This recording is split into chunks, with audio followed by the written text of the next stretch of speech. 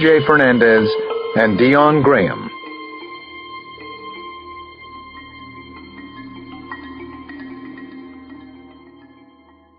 Prologue. Home Invasion. 1. Georgetown, Washington, D.C.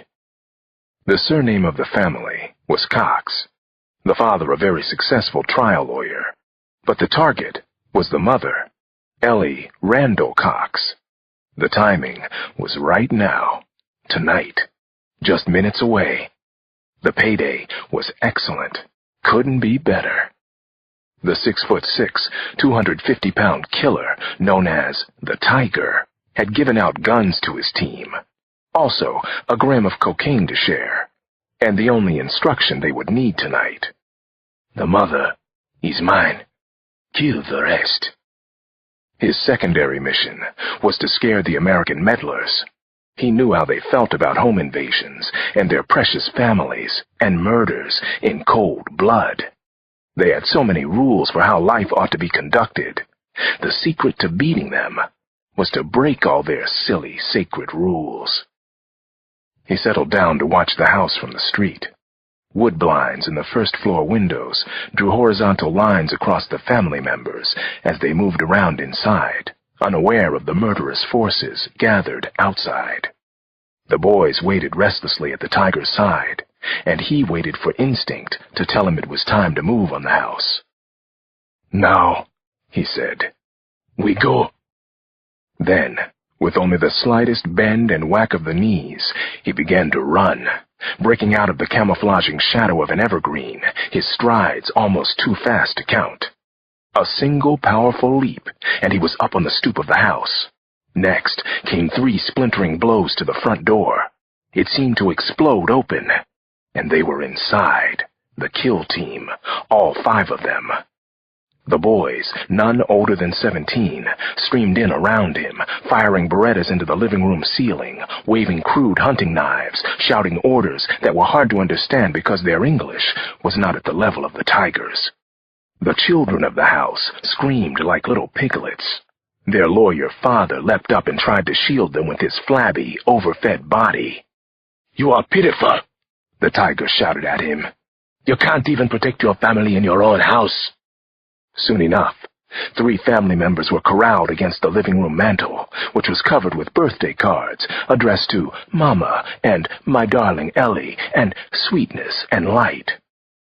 The leader nudged the youngest of his boys forward, the one who had chosen the name Nike and who had a contagious sense of humor. "Just do it," the Tiger said. The boy was 11 years old and fearless as a crocodile in a muddy river. He raised a pistol much larger than his own hand and fired it into the shivering father's forehead. The other boys howled their approval, shooting off rounds in all directions, overturning antique furniture, breaking mirrors and windows. The Cox children were weeping and holding one another. One particularly scary, blank-faced boy in a Houston Rockets jersey emptied his magazine into the widescreen television, then reloaded. "Rock the house!" he shouted. 2. The mother, Darling Ellie, Sweetness and Light, finally came running and screaming down the stairs for her Akata babies. "Leave them out of this," she yelled at the tall and very muscular leader. "I know who you are." "Of course you do, Mother," said the Tiger, as he smiled at the tall, matronly woman. He had no desire to harm her, really. This was just a job to him, a high-paying one, important to somebody here in Washington. The 2 children scrambled to get to their mother, and it became an absurd game of cat and mouse. His boys shot holes in the sofa as the wheezing American young ones squeezed behind it. When they emerged on the other side, the Tiger was there to pluck the squealing son off the floor with one hand. The young girl in the Rugrats pajamas was a little more clever and ran up the stairs, showing little pink heels at every step. "Go, baby," her mother yelled. "Get out a window! Run! Keep running!" "Won't happen," said the Tiger. "No one gets away from here tonight, Mother." "Don't do this," she begged. Let them go. They're just children. You know who I am, he said to her. So you know how this will end. You knew all along. Look at what you brought on yourself and on your family. You did this to them. Part 1. Late to the Party. Chapter 1. The hardest mysteries to solve are the ones you come to near the end, because there isn't enough evidence, not enough to unravel, unless somehow you can go all the way back to the beginning, rewind, and replay everything. I was riding in the lap of comfort and civility, my Mercedes R350. I was thinking about how odd it was to be going to a murder scene now. And then I was there, leaving my vehicle and feeling conflicted about going over to the dark side again. Was I getting too soft for this? I wondered for an instant, then let it go. I wasn't soft. If anything, I was still too hard, too unyielding, too uncompromising. Then I was thinking that there was something particularly terrifying about random, senseless murder, and that's what this appeared to be. That's what everyone thought, anyway. It's what I was told when the call came to the house. It's rough in there, Dr. Cross. 5 Vicks. It's an entire family. Yeah, I know it is. That's what they said. One of the first responders, a young officer I know named Michael Fesco, met me on the sidewalk at the murder scene in Georgetown, not far from the university where I'd gone as an undergrad, and which I remembered fondly for all sorts of reasons, but mostly because Georgetown had taken a chance on me. The patrolman was visibly shaken. No surprise there. Metro didn't call me in special at 11 o'clock on a Sunday night for run-of-the-mill homicides. "What have we got so far?" I said to Fesco, and flashed my badge at a patrolman seemingly guarding an oak tree. Then I ducked under the bright yellow tape in front of the house. Beautiful house. A 3-story colonial on Cambridge Place, a well-heeled single block just south of Montrose Park. Neighbors and looky-loos crowded the sidewalk, but they stayed at a safe distance in their pajamas and robes, keeping up their white-collar reserve. "Family of 5, all of them dead," Fesco repeated himself. "The name's Cox. Father Reeve, mother Eleanor, son James, all on the first floor. Daughters, Nicole and Clara, on the 3rd. There's blood everywhere. Looks like they were shot first, then cut up pretty bad and piled into groupings." Piled? I sure didn't like the sound of that. Not inside this lovely home. Not anywhere. "Senior officers on site?" "Who caught it?" I asked. "Detective Stone's upstairs. She's the one asked me to page you. ME's still on the way. Probably a couple of them." Christ, what a night. You've got that right. Bree Stone was a bright star with the Violent Crimes Branch, and one of the few detectives I went out of my way to partner with, pun intended, since she and I were a couple, and had been for more than a year now. "Let Detective Stone know that I'm here," I said. "I'm going to start downstairs and work my way up to where she is." "Will do, sir. I'm on it." Fesco stuck with me up the porch steps and past an ALS tech working on the demolished front door and threshold. "Forced entry, of course," Fesco went on. He blushed, probably because he'd stated the obvious. "Plus, there's a hatch open to the roof on the 3rd floor. Looks like they might have left that way." "They?" "I'd say so. Based on the amount of damage. Whatever the hell happened in there. Never seen anything like it, sir. Listen, if there's anything else you need, I'll let you know. Thank you. It's better if I do this alone. I concentrate better." My reputation seems to attract hungry cops on big cases, which can have its advantages. Right now, though, I wanted to take in this scene for myself. Given the grim, steely-eyed look on the face of every tech I'd seen coming from the back of the house, I knew this was going to get harder in a hurry. Turns out I didn't know the half of it. The murder of this family was much worse than I'd thought. Much, much worse. Chapter 2. They wanted to scare somebody. I was thinking, as I entered a brightly lit, warmly decorated alcove. But who? Not these dead people. Not this poor family that had been slaughtered for God only knew what reason. The first floor told a grim and foreboding story that delineated the murder. Nearly every piece of furniture in the living and dining rooms had been either turned over or destroyed, or both. There were gaping holes punched in the walls, along with dozens of smaller ones. An antique glass chandelier lay scattered in splinters and shards all over a brightly colored oriental rug. The crime scene made no sense, and worse, had no direct precedent in my experience as a homicide detective. A bullet-riddled Chesterfield couch and settee had been pushed up against the wall to make room in front of the fireplace. This was where the first 3 bodies were piled. While it's safe to say that I've seen some horrendous shit in the line of duty, this scene, the monstrosity of it, stopped me instantly. As promised, the stacked victims were the father, mother, and son on top, all lying face up. There were blood streaks and stains on the nearby walls, furniture, and ceiling, and a pool had formed around the bodies. These poor people had been attacked with sharp cutting instruments of some sort, and there had been amputations. Jesus, Jesus, I muttered under my breath. It was a prayer, or a curse on the killers, or more likely both. One of the printing techs answered under his breath, "Amen." Neither of us was looking at the other, though. This was the kind of homicide scene you just gutted your way through, trying to get out of the house with a minute piece of your sanity intact. The blood patterns around the room suggested the family members had been attacked separately, then dragged together in the middle. Something had fueled whatever savage rage brought these killers to this, and I agreed with Fesco that there had been several killers. But what exactly had happened?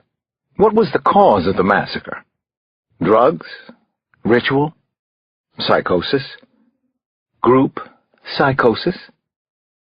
I stashed the random thoughts to consider at another time. Methods first, motive later. I slowly circled the bodies and parts, picking my way around the pools of blood, stepping on dry parquet where I could. There didn't seem to be any cohesion to the cutting, or the killing, for that matter. The son's throat was slit. The father had a bullet wound to the forehead, and the mother's head was turned away at an unnatural angle, as if her neck had been broken. I went full circle to see the mother's face. The angle was such that she seemed to be looking right up at me, almost hopeful, as if I could still save her. I leaned in for a closer look at her, and all of a sudden felt dizzy. My legs went weak. I couldn't believe what I was seeing. Oh no. Oh my God, no. I stepped back blindly. My foot hit a slick spot and I fell.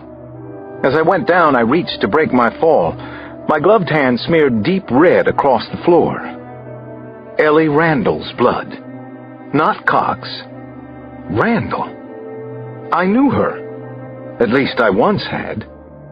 Long, long ago, Ellie had been my girlfriend when we'd been students at Georgetown. She had probably been my first love. And now Ellie had been murdered, along with her family. Chapter 3. One of the printing techs moved to help me, but I got myself up quickly. I wondered if maybe I was in shock about Ellie. No harm, I'm fine. What's the name here again? I asked the tech. Cox, sir. Reeve, Eleanor, and James are the victims in the living room. Eleanor Cox. That was right. I remembered now. I stared down at Ellie, my heart racing out of control, tears starting at the corners of my eyes. She had been Ellie Randall when I met her, a smart, attractive history major looking for anti-apartheid signatures from Georgetown University students. Definitely not someone whose story would end like this. Need anything? Fesco was back, and he was hovering. Just give me a garbage bag or something, I told him. Please. Thank you. I peeled off my windbreaker and tried to wipe myself with it, then stuck the coat in the bag Fesco brought me. I needed to keep moving and to get out of this room, at least for now. I headed toward the stairs and found Bree just coming down. "Alex? Jesus, what happened to you?" she asked. I knew if I started to explain, I wouldn't be able to finish. "We'll talk about it later, okay?" I said. "What's going on upstairs?" She looked at me strangely, but didn't push it. "More of the same. Bad stuff. 3rd floor, Alex. 2 more kids. I think they were trying to hide from the killers, but it didn't work." A photo flash ghosted the stairwell as we climbed. Everything seemed hallucinogenic and unreal to me. I was outside the scene, watching myself stumble through it. Ellie had been murdered. I tried again, but I couldn't process the thought. No blood on the stairs or in the hall, I noticed, trying to focus on evidence, trying to do the job. It was freezing cold, with a hatch door open overhead. November 3rd, and the forecast was for single-digit temperatures overnight. Even the weather had gone a little crazy. "Alex?" Bree was waiting up ahead, standing at the doorway to a room on the 3rd floor. She didn't move as I approached. "You sure you're okay to be here?" she asked, speaking low so the others wouldn't hear. I nodded and peered into the room. Behind Bree, the 2 little girls' bodies were crisscrossed on an oval rag rug. A white canopy bed was broken into pieces, collapsed in on itself as if someone had jumped too hard on it. "I'll be fine," I said. "I need to see what happened here. I need to begin to understand what it all means. Like, who the hell was jumping on that bed?" Chapter 4.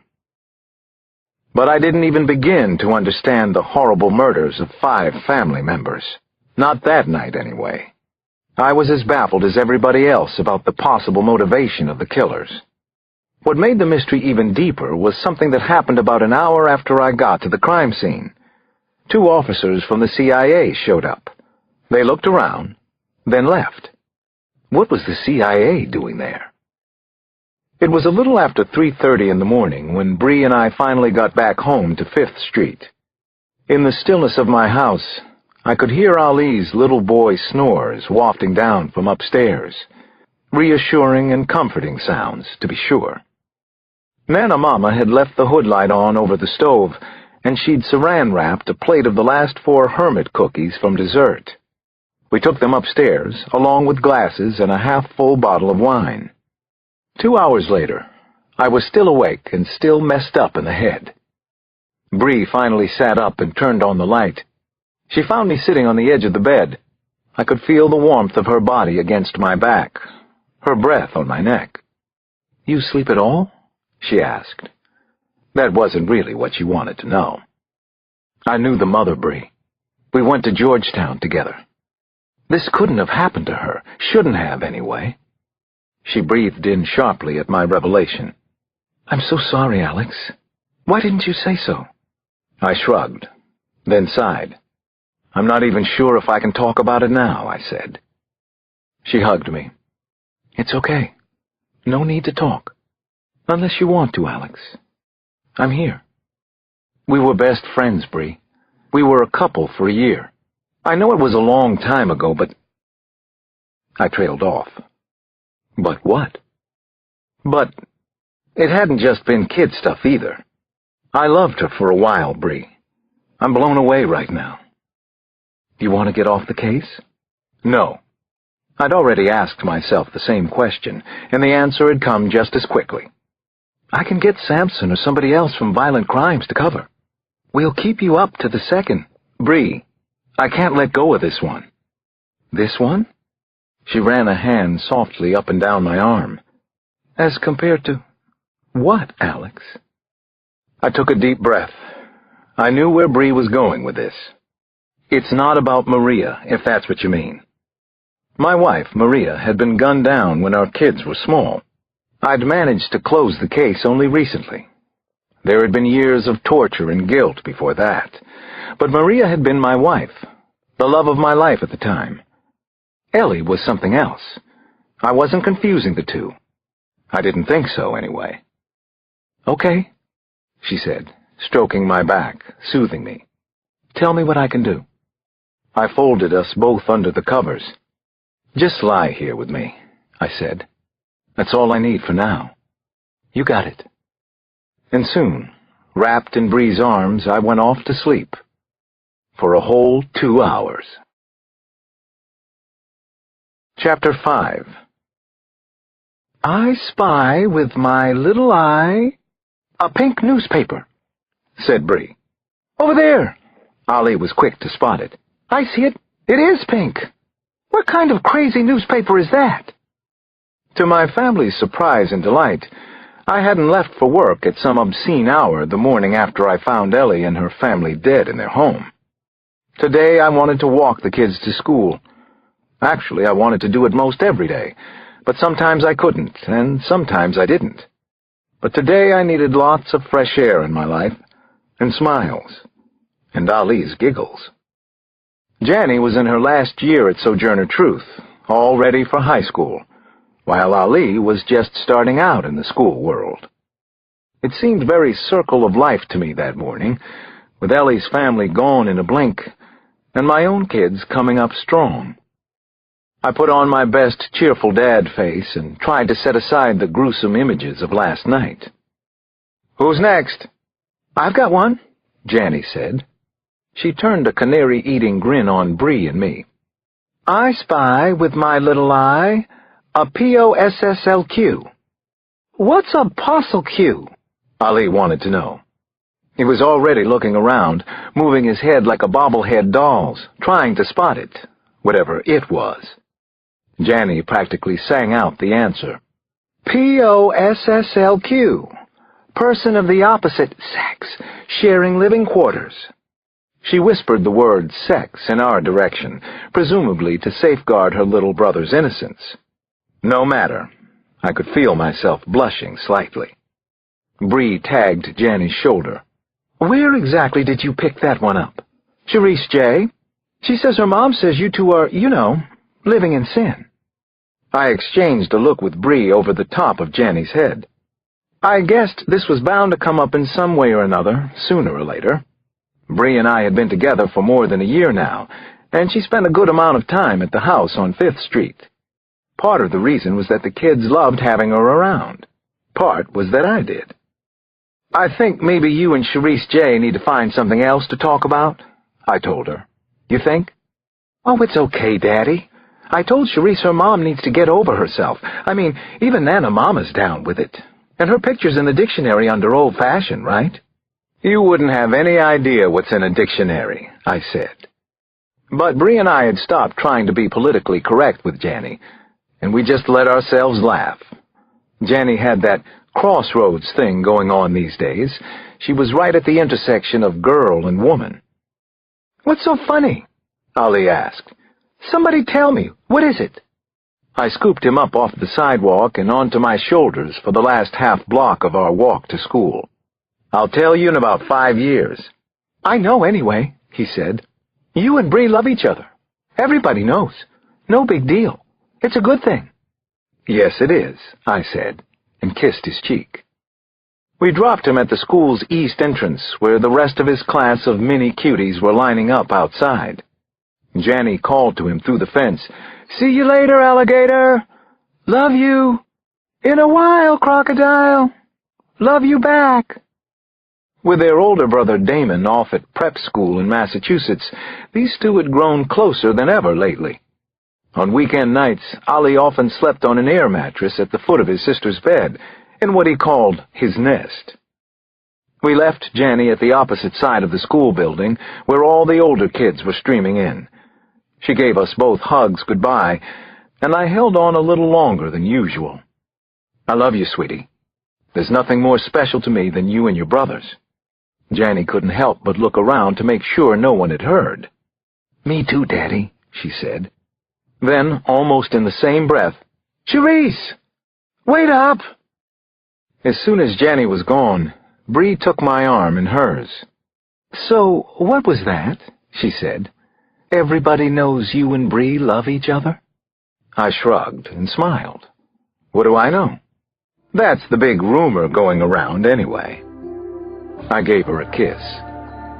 And because that worked out so well, I gave her another. Chapter 6. By 9 a.m. I was all kissed out, and getting ready to enter a most unpleasant multiple homicide briefing at the Daily Building. It was being held in the large conference room right across from my office. Handy, anyway. Every available D1 and D2 and a contingent from 2nd District, which covered most of Georgetown, would be there. I still couldn't get it in my head that Ellie was the victim. One of the victims. The ME's office had sent over a representative in the person of Dr. Paula Cook, a bright investigator who had the personality of tapioca pudding. The corners of Dr. Cook's mouth actually twitched when we shook hands. I think it was an attempted smile. So I smiled back. "Thanks for coming, Paula. We need you on this one." "Worst I've seen," she said, "in 14 years. All those kids, the parents. Turns my stomach, senseless." We had picked up a stack of crime scene photos on the way in, and now Paula and I pinned some of them up in the Situation Room. I made sure they were all 11 by 14s. I wanted everyone to feel some of what had happened last night in Georgetown the way I still did. This might be an isolated incident. I stood in front and told the assembled group a few minutes later. But I'm not going to assume it is. The more we understand, the more prepared we'll be if this happens again. It might not be an isolated incident. I figured some of the more jaded homicide detectives wouldn't agree. They'd be thinking I'd worked one too many serial cases. I didn't much care what they thought at that point. For the first 15 minutes or so, I ran through the primary facts of the case for those who hadn't been there the night before. Then I turned it over to Paula. She bounced up and talked us through the photos on the wall. "The cutting styles indicate a variety of weapons, strength, and ability," she said, using a red laser pointer to highlight the slashes, punctures, and severing that had been done to the Cox family. At least one blade had a serrated edge. One was unusually large, possibly a machete. The amputations, wherever they occurred, were never done cleanly. Rather, they were the result of repetitive trauma. A detective named Monk Jeffries asked a pretty good question from the front row. "You think they were practicing? Had never done this before?" "I couldn't say," Paula told him. "Wouldn't surprise me." "Yeah," I put in. "It's like they were practicing, Monk." I had my own opinion about the murders. "There's something very young about this crime scene." "As in inexperienced?" Jeffries asked. "No, just young. I'm talking about the cutting, the broken bed, the vandalism in general. Also the fact that this was probably done by a group of 5 or more. That's a big group of intruders. When I intersect all those factors, I get a few possibilities. Gang, cult, OC. In that order." "Gang?" another D1 asked from the back. "You ever see gang violence like this massacre?" "I've never seen violence like this, period," I said. "I've got $20 on OC. Any takers?" It was Lou Copeland, a competent but thoroughly obnoxious D1 with Major K Squad. A few of his cronies laughed. Not me. I threw my clipboard across the room. It struck the wall and fell onto the tile. That wasn't like me, so it made an impression. The room was quiet. I walked over to pick up my notes. I saw Bree and Sampson exchange a look I didn't like. They weren't sure that I could handle this. Bree took it from there, and she started handing out assignments. We needed people recanvassing the Cambridge Place neighborhood, riding the lab for fast turnaround, and calling in any chits we had on the street for information about last night. "We need your best work on this one," Bree told the group. "And we want some answers by the end of the day." "What about—" "Dismissed." Everyone looked around. It was Sampson who'd spoken. "You all have any more questions, you can reach Stone or Cross on their cells. Meanwhile, we've got a buttload of field work to do. This is a major case. So get started. Let's hit it and hit it hard." Chapter 7. The Tiger was the tallest and strongest of 10 well-muscled black men racing up and down a weathered asphalt basketball court at Carter Park in Petway. He understood that he wasn't a skillful shooter or dribbler, but he rebounded like a pro and defended the basket fiercely. and he hated to lose more than anything. In his world, you lose, you die. The player he guarded called himself Buckwheat, and the tiger had heard that the nickname had something to do with an old TV series in America that sometimes made fun of black kids. Buckwheat either didn't mind the name, or he'd gotten used to it. He was fast on the basketball court, and a steady shooter. He was also a trash talker, as were most of the young players in D.C. The tiger had picked up the game in London instantly while he was at university, but there wasn't much trash talking in England. "You talk a good game, but you're going to lose," the tiger finally said, as he and his opponent ran up the court, shoulder to shoulder. Buckwheat turned off a screen and took a bounce pass in the left corner. He proceeded to bury a long, perfectly arced jump shot, even though the tiger bumped him hard after the release. "Fucking ape!" the other man yelled, as the two of them ran back the other way. "You think so? Oh, hell, I know so. Another minute, you be the big monkey watching on the sideline." The tiger laughed, but said nothing more. He scored on a rebound, and then Buckwheat's team raced the ball up the court on a fast break. Buckwheat caught a pass in full stride and brought it hard to the hoop. He had a step on the tiger and called out, "Game!" even before he went up for the winning dunk. He was airborne, graceful, and athletic when the tiger hit him with all his force and weight. He took the 6'3" man down, drove him into the metal pole supporting the basket. The man lay sprawled on the asphalt, with blood streaming from his face. "Game!" shouted the tiger, and raised both arms high over his head. He loved to play basketball. What great fun it was to beat these loud-mouthed African Americans who didn't know anything about the real world. On the sidelines, his boys cheered as if he were Michael Jordan and Kobe Bryant rolled into one. He wasn't any of that, he knew. He didn't want to be like Mike or Kobe. He was much better. He decided life and death on a daily basis. He walked off the court, and a man came up to him.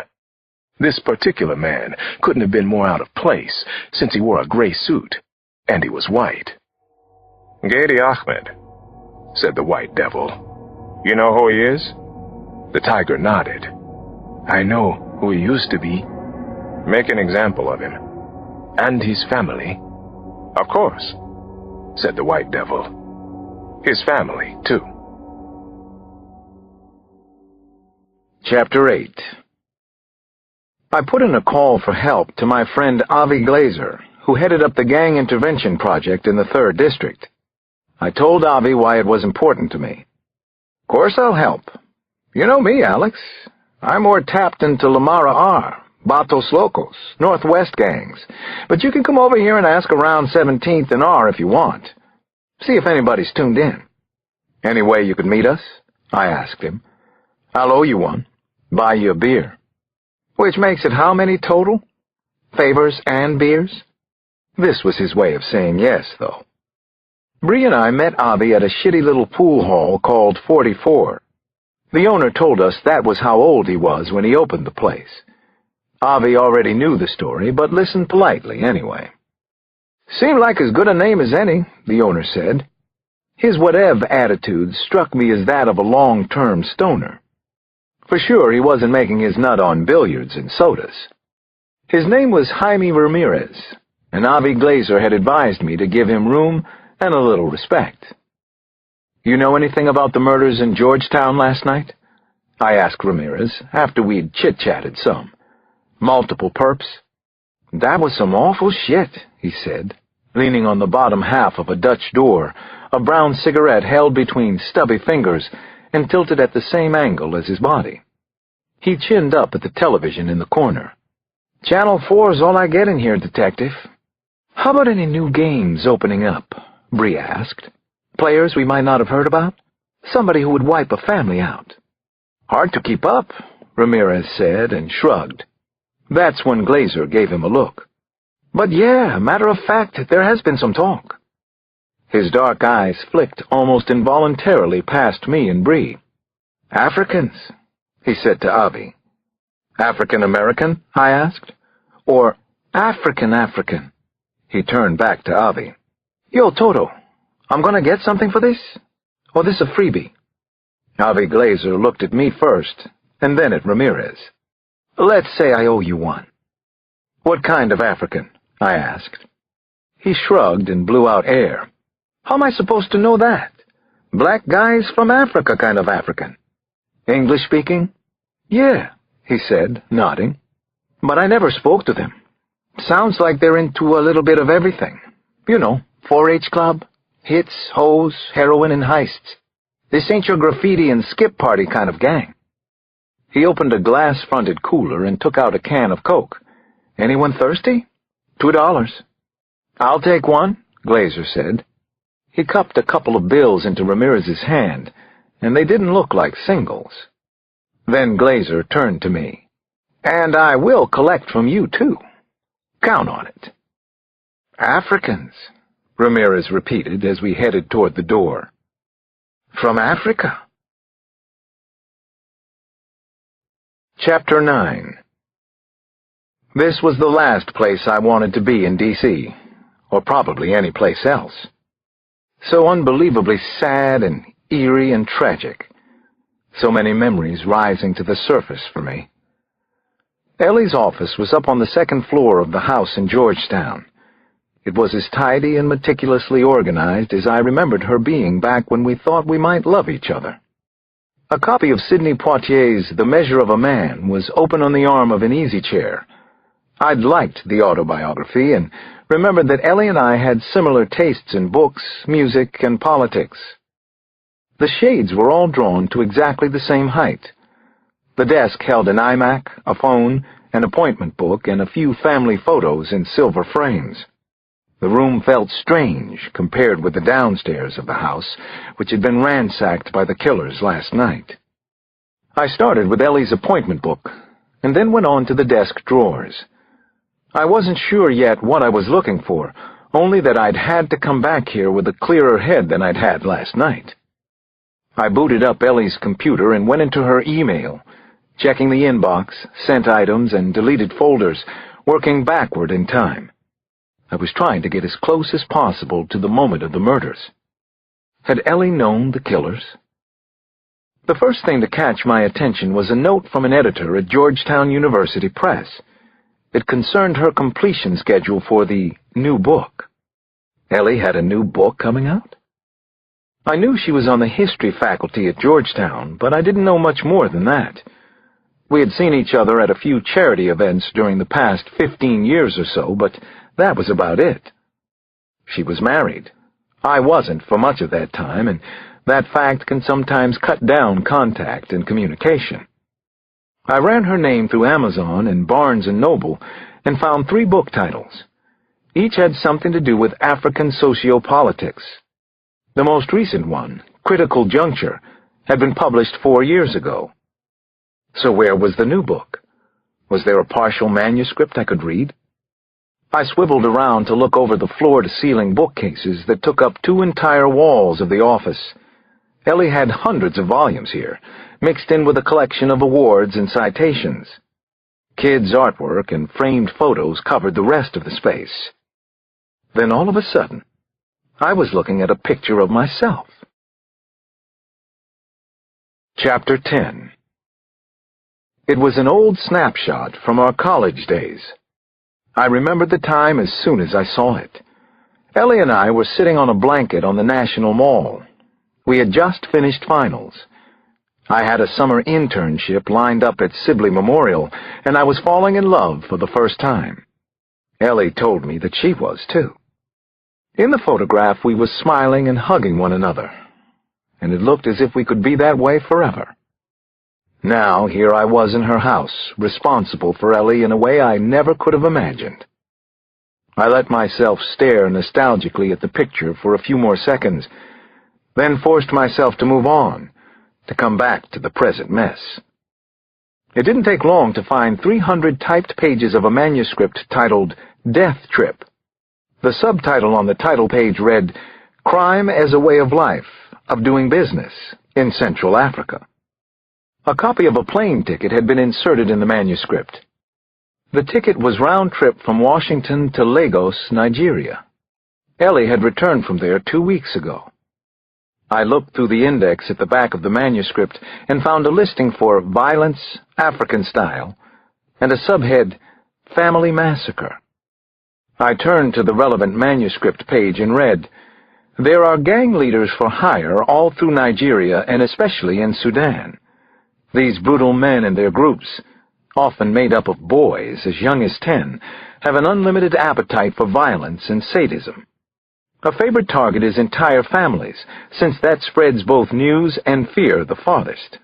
Families are massacred in their huts and shacks, and even boiled in oil, a trademark of a few of the worst gang leaders." I decided to take the partial manuscript with me to get it copied. I wanted to read everything that Ellie had written. Was this what had gotten her killed? Her book? Next, I stared for a long time at a striking, poignant picture of Ellie, her husband, and their 3 beautiful children. All dead now. Murdered right here in their home. At least they hadn't been boiled in oil. I took one more look at the photo of the 2 of us on the National Mall, young and in love, or whatever it was that we were feeling.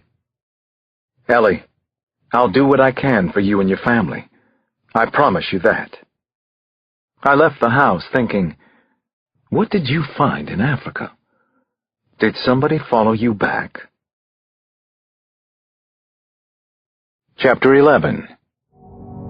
Everybody there knew there was trouble, but no one knew what kind or how bad it was. A dark green panel van had screeched to a stop in front of a low-level mosque in Washington called Masjid al-Shura.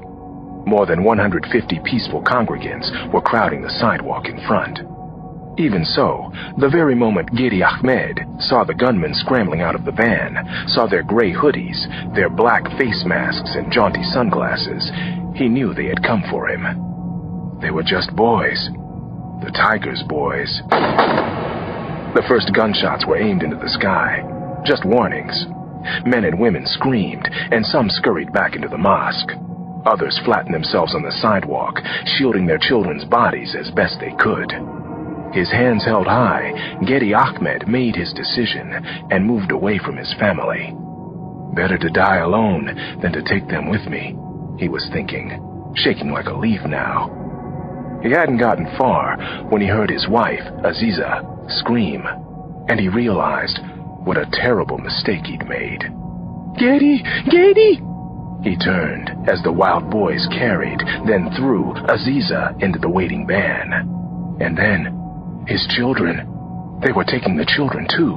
All 4 of them were hustled into the van. Gedi reversed direction quickly, and now he was screaming, more loudly than anyone in the crowd, even more than Aziza.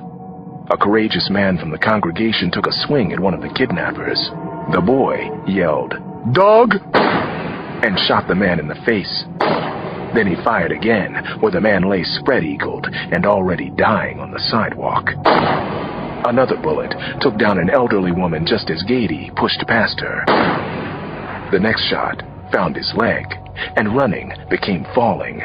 Then 2 of the boys snatched him up off the ground and threw him into the van with his family. "The children! Not our children!" sobbed Aziza. "Where are you taking us?" Gedi screamed at the kidnappers. "Where?"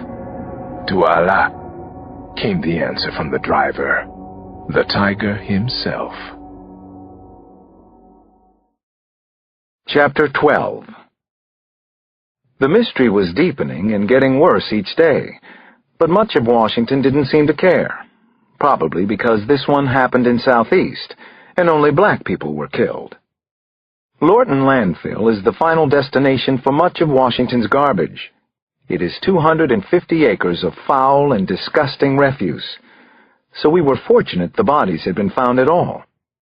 I drove the R350 in through valleys of trash that rose 30 feet high on either side. I continued on to where the response team was parked around an orange and white DC sanitation truck. The gauze masks they'd provided Bree and me at the gate didn't do much against the nauseating smell. "A drive in the country, Alex?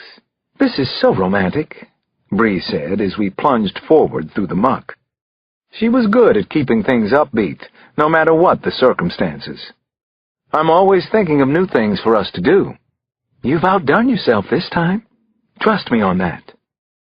I finally spotted Samson talking to the truck's driver as we got out of the car. Behind the two of them, and a ribbon of crime scene tape, I could see yellow sheets covering the 6 bodies where they had been found. 2 parents and 4 more kids here. That made 4 adults and 7 children in just the past few days. Samson walked over to brief us. Garbage trucks started on the empty streets this morning and made stops all over Midtown. 41 dumpsters at 18 locations, some of them as close as a few blocks from the mosque. That's a shitload of follow-up work for us. Any other good news? I asked him. So far, only the bodies have been found. No word on the heads. We hadn't released that so far to the press. All 6 of the victims had been decapitated. I love my job. I love my job, Bree said quietly. I can't wait to get to work in the morning. I asked Samson where the father's body was, and we started there. When I pulled back the sheet, the sight was horrific, but I didn't need an ME to tell me that the cutting was much cleaner this time. There were no extraneous wounds, no bullet holes, no slashes, no punctures. Plus, the lower body had been burned badly. Senseless murders, but probably not random, I was thinking. But what did the Ahmed killings have to do with Ellie and her family? We've got some similarities and some real differences here, Samson told us. 2 families taken out suddenly, multiple perps, but one behind closed doors, the other outside a mosque. Heavy cutting in both cases. But different cutting, Bree said. And if the heads don't turn up... Something tells me they won't, I said. Then maybe we're talking about trophies, keepsakes. Or proof of purchase, I said. They both looked at me. Maybe this one was business, and the other was personal. Also, CNBC just broke a story that Getty Ahmed was the brother of Erasto Ahmed, who's Al-Qaeda, operating out of Somalia. Al-Qaeda? Bree whispered, and looked momentarily stumped. Al-Qaeda, Alex? We stood there, silent for a moment, trying to comprehend something as horrible as these murders. I thought of Ellie again. I couldn't stop thinking of her the past few days. Did her trip to Africa have something to do with her murder? So what are we looking at? Samson finally spoke again. 2 sides of a war? Could be, I said. Or maybe 2 teams. Or maybe, I said to myself, one very smart killer, trying to keep us guessing. Chapter 13. There was no question there was federal interest in these cases. The cases were inflammatory and international in scope, and the CIA probably knew something.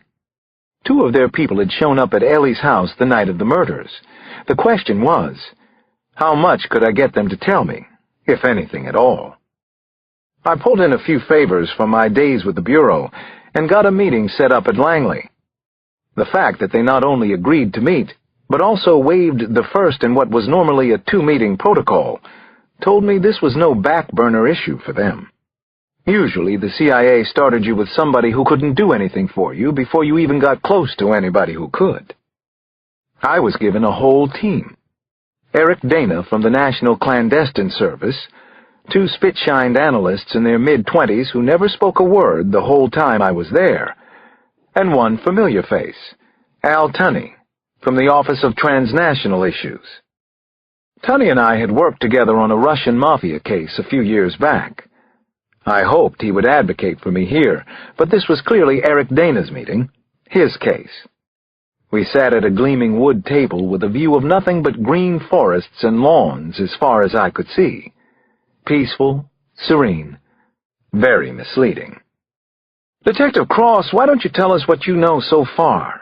Dana asked. That would be helpful to get things going. I didn't hold back, saw no reason to. I walked them through all 3 crime scenes, the Cox house, the street outside Majid al-Shura, and finally the landfill out in Lorton. I also passed around a set of photos, keeping them chronological. Then I covered everything I'd learned or heard about gang leaders in Africa, including what I'd read in Ellie's book. Only then did I mention the CIA officers who had shown up at the first murder scene. "We won't comment on that," said Dana. "Not at this point. I'm not looking for you to open your files to me," I said to Dana. "But I'd like to know if you're tracking a killer stateside. And if you are, do you have any idea where he is?" Dana listened to what I had to say, then shoved a stack of papers back into a file and stood up. "Okay. Thank you, Detective Cross. This has been most helpful. We'll get back to you. Let us do our thing here for a few days." It wasn't the response I wanted. "Hold on. What are you talking about? Get back to me now." It was a bad moment. Dana stared at his analysts with a look that said, "Didn't anyone brief this guy?" Then he looked back at me, not impolitely. "I think I understand your urgency, "I don't think you do," I cut in. I looked over at Al Tunney, who was shifting uncomfortably in his seat. "Al, is this a joint decision?" Tunney's eyes played tennis between me and Dana. "No one's decided anything, Alex. We just can't turn over information that quickly," he finally said. "That's not how we work. You knew that when you came here."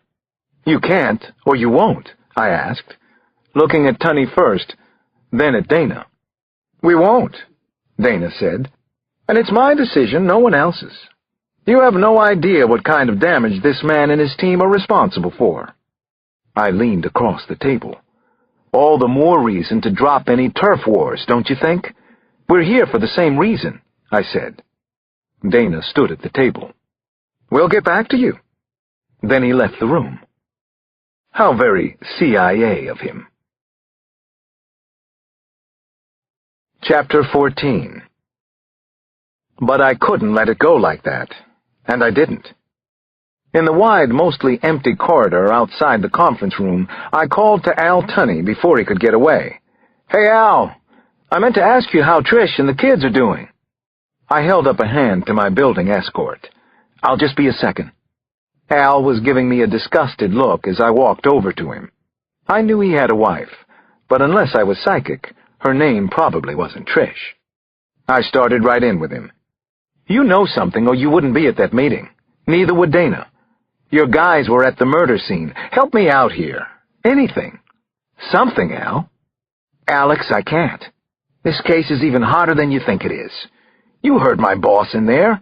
It goes right to the top of our group. Stephen Millard is involved. Trust me, there is an investigation going on. We're taking it very seriously. Eric Dana doesn't know me, and neither does Stephen Millard, but you do. You know what I can get done. I don't have to prove that to you, do I?" A large department seal loomed over us in the hall. I took a step to the side so Tunney wouldn't be looking up at it. "Very funny," he said. "Come on, Al. 2 families have died already. Doesn't that mean anything?" Then, Tunney said a really odd thing. "Not as much as you might think. There are other monsters." My escort called over from the intersection in the corridor.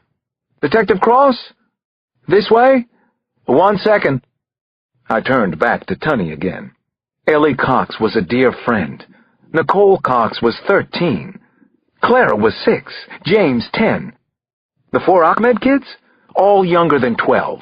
They didn't just die, Al. Their heads were cut off. Whoever did it is on par with Hannibal Lecter, only this is real. "I know the case by heart," he said. "I've got it." "You have kids, right?" "I've got 3. Damon, Jenny, and Ali. What about you?" "Jesus." Tunney shook his head at me. "You got mean somewhere along the way." "Not mean, Al. I'm trying to solve some horrific murders. Something tells me the trail might go to Africa. Is that true?" I could tell he was close to giving me something. I put a hand on his shoulder and ratcheted down my tone a little. "I'm not asking for any deep agency secrets. I'm talking about existing police business. In my own jurisdiction, at least for now." Tunney looked down at the floor tile for a few seconds, then over at my escort, then back at the floor. Without looking up, he said, "There's been some talk about a deal going down. We got this from the FBI. Service Plaza in Virginia, Chantilly, Virginia. Might be your guy. You'd be within your rights to intercept. What kind of deal? Tunney didn't answer. He put out his hand with a smile broad enough for the escort to see. His voice rose just a notch. It was good seeing you again, Alex, and say hello to Bree for me. Like I said, I know this case by heart. It is horrific. Boy shot your friend. And please remember this, we're still the good guys, Alex. No matter what you might read or see in the movies. Chapter 15. By 8 o'clock that night, I had gathered together a half-dozen hand-picked officers from Major K Squad, plus Bree, Sampson, and myself. We wore Kevlar vests under plain clothes and were heavily armed and wired, waiting at the Service Plaza in Chantilly, Virginia, where something might be going down involving my killer. We were scheduled for a 12-hour shift, 8 to 8, if we needed it. The team was already spread out over 5 sectors: front car park, restaurant, gas station, and both sides of the big truck lot and back. Sampson had a hip problem, so he was on the roof, observing for us. Bree and I traded off roaming and covering the communications van parked near the entrance, with another good view of the Service Plaza. There was no sign of the CIA. Had they not shown up yet? For the first 5 hours, there was nothing but radio silence and lots of bad coffee. Then, just after 1 in the morning, the silence broke. 2201, over. Go ahead, 2201. I looked over from the communications van toward the far corner of the truck lot, where a detective named Jamal McDonald was stationed. I got 2 Land Cruisers, just pulled up to a tanker in the back, northeast corner. How long has the tanker been there? I asked McDonald. Hard to say, Alex. At least half an hour. Most of these tankers been pulling in and out. We hadn't known what to expect tonight, but stolen gas or crude would make sense, especially if Nigerians were involved. I was already out of the van and walking quickly in Jamal's direction. 24 or more semis, lined up in rows, were temporarily blocking my view of the corner. Niccolo, Redman, pull in tighter. Bree, where are you right now? I'm behind the buildings, headed east. Good. Everyone else hold position. What about you, John? See anything yet? Nothing from here, Sampson radioed back. Nobody's moving around over there. Just you guys. Jamal, how close are you? Hang on. Just coming around a semi. I caught sight of him briefly up near the last row of trucks as I crossed the parking lot. Bree fell in silently beside me. I had my Glock out, low at my side. So did she. Was the killer here with his team? Were they the same ones who had killed the Coxes and the Ahmeds? Somebody's getting out of the cab, Jamal McDonald whispered. No, 2 people. There's 4 others I can see approaching from the Land Cruisers. Looks like a satchel of some kind. This must be it. Hang on. There was a brief silence, and then, shit, I think they see me. Looks like little kids. Teenagers. Bree and I were running now. Jamal, what's going on? We're on our way. Almost there. The next thing we heard were gunshots. Lots of them. Chapter 16. Bree and I began to sprint at full speed in the direction of the first volley of shots. I could still hear Jamal McDonald, but he was making a wet, gasping sound, as though he might have been hit in the throat and was possibly suffocating. The other officers were shouting 20s over the wireless and also converging on the tanker. Sampson stayed put on the roof and radioed Fairfax County for more help. We were only halfway there when 3 or 4 fast-moving shadows ran across our path, maybe 50 feet ahead. They looked like kids to me, just like Jamal had said. One of them fired from the hip as he went, not even trying to keep covered. Then they all opened up on us. It was like some kind of Old West shootout. They appeared to have no fear at all, no concept of dying. Bree and I dropped down and fired back from ground level. Bullets sparked off the asphalt in trucks in the dark, but we couldn't see who he was shooting at now or where they were headed. Kids, Bree said. Killers, I corrected her. A second heavy exchange of fire came from the next row over of trucks. One of the team members, Art Shiner, shouted that he'd been hit too. Then everything was quiet again. "Shiner?" I radioed. He didn't respond. "McDonald?" No response either. "Sampson, we need medical with that backup."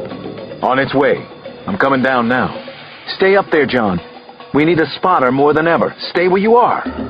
"Sir? It's Connors." He was the rookie of the group, and his voice was tight. "I found Jamal. He's down. There's a lot of blood." "Stay with him, but watch yourself." 2204. It was Frank Niccolo. "Shiner's here. He's down. No pulse. I think he's gone." Then, suddenly, there were more shots. Chapter 17. We were up and running again. 2 officers had been shot, and an unknown number of assailants were at the service plaza. A second ambush opened up on us.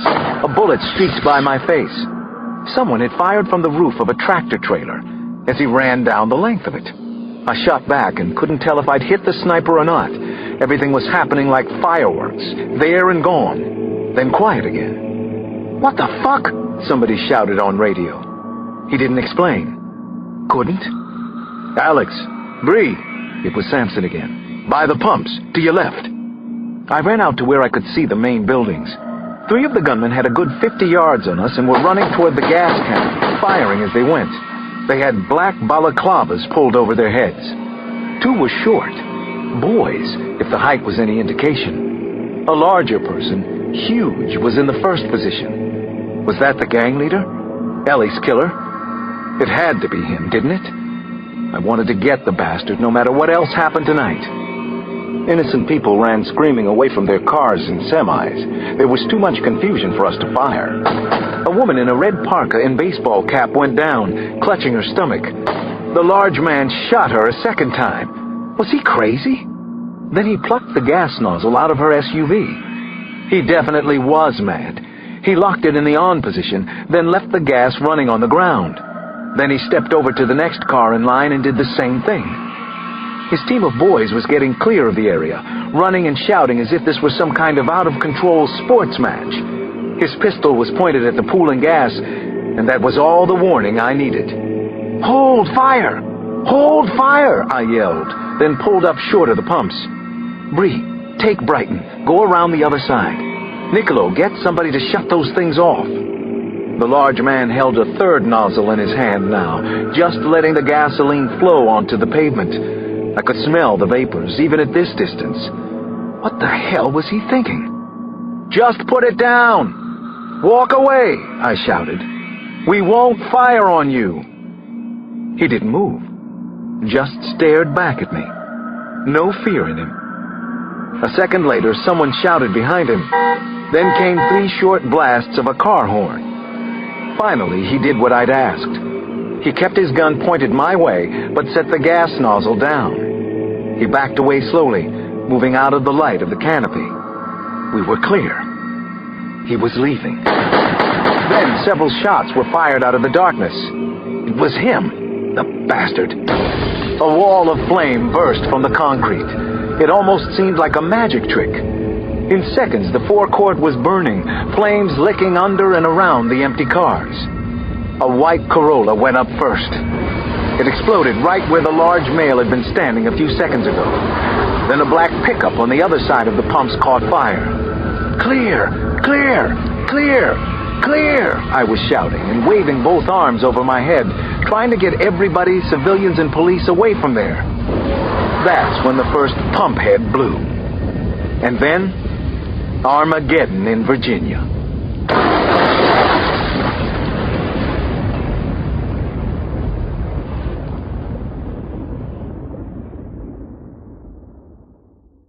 Chapter 18.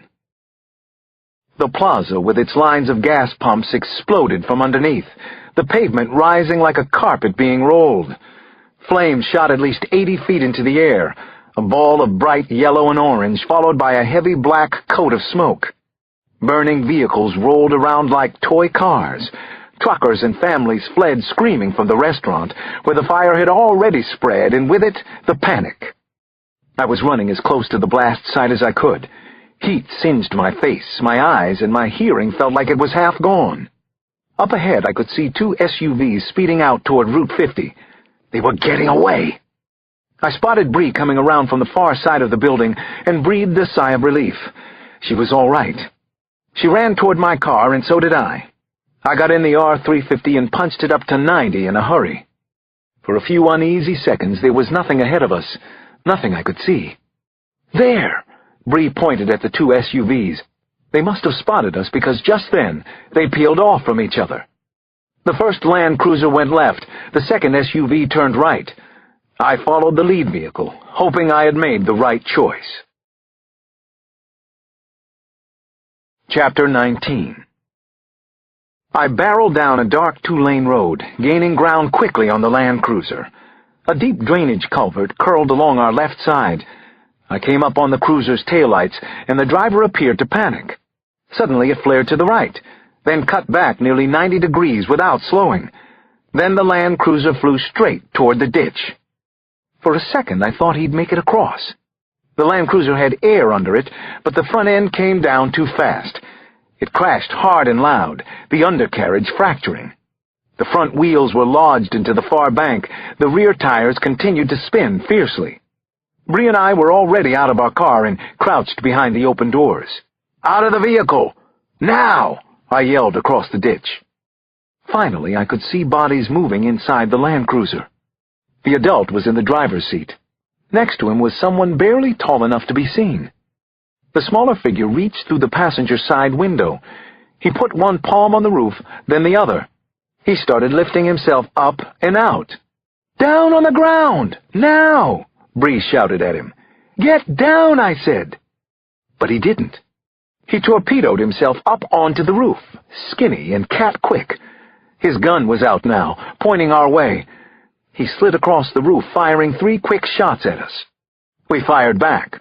A round caught him and he dropped to the ground, but not before he'd given the adult enough cover to get outside. The driver's door was open. I couldn't see the large man, but I knew he was getting away. Bree stopped beside the kid. I kept going, down into the ditch, then up the other side. I thought there were woods beyond the gully, but now I saw there was just cedar screening and tall weeds. Suddenly I heard the rattle of a chain-link fence. The large male was climbing it. By the time I pushed through the trees, he was over the top and running across the rear yard of some kind of storage facility. I leveled my Glock against the chain-link, then emptied the magazine. He was too far away. I didn't think I'd hit him, and then he turned. He waved contemptuously, then disappeared like a cat into the darkness. I called in the location and then ran back to see about Bree. She was still crouched near the ground, right where I had left her. She'd put her jacket over the dead boy's face. It was an odd thing for a cop in a shootout to do, but Bree liked to go her own way. "You okay?" I asked. She didn't look up. "He was maybe 12, Alex. Maybe that old. He ran suicide for the prick adult." "Was he alive when you got to him?" I asked her. Bree nodded. "He say anything?" "Yeah." She finally looked up at me. "He told me to fuck myself.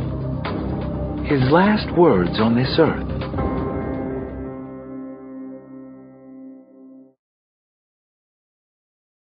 Chapter 20. I didn't sleep more than a couple of hours that night. An officer and 2 civilians were dead, not to mention one of the boy killers, the world's youngest terrorist, according to a Washington Post headline the next morning.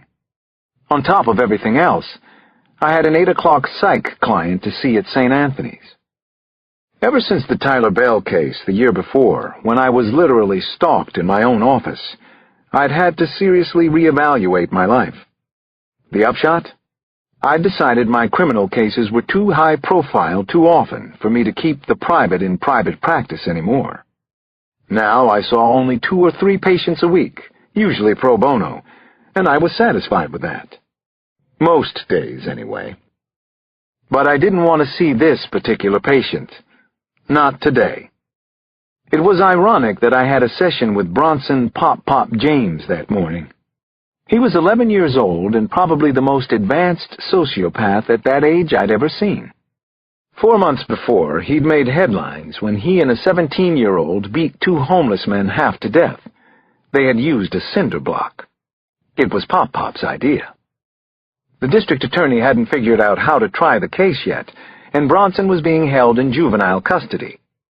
The one thing he had going for him was a very good social worker from corrections, who made sure he got to his appointments with me. At first, I thought it best to keep the events of the last night out of my head. Once the session got going, though, I changed my mind. "Bronson, you hear about what happened at the Service Plaza in Virginia last night?" He sat across from me on a cheap vinyl couch, fidgeting the whole time, hands and feet always in motion. "Yeah, right, I heard. They was talking about that shit on the radio. What of it?" "The boy who died. He was 12. Bronson grinned and put 2 fingers to his head. "Heard he got Xboxed." His confidence was prodigious. It gave him a strange adult quality, while his feet dangled about 6 inches off the floor in my office. "You ever think something like that might happen to you?" I asked him. He snorted. "Every day. It's no thing." "That's okay with you, though? Makes sense. That's how the world should be?" "That's how the world be." Bam! "So then," I looked around the room and back at him, "why bother to sit here and talk to me about it? That doesn't make much sense to me." "'Cause that bitch Lorraine fucking make me come." I nodded. "Just because you come here doesn't mean you have to say anything." "But you do. You talk to me. Why do you think that is?" He made a thing of getting all impatient. "You the witch doctor. You tell me." "You envy kids like the one who died? Working for a living? Running around with guns?"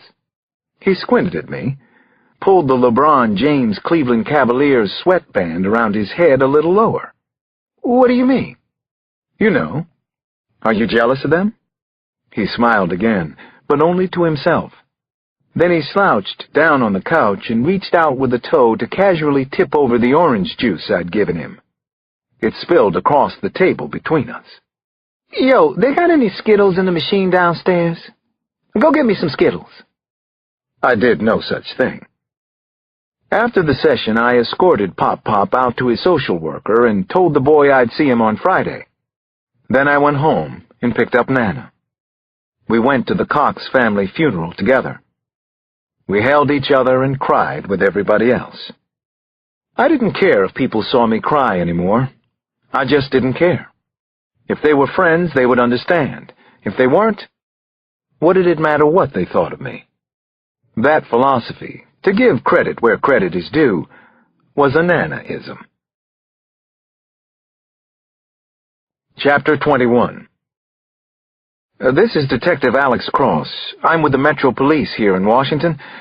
I need to speak with Ambassador Njoku, or his representative. It's important. Very important. Late that night, I was in the car with Bree, speeding to the Bubble Lounge in the heart of Georgetown. 4 people were dead at the club. 2 were Nigerian citizens, and 1 was the son of the ambassador. Advance reports had 21-year-old Daniel Njoku as the gunman's primary target. That meant one thing to me. The Njoku family didn't need just notification. They might also need protection, if it wasn't already too late. So far, all of the gang's murders had involved families. A night deputy from the Nigerian embassy was on the line with me. I kept one ear covered, trying to hear what she was saying above the wail of Bree's siren. "Sir, I am very sorry, but I will need more information than simply—" "This is an emergency call. Their son Daniel was just murdered at a nightclub. We have reason to believe the ambassador and his wife may be in danger too. We're sending police cruisers right now." "But, sir, the Njokus are not in the country. They are at a symposium in Abuja." "Find them then. Tell them to get somewhere secure. Please, do whatever you can do. Then call me back at this number. I'm Detective Cross." "I'll do what I can, sir. I will call you back, Detective Cross." I hung up, feeling a little helpless. How was I supposed to stop a murder that could happen 6,000 miles away? Chapter 22. I want to talk to the witnesses first, as many of them as I can. No one goes home. The Bubble Lounge had been a lively place, but by the time I got there it was a wrecking yard. There were overturned tables, smashed and scattered chairs, broken shards of glass everywhere. Body teams were working both floors. We had 6 GSW, 1 broken neck and 1 suffocation. EMTs were still busily triaging the wounded. Young people were moaning and crying, and everyone I passed looked dazed, even the police officers. Members of Daniel Njoku's party were being held in the coat check area. I found them sitting close together on sofas, huddled. One girl, wearing a tiny black dress with a man's blazer over her shoulders, had blood smeared all over her neck and cheek. I knelt down next to her. "I'm Detective Cross. I'm here to help. What's your name?" "Karavi," she said. She had beautiful long hair and scared dark eyes, and I thought she might be East Indian. She looked to be early 20s at most. "Karavi, did you get a look at the people who did this?" "Just one man," she whimpered to me. "He was huge." "Excuse me, sir," one of the others interrupted, "but we need to speak with our lawyers before we say anything to police." The speaker had an air of privilege about him. These 20-somethings spent their Saturday nights in private boxes at a private club. "You can talk to me," I said to the girl. "Nonetheless, sir." "Or," I interrupted, "we can do this later tonight and tomorrow, after I'm done here with all the others." "It's all right, Freddie," Karavi said, waving off the boy.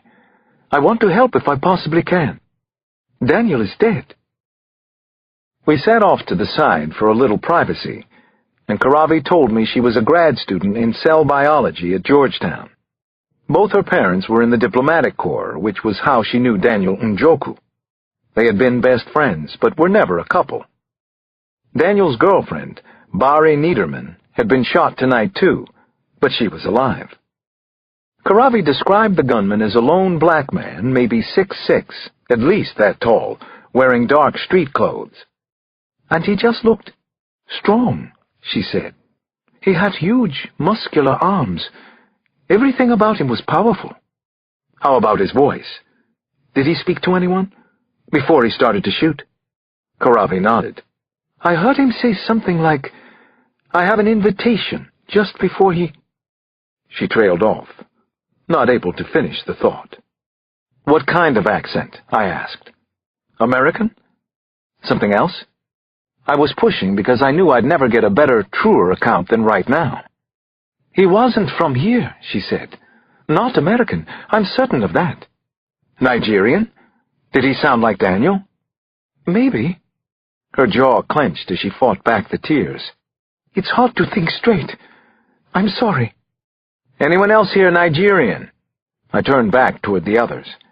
"I need someone with a Nigerian accent." One of the boys spoke up. "I'm sorry, officer, but there's no such thing." He had a Jimi Hendrix fro and an open tuxedo shirt showing off his skinny chest and jewelry. "I speak Yoruban, for instance. There is also Igbo and Hausa, and dozens of other languages. I'm not sure it's appropriate for you to suggest—" "That's it." Karavi put a shaking hand on my arm. I noticed a few of the others in the party were nodding too. "That's how the killer sounded. Just like him." Chapter 23. I was still at the nightclub murder scene around 2 in the morning, conducting interviews that had begun to blend one into another, when the cell in my trousers pocket rang. I figured it might be the Nigerian embassy and answered it right away. "Alex Cross, Metro," I said. "Dad?" Damon's voice on my cell shocked me a little. At 2 in the morning, why wouldn't it? What was up now? "Day, what's going on?" I asked my 14-year-old, who was away at school in Massachusetts. Nothing really," Damon said. I think my tone had taken him off guard. "I mean, I've been trying to call you all day. I've got some good news." I was relieved, but my pulse was still racing.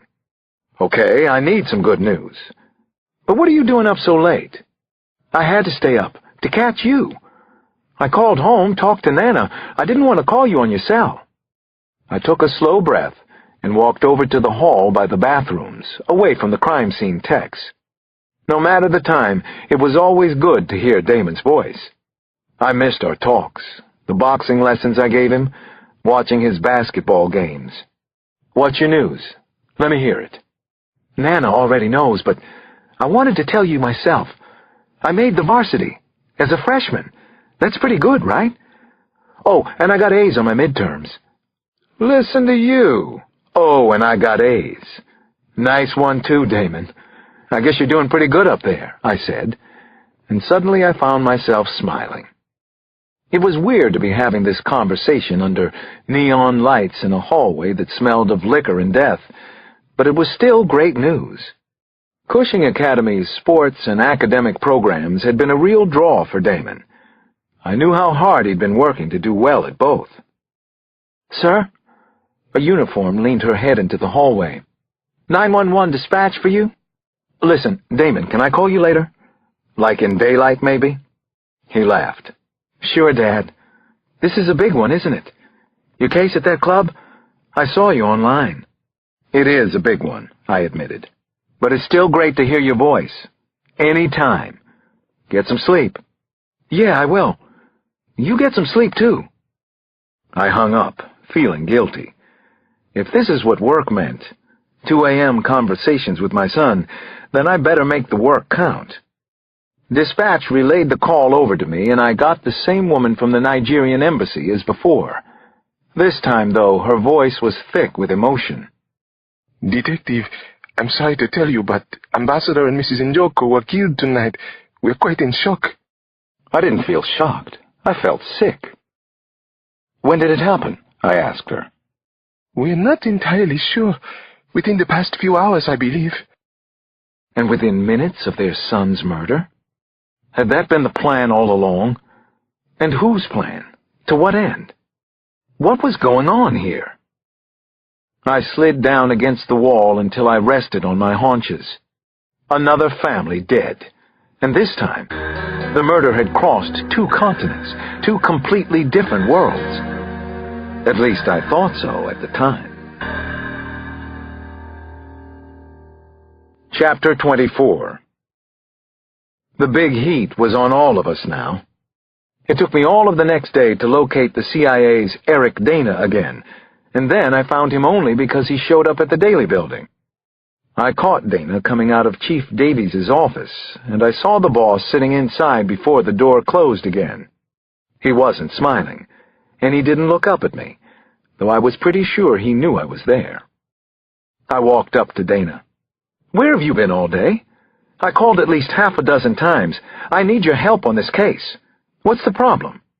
The CIA man didn't even break stride. Talk to your CO. Metro's out of this. Chantilly was a disaster from our point of view. Our division head, Stephen Millard, is involved at this point. Millard? I'd heard that name from my buddy, Al Tunney. I caught up with Dana at the elevator and elbowed my way through the closing door. Where is the killer? I asked him. What do you know about him? We believe he's left the country. We'll let you know if he heads this way again, the CIA man said, and he actually looked at me for the first time. Stick to your own crime scenes, Cross. Do your job, I'll do mine. Is that advice or a threat? I asked Dana. As long as you're working in D.C., it's advice. I have no control or influence over you here.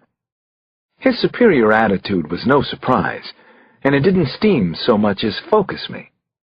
I reached over and flipped the red toggle in the elevator. We jerked to a stop, and a warning bell went off. Where did he go, Dana? I shouted. Tell me where the hell he is.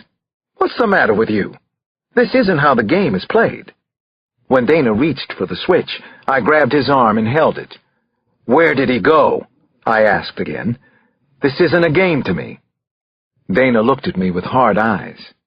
He said very evenly, Let go of my arm, Cross. Get your hand the hell off me. He went back to Nigeria. The killer is out of your jurisdiction. I knew I'd taken this too far, and it made me realize how emotional I was about this case. Maybe even more than I knew. I let go, and he flipped the elevator back on without a word. We rode to the lobby in silence, and I watched the CIA prick leave the building. The only question now was whether or not I could get around him. Maybe if I hurried. I dialed my cell phone from right there in the lobby of the Daily Building. "Al Tunney," I heard a voice on the other end answer. "It's Alex Cross. I need a favor," I said. Tunney said, "No," and groaned. Then he asked, "What is it?" I told him, and he groaned again, and I really couldn't blame him. Chapter 25. "Alex, you're taking this too far," Bree said. "I know that. It's what I do. It's what I've always done." Late that night, Bree and I were taking a ride around town. I like to drive late at night when the traffic thins out, and 60, even 70, isn't a dangerous speed on most of these avenues. Once we got back to 5th Street, I was feeling better, but Bree was still wound up. She couldn't stop pacing up in the bedroom. I had never seen her like this, agitated and unsure of herself. "See, the thing is, I've always been the one on the other side of this particular argument, the one trying to do the convincing. I've never been the person sitting there not buying it.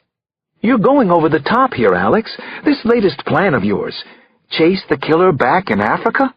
Even under the circumstances, I don't even know what to call it." I started to speak, but she went on. "And you know why I don't buy your arguments now, Alex? Because sometimes in your position, I'd lie. I don't know how many times I've told my family there was nothing to worry about, or how safe I was going to be when really I had no idea. You have no idea what you'll find in Africa." "You're right," I said, and not just to get her to stop pacing. "I won't try to sell you some bill of goods here, Bree, but I will tell you that I'm not going to do anything stupid over there." It was about 8 hours after my confrontation with Eric Dana and my subsequent conversation with Tunney. Tunney had gone as far as setting me up with a CIA officer stationed in Nigeria just before he told me never to call him again. I had the frequent flyer miles, so that wasn't a problem. I had vacation time banked with the MPD. Now I just had to convince 2 of the strongest women I'd ever known that it made sense for me to do this. Bree tonight, Nana Mama tomorrow. The air, the tension between Bree and me was as thick as I'd ever felt it. "What exactly are you hoping to accomplish over there?" she finally asked me.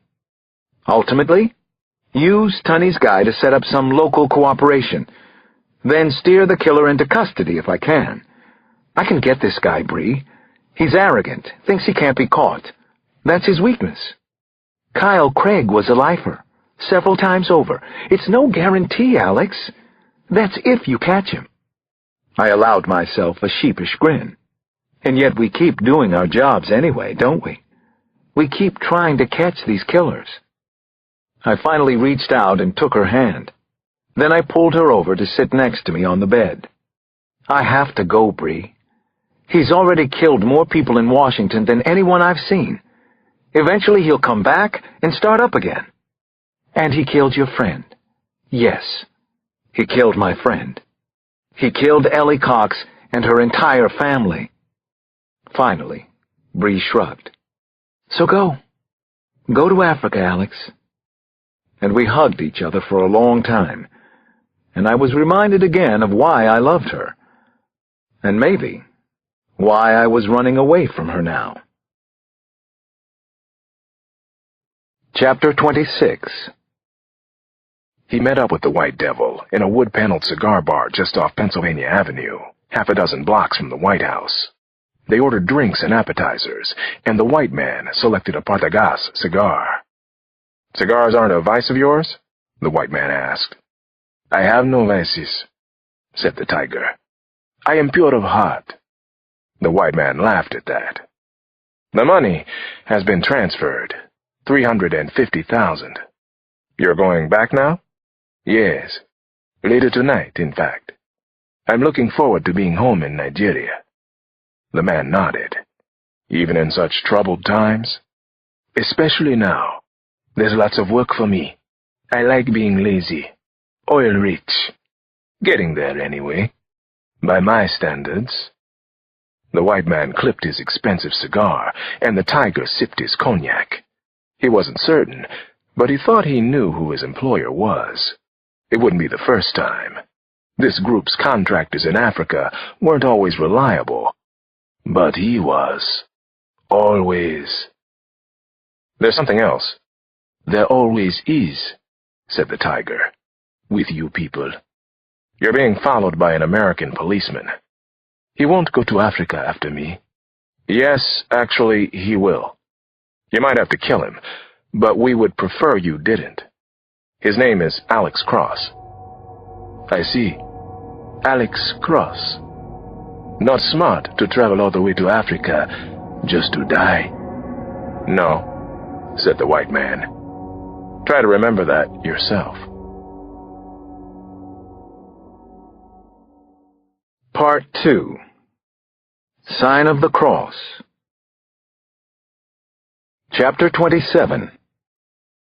The tiger was an enigma in every way, a mystery no one had ever solved. Actually, there were no tigers in Africa, which was how he got his nickname. He was like no other, one of a kind, superior to all the other animals, especially humans. Before he went to school in England, the tiger had lived in France for a couple of years, and he had learned French and English. He discovered he had a gift for languages, and he could remember almost everything he learned or read.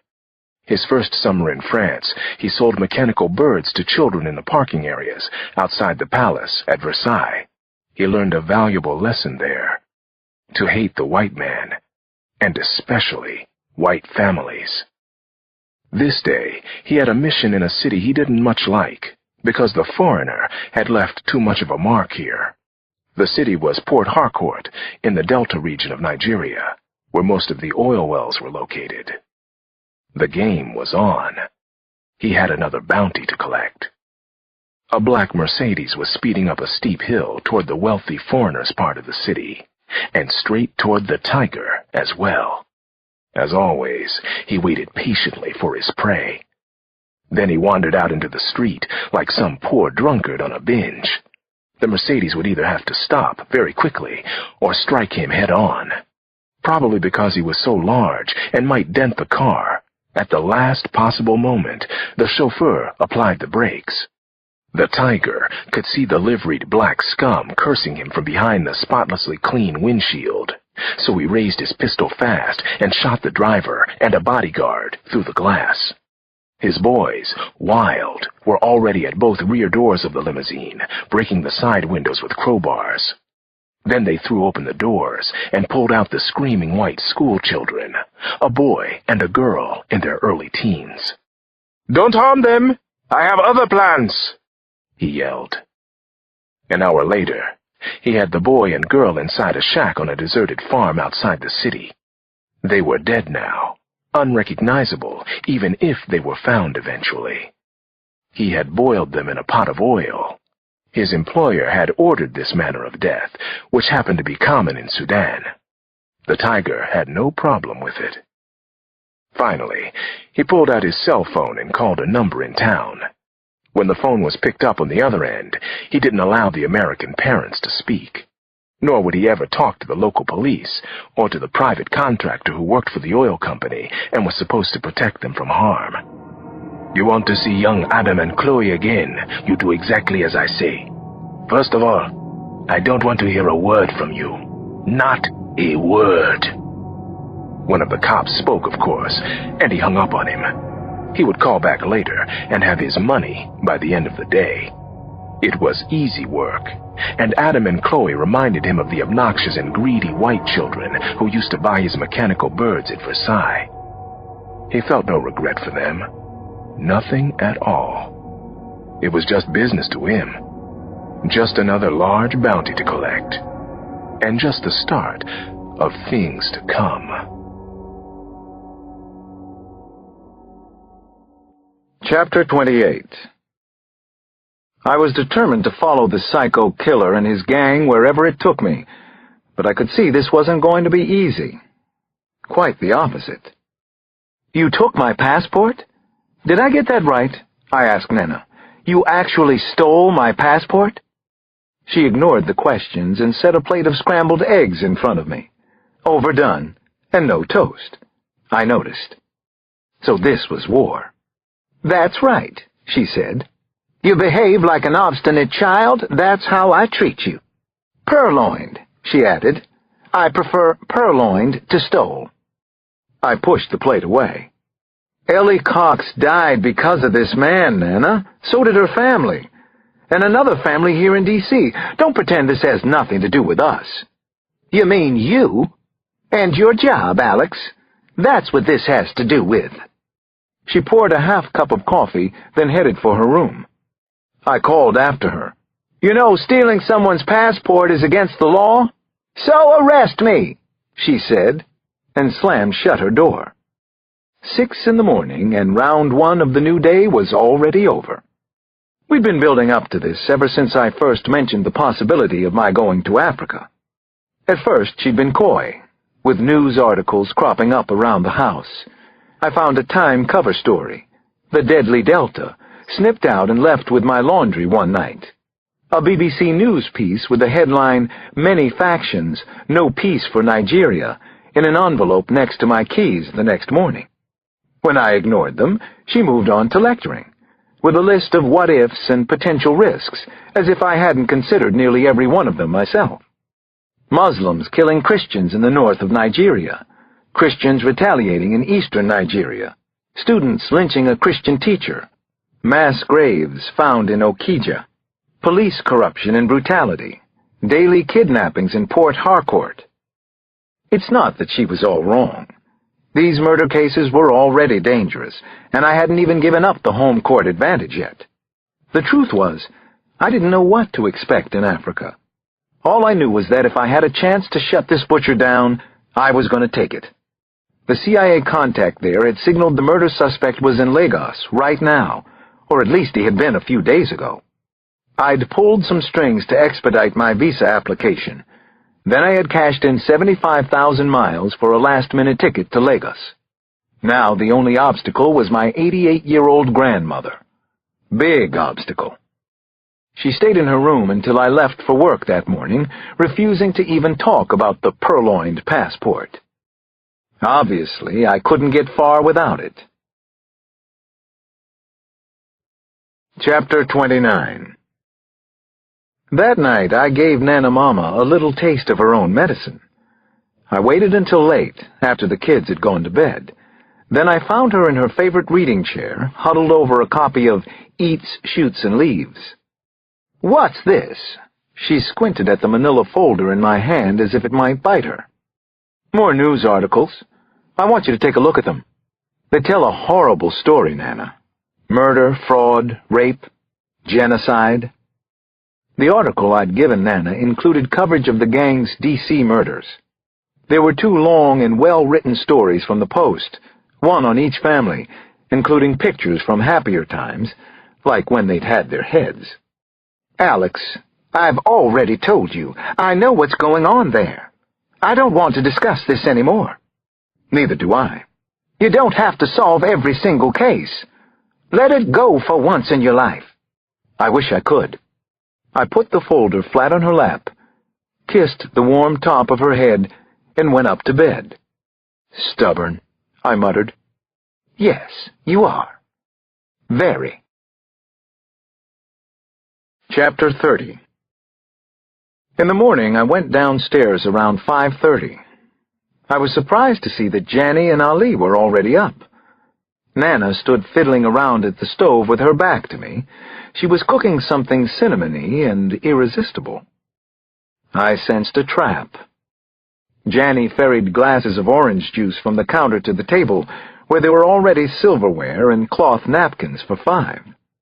Ali was already sitting at his place, working on a big bowl of cereal and milk.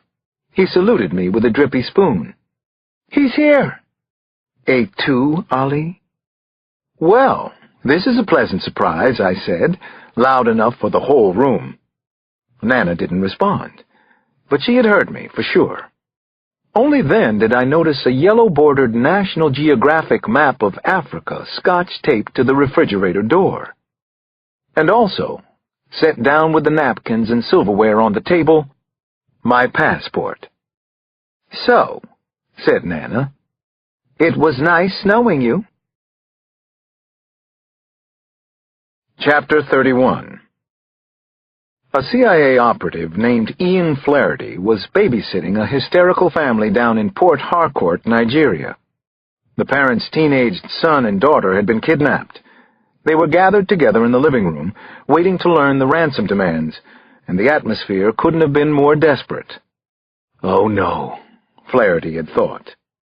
His cell rang, and everyone crowded into the room, looked at him with anxious faces and deep concern. "I'm sorry I have to take this. It's another case," he said, then walked out into the lush gardens just off the living room. America was calling. Another kind of emergency. Flaherty recognized the voice on the other end as that of Eric Dana, his superior, at least in rank. "We have quite a situation on our hands. A homicide detective named Alex Cross is on his way there. He'll arrive on Lufthansa Flight 564 at 4:30 p.m. "The Tiger's in Lagos?" Dana asked. "He's here," said Flaherty. "You've seen him yourself?" "I have, actually. Do you want me to meet the detective's plane?" "I'll leave that up to you. Probably be best if I meet him. Alex Cross, you say? Let me think about it." "All right, but you have to watch over him. Don't let anything happen to him, when it can be helped. He's well-liked here and connected. We don't want a mess over there." "Too late for that," Flaherty said, and snickered a nasty, cynical laugh. He went back to comfort the family whose children were probably already dead. But they would pay anyway. Chapter 32. Well, the investigation had definitely taken a turn now. But was it for better or for worse? The plane from Washington to Frankfurt, Germany, was nearly full, and it was incredibly noisy for the first hour anyway. I spent some idle time guessing who might be continuing on to Africa, but it wasn't too long before I fell back into my own dark reveries. Everything that had led to this trip ran through my head like extended case notes, going all the way back to my Georgetown days with Ellie, and then up to Nana's grudging consent that morning. Nana's going-away gift, such as it was, sat open on my lap. It was a copy of Wole Soyinka's memoir, You Must Set Forth at Dawn. She'd bookmarked it with a family photo, Janny, Damon, and Ali, cheesing with Donald Duck at Disneyland a year or so back, and she had underlined a quotation on the page. Tiagba Bande, Aye Ogunja. As one approaches an elder's status, one ceases to indulge in battles. It was her version of getting the last word, I suppose, except that it had the opposite effect on me. I was more determined than ever to make this trip count for something. Whatever the odds against me, I was going to find the killers of Ellie's family. I had to. I was the Dragon Slayer. Chapter 33. Ah, Soyinka, an illuminating writer. Have you read him before? I didn't realize that someone had stopped in the aisle alongside my seat. I looked up, though just barely, at the shortest priest I'd ever seen. Not the shortest man, but definitely the shortest priest. His white collar came just to my eye level. "No, this is my first," I said. "It was a going-away gift from my grandmother." His smile got even brighter, his eyes wider. Is she a Nigerian? "Just a well-read American." Ah, well, nobody's perfect. He laughed, before there could be any suggestion of an insult. Tagwabanda, Ayaungunja. It's a European proverb, you know. "Are you Yoruba?" I asked. His accent sounded Nigerian to me, but I didn't have the ear to tell Yoruba from Igbo, from Hausa, or any of the other tongues. Yoruban Christian. He winked. Christian Yoruban, if you ask the bishop. But don't tell on me. Do I have your word on it? "I won't tell anyone. Your secret is safe." He extended a hand as if to shake, and then sandwiched mine between both of his when I reached out toward him.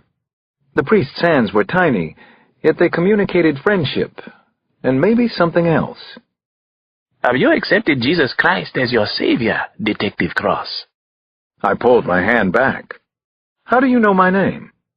Because if not, considering the trip you're about to take, now might be a good time to do so. Accept Jesus Christ, that is. The priest made the sign of the cross over me. I am Father Bambata. May God be with you, Detective Cross. You will need his help in Africa, I promise you. This is a very bad time for us. Maybe even a time of civil war.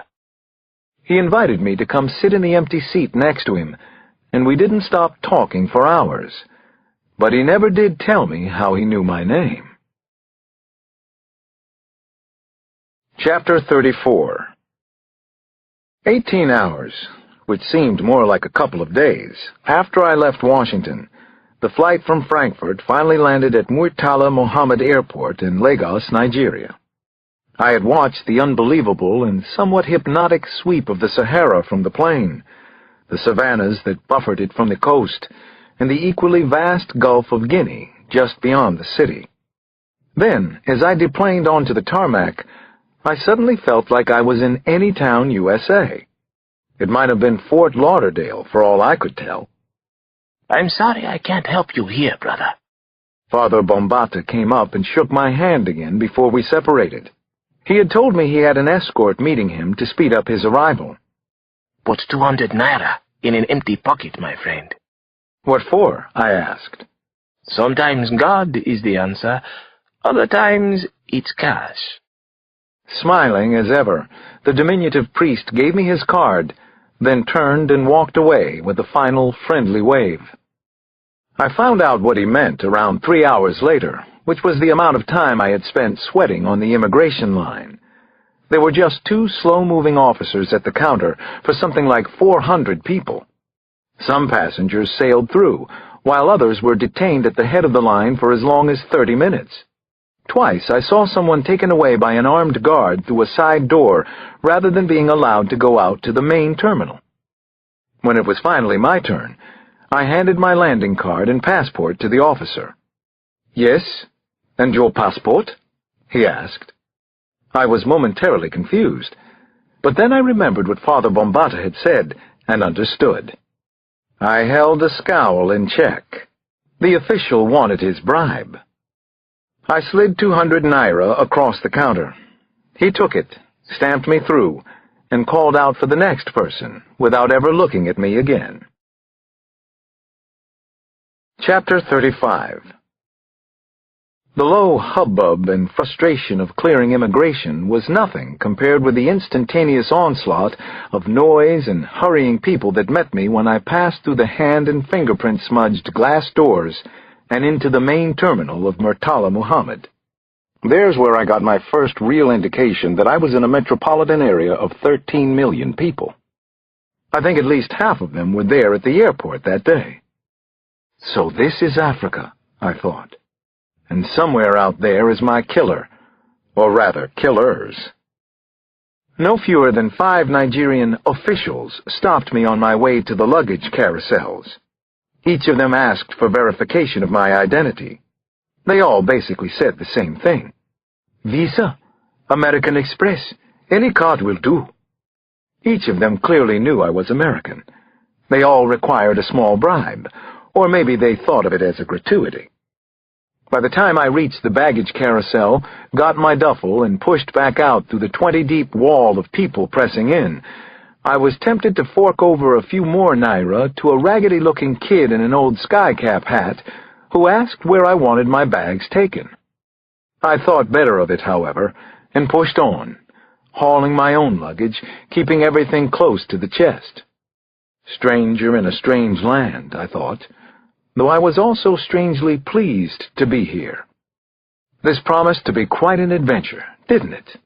It was completely new territory for me. I didn't know any of the rules. Chapter 36. There was no relief outside, where the air smelled of diesel, and no wonder. There was a raft of old cars, trucks, and bright yellow buses everywhere that I looked. Locals of all ages walked alongside the traffic, selling everything from newspapers to fruit to children's clothing and used shoes. Alexander Cross? I turned around, expecting to see and meet Ian Flaherty, my CIA contact here in Nigeria. The CIA was good at sneaking up on you, right? Instead, I came face to face with two armed officers. These were regular police, I noticed, not immigration. They had all black uniforms, including berets with insignia chevrons on the epaulettes of their shirts. Both of them carried semi-automatics. "I'm Alex Cross, yes," I told them. What happened next defied all logic. My duffel bag was ripped from my arm, then my small suitcase. One of the officers spun me around, and I felt cuffs on my wrists, then a hard pinch as they snapped down too tightly. "What's going on?" I struggled to turn to look at the policeman. "What is this? Tell me, what's happening?" The officer with my luggage raised a hand in the air as if he were hailing a cab. A white four-door Toyota truck immediately pulled up to the curb. The cops yanked open a rear door, ducked my head, and pushed me in, throwing my travel bag after me. One officer stayed on the sidewalk, while the other jumped in next to the driver, and we took off. I suddenly realized I was being kidnapped. Chapter 37. This was surreal. It was insane. "Where are you taking me? What is this about?" "I'm an American police officer," I protested from the back of the truck. No one seemed to be listening to a word I said. I leaned forward in my seat and got a baton hard in the chest, then twice across the face. I felt, and heard, my nose break. Blood immediately gushed down my face onto my shirt. I couldn't believe this was happening. Not any of it.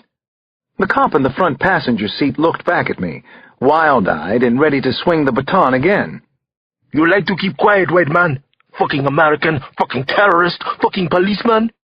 I'd heard that some people here didn't like American blacks, referring to themselves as African American. Now I was feeling it firsthand. I breathed hard through my mouth, coughing up blood and trying to focus, though my head was spinning. Humidity and diesel fumes washed over me as the truck weaved through airport traffic, the driver repeatedly sitting on the horn.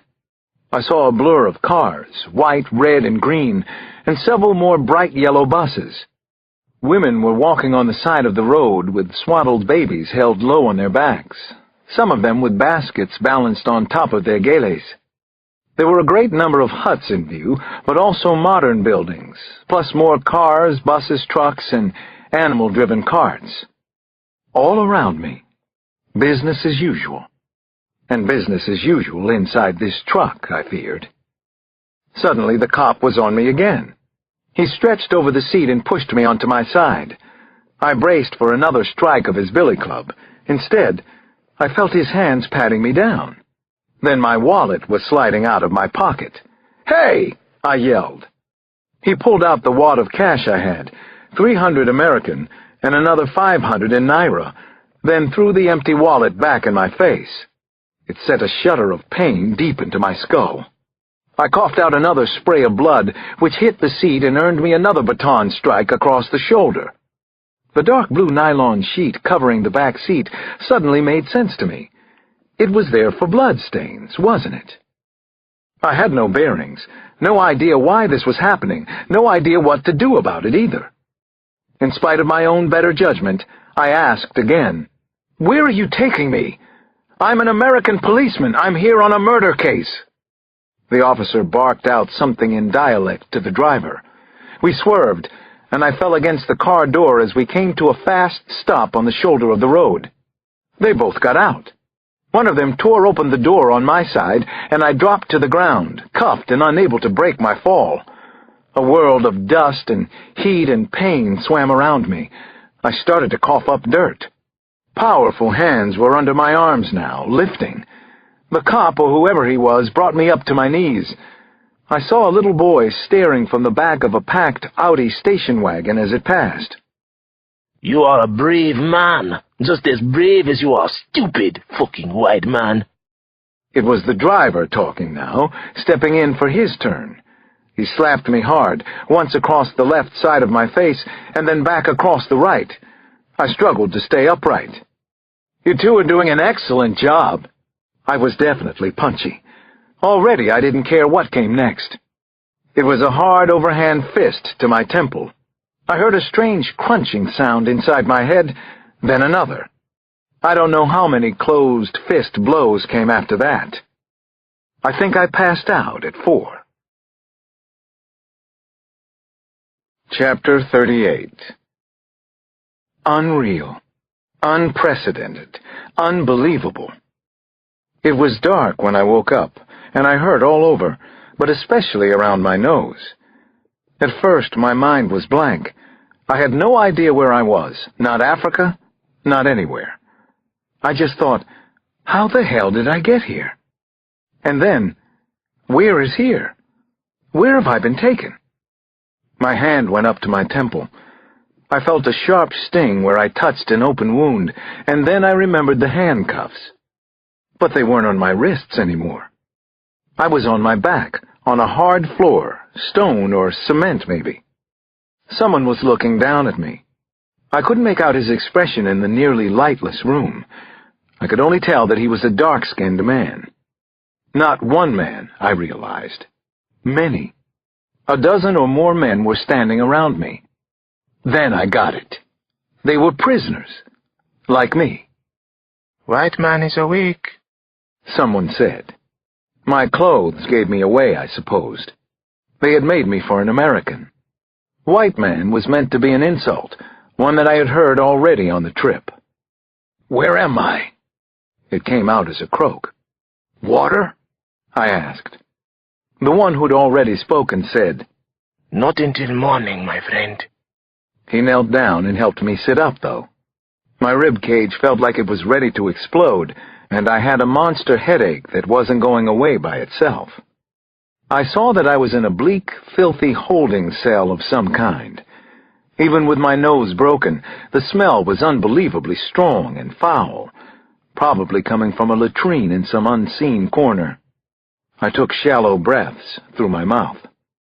What little light there was came through a grated door on the far wall. The place looked big enough for maybe a dozen of us, but there were at least 3 times that number, all males. Many of the prisoners were lying shoulder to shoulder on the floor. A relatively lucky few were snoring away on wall-mounted bunks. "What time is it?" I asked. "Midnight, maybe? Who knows? What's the difference to us? We're all dead men anyway."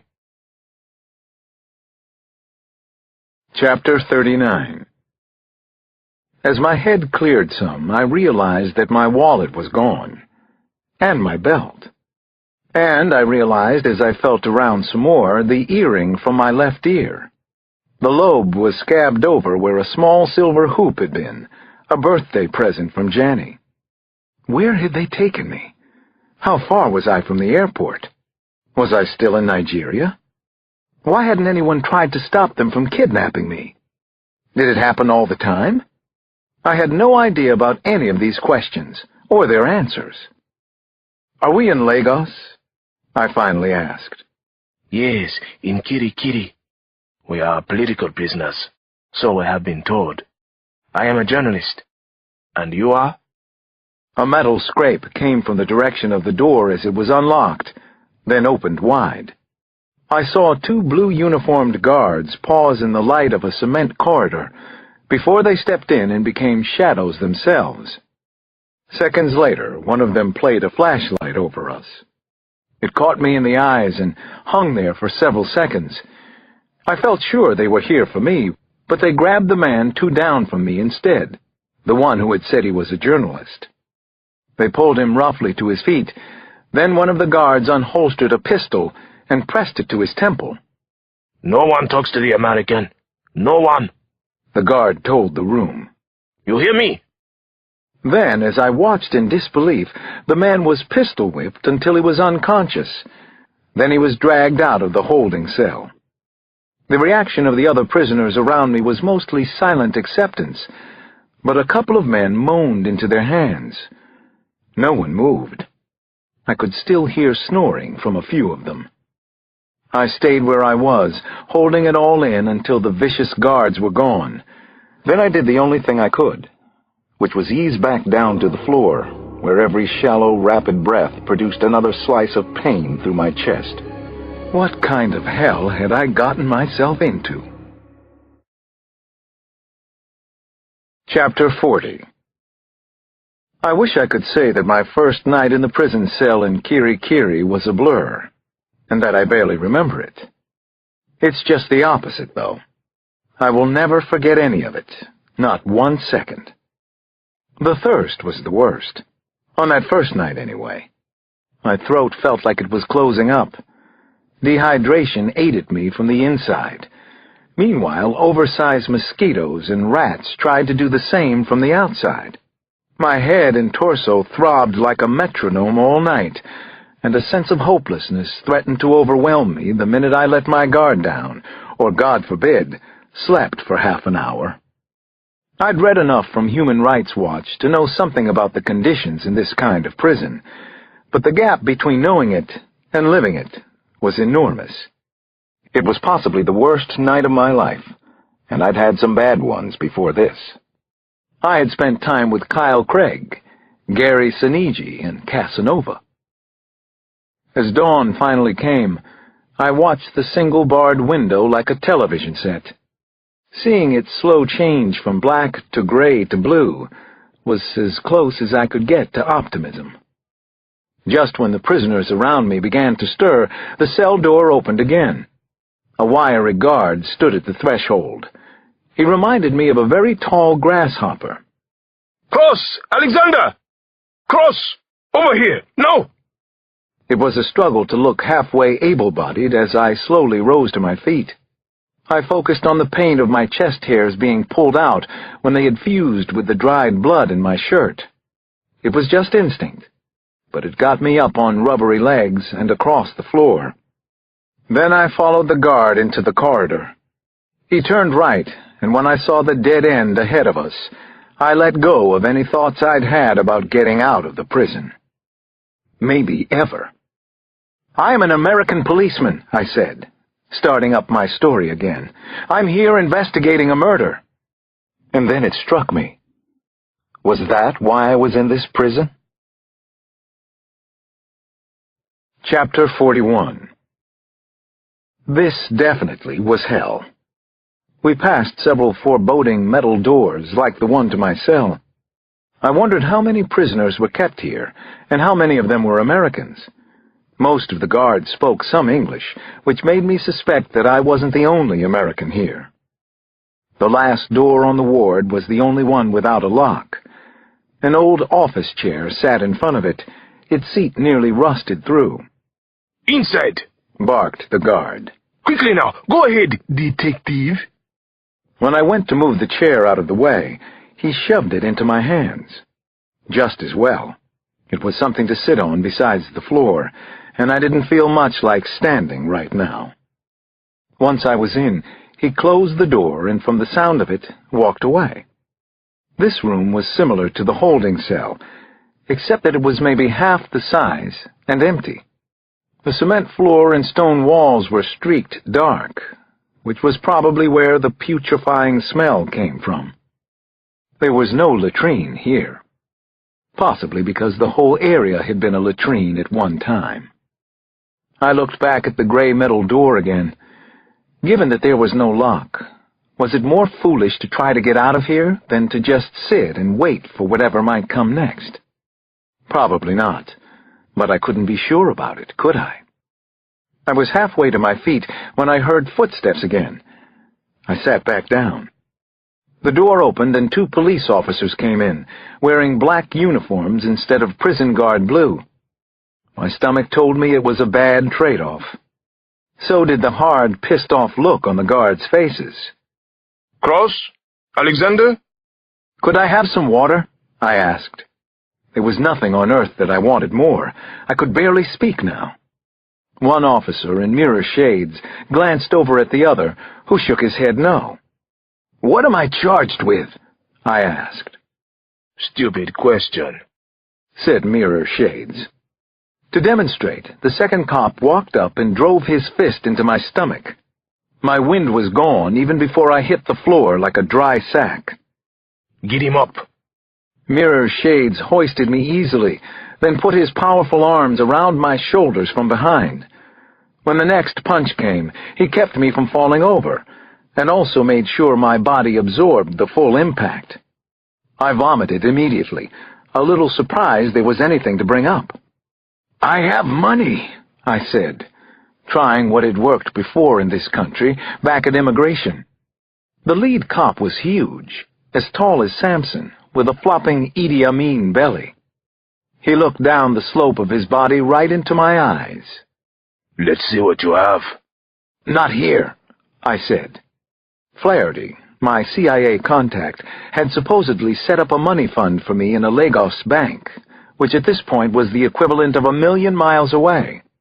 "But I can get it." The lead cop crushed his elbow into my jaw. Then came another wrecking ball of a punch to my chest. Suddenly I couldn't breathe. He stepped back and waved Mirror Shades out of the way. With an agility I wouldn't have guessed at, the large fat man kicked high with one boot and caught me square in the chest again. All the air remaining went out of me. I felt as if I'd just been crushed. I heard, rather than saw, the two guards leave the room. That was it. They left me lying on the floor. No interrogation, no demands, no explanations. No hope.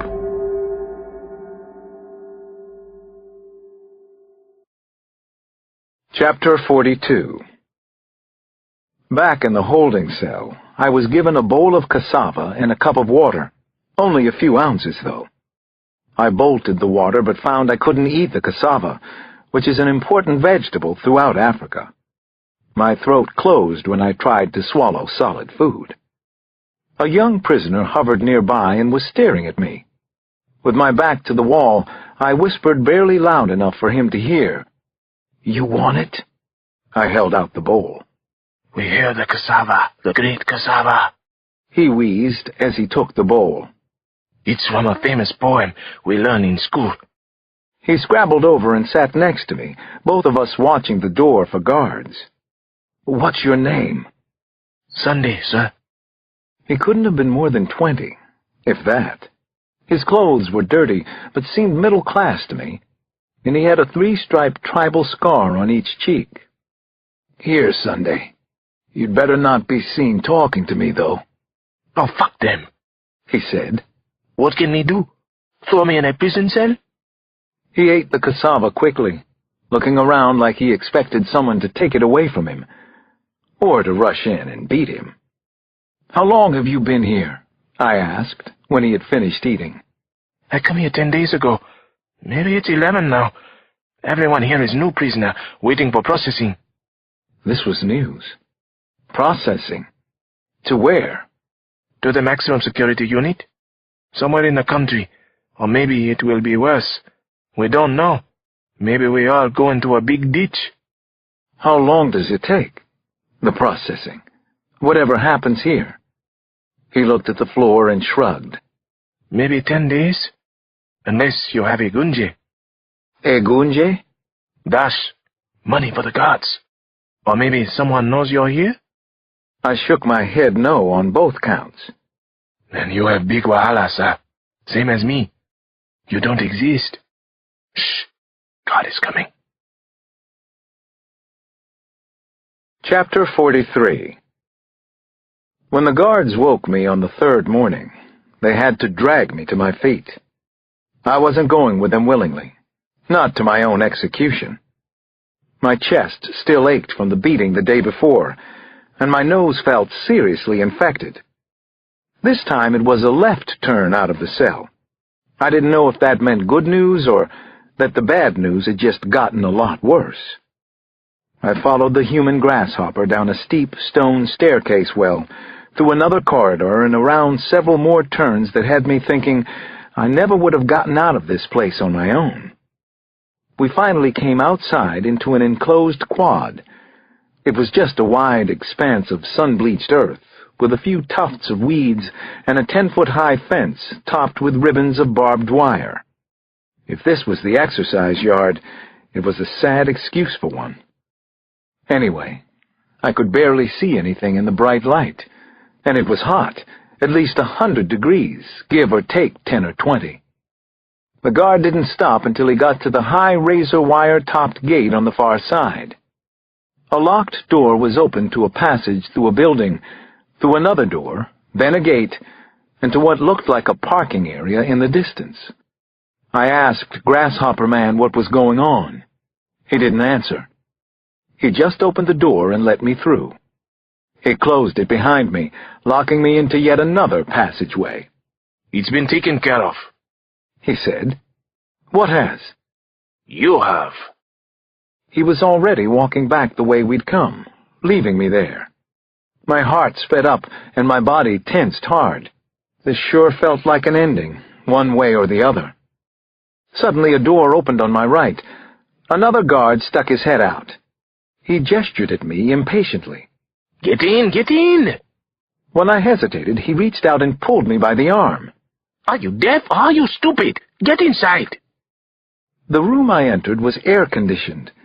It was like a shock to my skin, and I realized that all he'd wanted was to get the door closed again. I was standing in a plain office that seemed quite ordinary. In it were 2 wooden desks and several filing cabinets. A second guard, bent over some paperwork, ignored me. Also present was the first white man I'd seen since arriving at the airport. He was a civilian dressed in light trousers, a loose button-down shirt, and sunglasses. My guess was CIA. "Flaherty?" I asked, since he didn't bother to volunteer any information. He tossed me my empty wallet. Then finally he spoke. "Jesus, you look like hell. Ready to get out of here?" Chapter 44. I was way beyond ready to get out of this nightmarish prison, but I was also stupefied by everything that had happened to me since I had arrived in Lagos. "What? How did you find me?" I asked Flaherty before we were even out of the air-conditioned office. "What's going on? What just happened back there?" "Not now." He walked over and opened a door and gestured for me to go out first. The 2 guards didn't even look up. One of them was scribbling in a file, and the other was jabbering on the phone when we left. Business as usual here in the bowels of hell. As soon as the door closed behind us, Flaherty took my arm. "You need some help?" "Jesus, Flaherty, thank you." "They break your nose?" "Feels that way. Looks it, too. I know a guy. Here." He handed me a small bottle of water, and I started to empty it down my throat. "Go slow, fella." He steered me over to an old off-white Peugeot 405 parked under a shade tree nearby. My duffel was already in the back seat. "Thank you," I said again. Once we were moving, I asked him, "How did you do this?" "When you didn't show up on Thursday, I figured there were only a few possibilities. 100 got me your name. Another 500 got you out." He took a business card from his breast pocket and handed it to me. It was from Citibank, with an address in Lagos. On the back, in blue ballpoint, was written A. Cross, 9786 EY4. "You're going to want to change that passcode, and probably wire in another $1,000 or so if you can." "What about my family?" They came rushing into my mind all at once. "Have you spoken with them? Do they know what's happening?" "Listen, don't take this the wrong way, but I'm not your social worker. I know you probably feel like you've been through the 18th circle of hell or whatever, but you can't count on me for this kind of shit, okay? I don't mean to be harsh, but that's the way it is here these days. There's a lot going on right now." He tipped a Camel Light out of a pack, lit it, and blew twin streams of smoke through his nostrils. "You can call them from the hotel.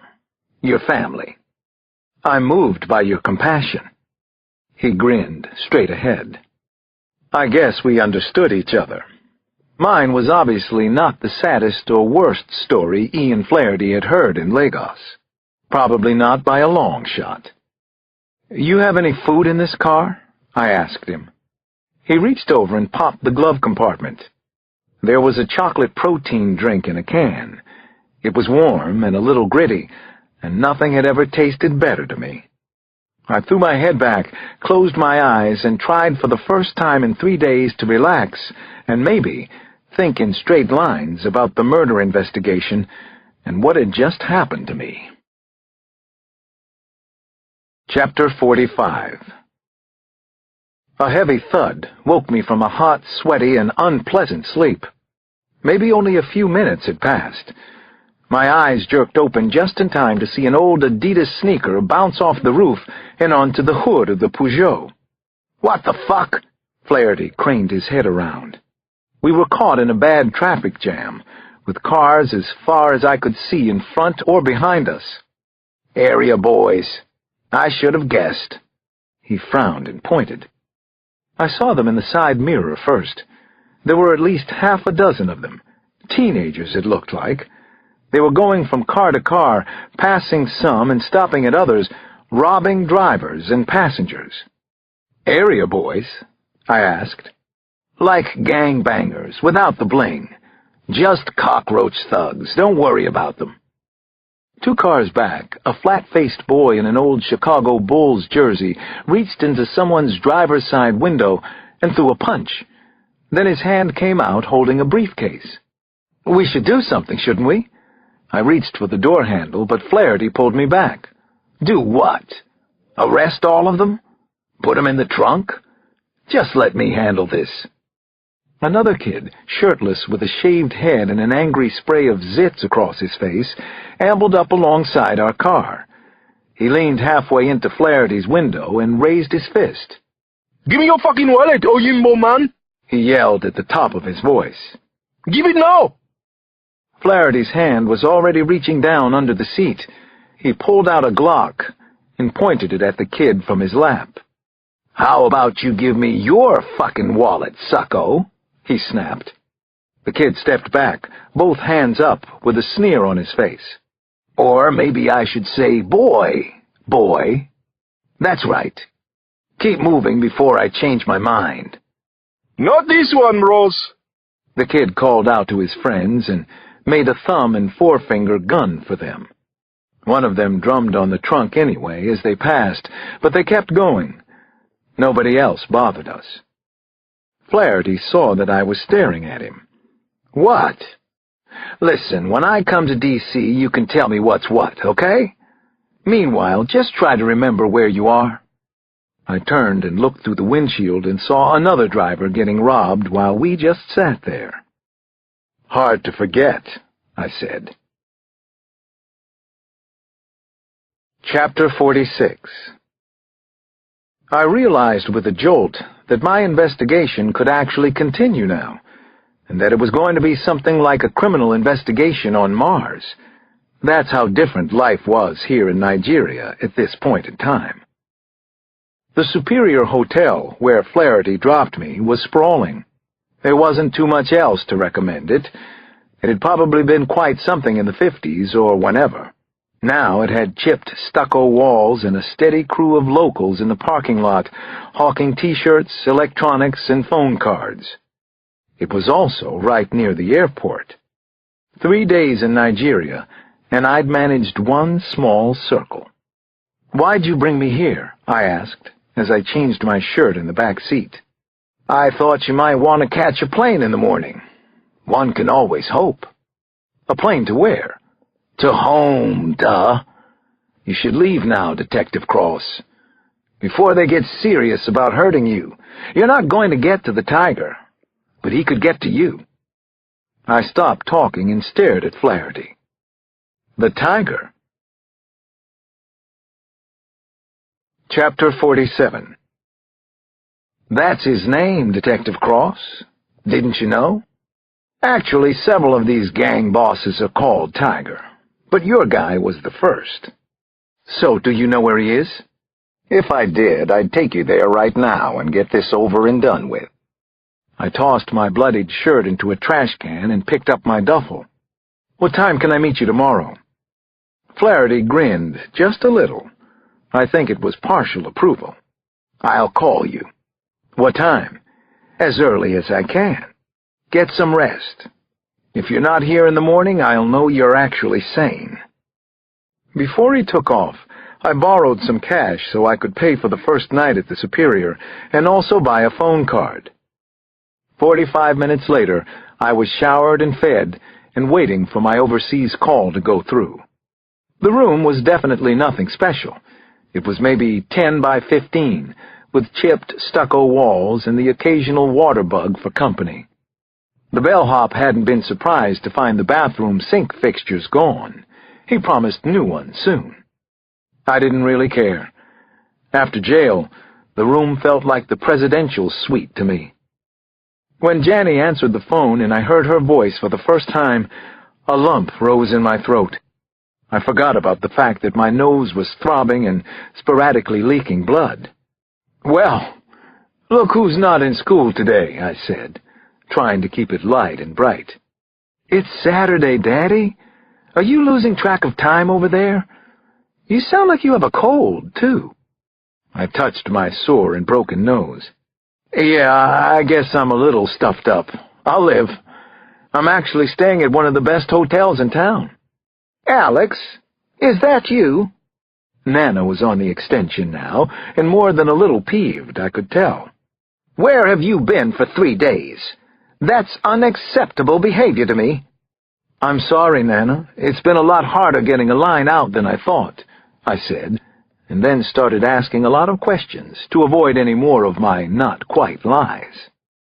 Janny told me about the fruit flies in her science experiment and about some new neighbors on 5th Street. Nana was worried that the boiler noise in the basement was the same one that had cost $900 the last time. Then Ali got on to tell me that he could find Nigeria on the map and that the capital was Lagos, and he knew what the population was, more than 135 million. Then Nana said she was going to put Bree on. "She's there?" I was a little surprised. Bree had planned on moving back to her apartment while I was away. "Someone's got to watch over us around here," Nana said pointedly. "Besides, she's one of us now. Bree is family." Chapter 48. I liked what Nana had just said, and also the sound of Bree's voice when she got on the line. I heard a door close and knew we were being given some privacy. "Finally," I said. "I know. Nana's tough, isn't she? But she can be sweet, too." I laughed. "She's pulling punches because you're there. She's manipulating you already." "Speaking of which, don't bullshit me now, Alex. Where have you been for the past 3 days?" "Detective Stone, is that you?" I said. "I guess you missed me." "Of course I did. But I asked a serious question. I've been worried sick for 3 days. We all have, especially Nana." "Okay, here's what happened, and it's part of the case. It has to be. I was arrested at the airport." "Arrested?" Bree said it in a whisper that registered new concern. "By who? At the airport? On what possible grounds?" "On the grounds that due process is a relative concept around the world, I guess. I was in a holding cell for 2.5 days. They never charged me with anything." Her voice slipped a little. More Bree and less Detective Stone. "How bad was it?" "Scale of 10, I'd give it a 15. But I'm mostly okay now. I'm at the Superior Hotel. Of course, that's just a name. There's nothing superior about this joint." I looked out the window where dark thunderheads were rolling in over the Gulf. The pool area, 10 stories down, was starting to clear out. It was hard to believe I'd woken up in Kiri Kiri just that morning. "Listen, Alex, I don't know if you want to hear this right now, but we had another multiple last night. Another family was slaughtered over in Petway. This time the parents were Sudanese nationals." I sat down on the bed. "Same M.O. as the first two?" I asked. "Yeah. Large knives, possibly machetes. Extreme malice. Just ugly for the sake of ugly, cruel for the sake of cruel.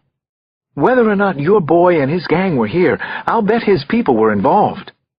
Apparently, the murderer is called the Tiger, so I'm playing catch-a-tiger.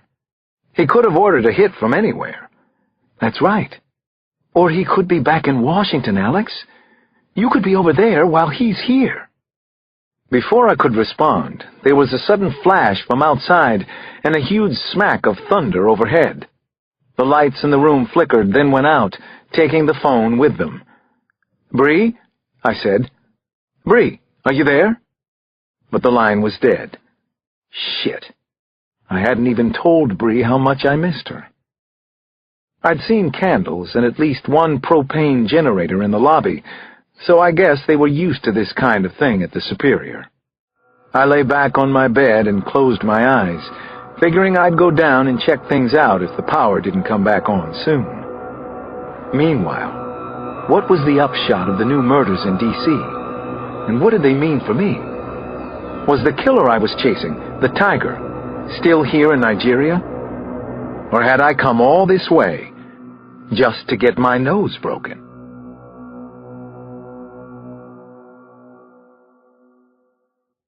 Chapter 49. My phone was ringing. And ringing. I finally blinked awake, starting to come out of a deep coma-like sleep. The clock flashed 12, 12, 12 on the bedside table next to my face. It was morning, and the power at the hotel was obviously back on. When I rolled over to answer the phone, my whole body resisted with an aching stiffness and the pain of severe bruising. It brought everything back into focus. Jail, the beatings, the murder of Ellie and her family, the investigation. "Alex Cross," I said. "Don't do that." "Who is this?" "It's Flaherty." "Don't answer the phone with your name. You never know who—" "What time is it?" I asked Flaherty. Too early for a lecture, anyway. I stared up at the ceiling, then down the length of my body. I was still in my clothes, and my mouth felt like paste. My busted nose was throbbing again, too. There were bloodstains all over the pillow, both dark and bright red. 11 o'clock. I've been calling all morning. Listen, I can give you a couple of hours if you make it soon, and then I'm out on assignment till next Monday. What have you got? Anything at all? Besides the eczema on my ass? I've got the closest thing to a cooperative contact you're going to find in Lagos. You been to the bank yet? I haven't been to the John yet. Yeah, well, sleep when you're dead, right? Get yourself a driver. The front desk will set it up, but tell them you want it for the day, not by the hour. You're welcome for the travel tip. Go to the Citibank on Broad Street and tell the guy to take the causeway so it'll sound like you know what the hell you're talking about. If you get going, you can make it by 1. I'll meet you there. And don't be late. Citibank on Broad. Yeah, I got it the first time. I could tell you were a quick study. Get going. Chapter 50. By the time I pulled away from the Superior with the steaming and delicious cup of dark Nigerian coffee in one hand, I felt like someone had hit my reset button. Not counting the way my face looked, or half my muscles felt, it was as though I were getting a first day in Africa all over again. I thought about Ellie's being here just a few weeks ago, and wondered what had happened to her. Had she come into contact with the Tiger? If so, how? There was no case file or intelligence to go over. My clothes and passport and empty wallet had been the only things returned to me, so I spent the slow crawl over to Lagos Island, just taking in the sights. You know they call Lagos the go-slow city, my driver told me with a friendly smile. All the many abandoned cars on the side of the road, he said, came from people running out of gas in perpetual jams, or go-slows, as they called them. Our pace picked up somewhat on the mainland bridge, where I saw downtown Lagos for the first time. From a distance, its cityscape was typical of large cities, all concrete, glass, and steel. As we got closer, though, it started to look more like something out of an Escher painting. with one impossible cluster of buildings tucked in and around the next, and the next, and the next. The density here, the crowds, the traffic, the infrastructure, was startling to me, and I had been to New York many times, and even to Mexico City. When we finally got to the Citibank on Broad Street, Flaherty was standing out front, smoking. The first thing he said to me was, "Jack Nicholson in Chinatown." He grinned at his little joke, then said, "You squeamish?" "Not so much. Why?" He pointed at my nose. "We can make a quick stop after this. Fix you right up." Meanwhile, he said, I should go in and get my replacement cards and also the cash I owed him, plus whatever I needed for myself, and at least 200 American in small bills if I could get them. "What for?" I asked. "Grease." I took him at his word and did what he said.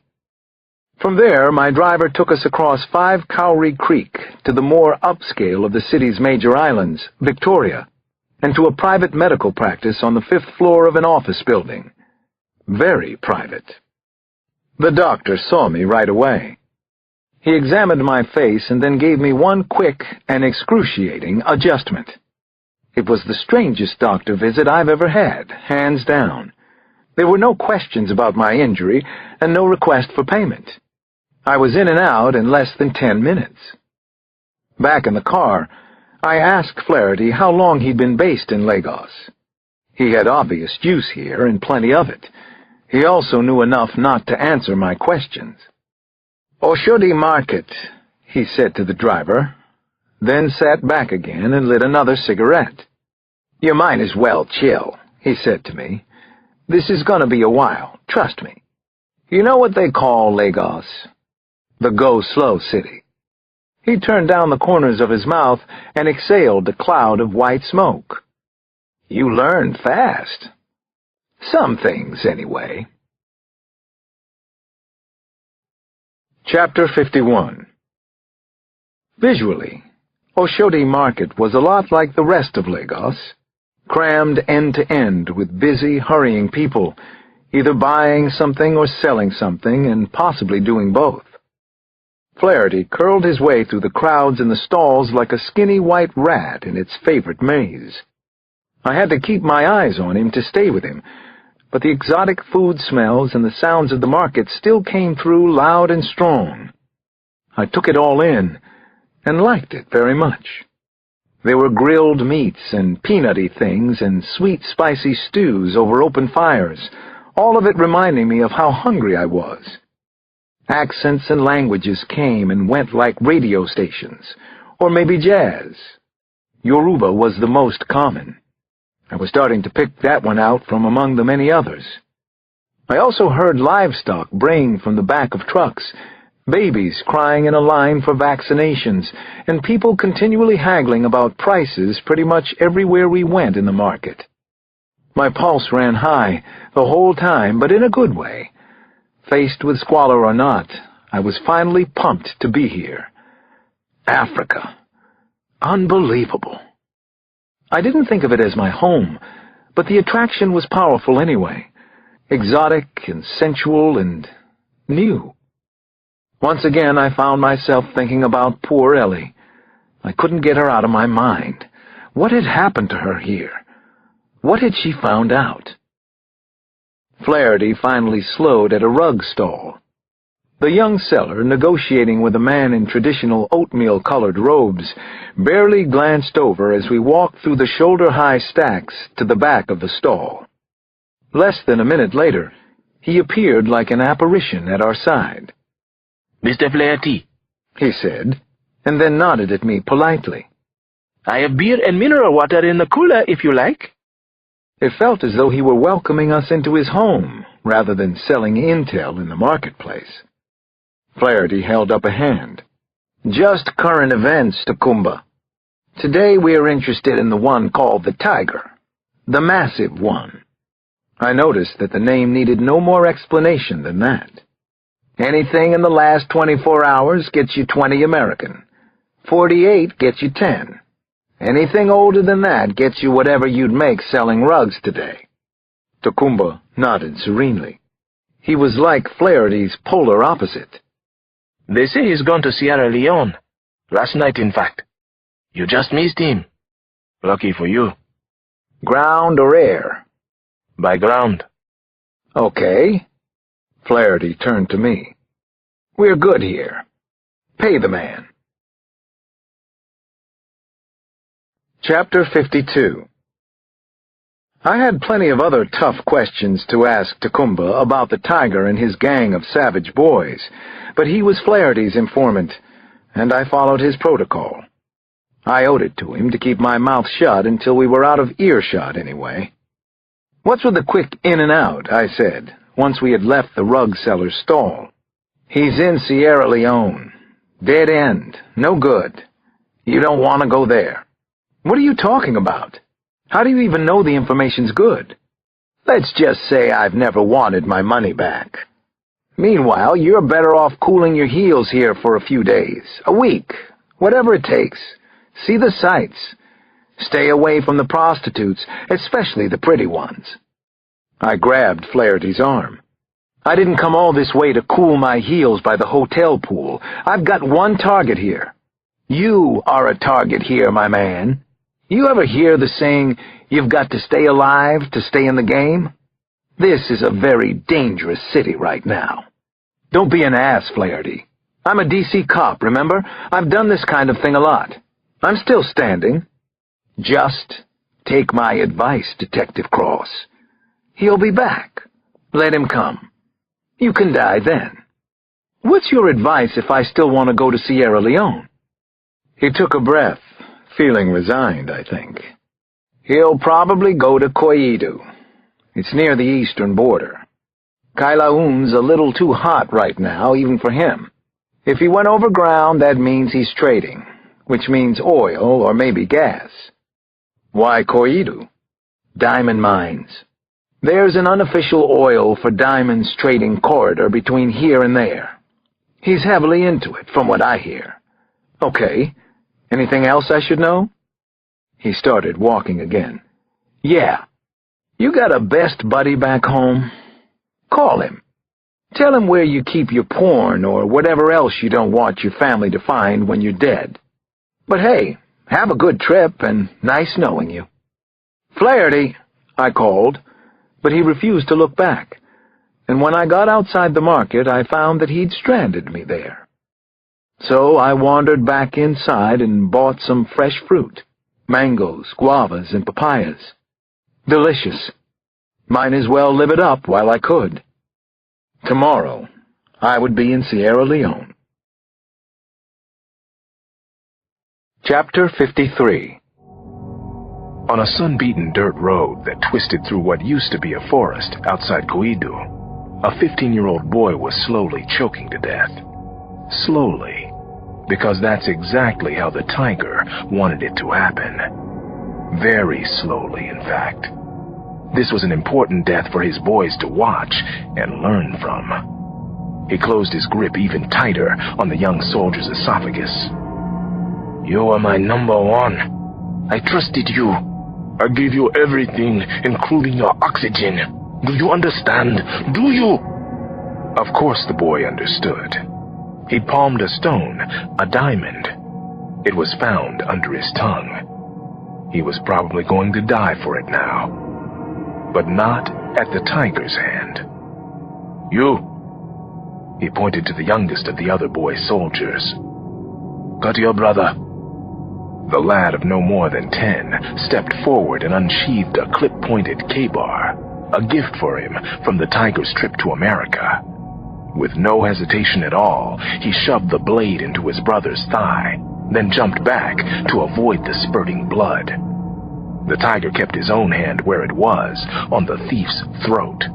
Unable to even scream, the boy just gagged. Now you, he said to the next youngest wild boy. Take your time. No hurry. Each of them took a turn, one at a time, any strike they chose, any kind of blow, except one that would kill the diamond thief. That right belonged to the oldest, or at least the one who would now be the oldest. Rocket, they called him. on account of the bright red Houston Rockets basketball jersey he always wore, rain or shine. The tiger stepped back to let Rocket finish the murder. There was no need to hold the thief down anymore. His body was limp and broken, blood pooling in the dust around his shattered face. Black flies and puffy gnats were already settling on the wounds. Rocket walked around until he was standing over the thieving boy's head. He was casually rubbing at the fuzz of beard he hadn't yet begun to shave. "You shame us all," he said. "Mostly you shame yourself. You were number one. Now you are nothing." Then he fired once from the hip, gangster style, like in the American videos he'd watched all his life. "No more trouble with this dumb bastard," he said. "Bury him," the tiger yelled at the boys.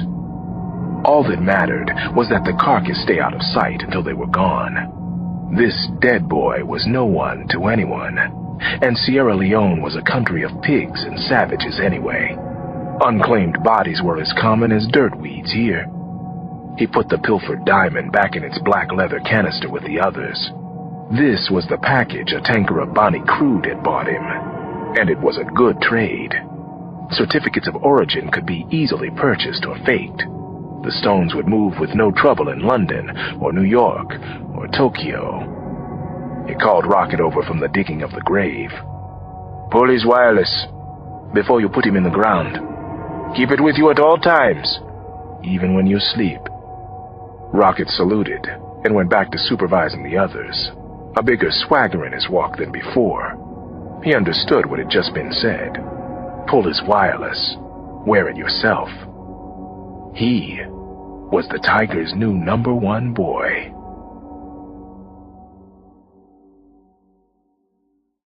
Chapter 54. Maybe I already knew more than I wanted to about the small, sad country called Sierra Leone.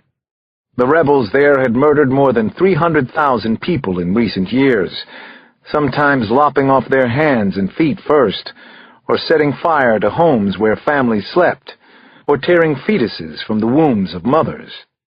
They created billboards of terror, messages carved into the bodies of victims they chose to spare, and then used as walking advertisements.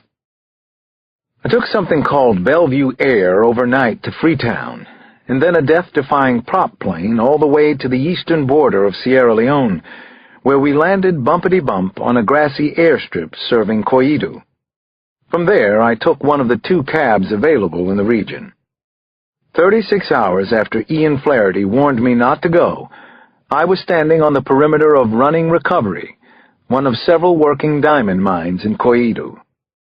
Whether or not the tiger had done business with anyone from this particular mine, I didn't yet know, but Running Recovery had a rotten reputation, according to Flaherty.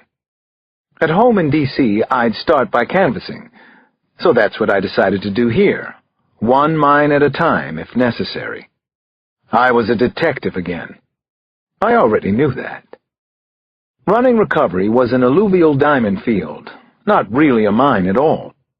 It looked like a miniature canyon to me, 2 football fields worth of pitted and trenched yellow earth, maybe 30 feet at the deepest. The workers were bent over in the extreme heat, laboring with pickaxes and sieves. Most of them were up to their waists in muddy brown water. Some looked to be about the size of grammar school kids, and as far as I could tell, that's what they were. I kept thinking about the Kanye West song, Diamonds from Sierra Leone, hearing the rap lyrics in my head. Damon used to listen to the tune a lot, and I wondered now if he or his friends ever considered the true meaning of the words. Security up top was surprisingly light at the mine. Dozens of stragglers hung around the perimeter, working deals or just watching, like me. "You a journalist?" someone asked from behind. "What you doing here?"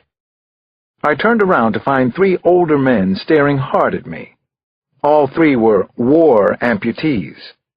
They were probably not soldiers, but some of the thousands of civilians who had suffered a kind of trademark brutality during Sierra Leone's 10-year conflict, largely over control of the diamond industry. Diamonds had already done to this country the kind of thing that oil was poised to do to Nigeria. There was no harsher reminder of that fact than the men standing in front of me right now. "Journalist?" I said. "No, but I would like to speak with someone down there in the field. One of the workers. Do any of you know who's in charge?" One of them pointed with the rounded stub of an elbow. "Tejan. He won't talk to journalist," said one of the others. Both of that man's shirt sleeves hung empty at his sides. "I'm not a journalist," I repeated. "You don't matter nothing to Tejan. You American, you journalist." Given the kind of press coverage I'd seen about these mines, the sensitivity was almost understandable. "Is there anyone down there who will speak to me?" I asked. "One of the workers? You know any of these men? You have friends down there?" "Maybe tonight at the hall in town," said the first man who'd spoken to me. "After the cake comes round, tongues loosen up." "The town hall? Where would that be?" "I can show you," said the most talkative of the amputees. I looked at him, and as he held my stare, I wondered how it was that paranoia hadn't eaten this part of Africa alive. And then I decided to trust him. "I'm Alex. What's your name?" We shook left hands. "I am Moses." I had to smile at that, and thought of Nana. She would have smiled too and patted him on the back. "Show me the way, Moses." Chapter 55.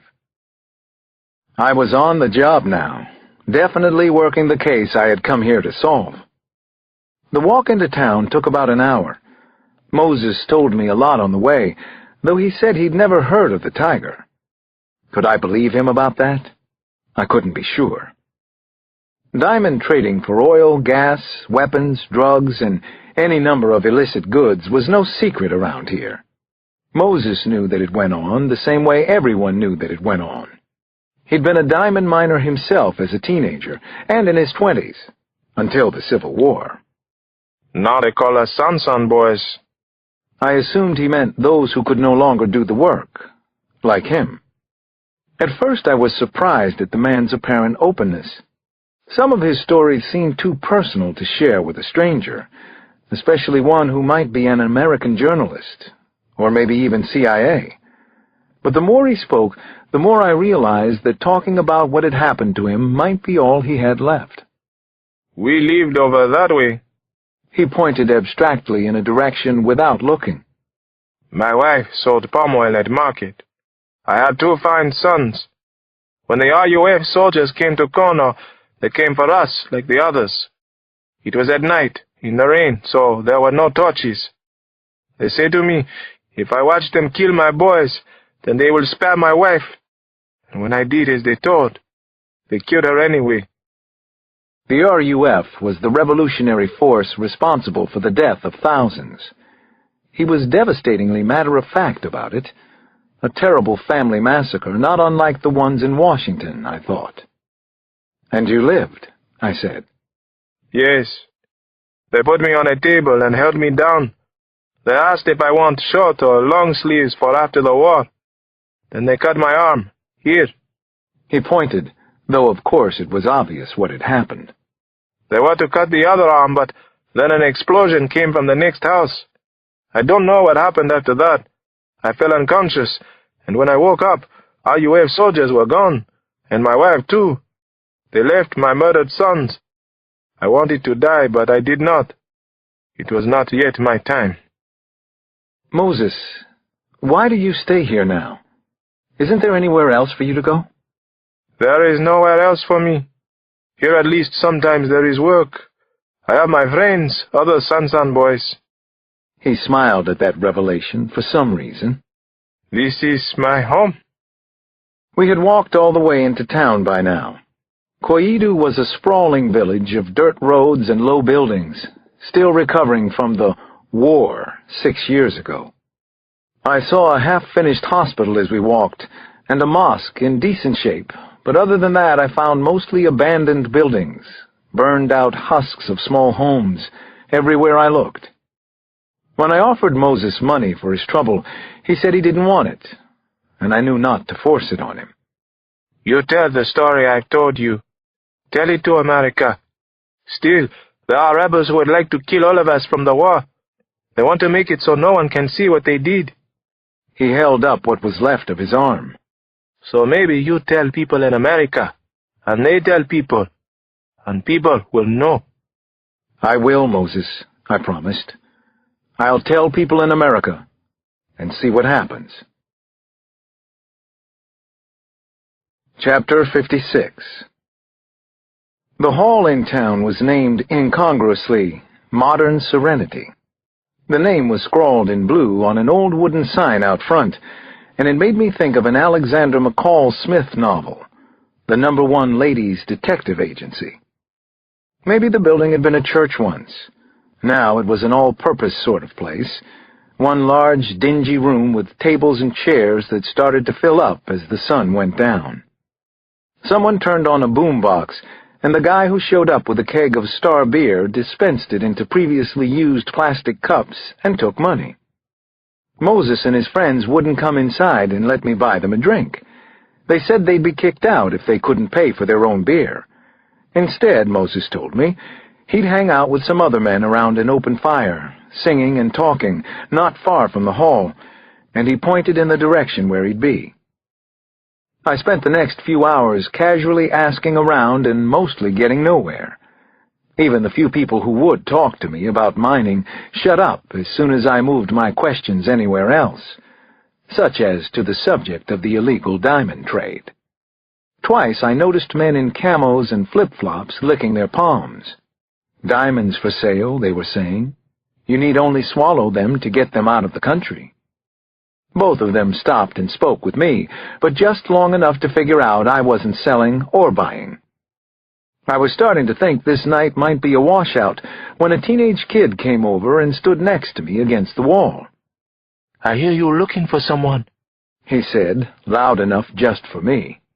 Busta Rhymes was doing his thing on the boombox at high volume. "Who do you hear I'm looking for?" "He's already gone, mister. Left the country. But I can't tell you where he is.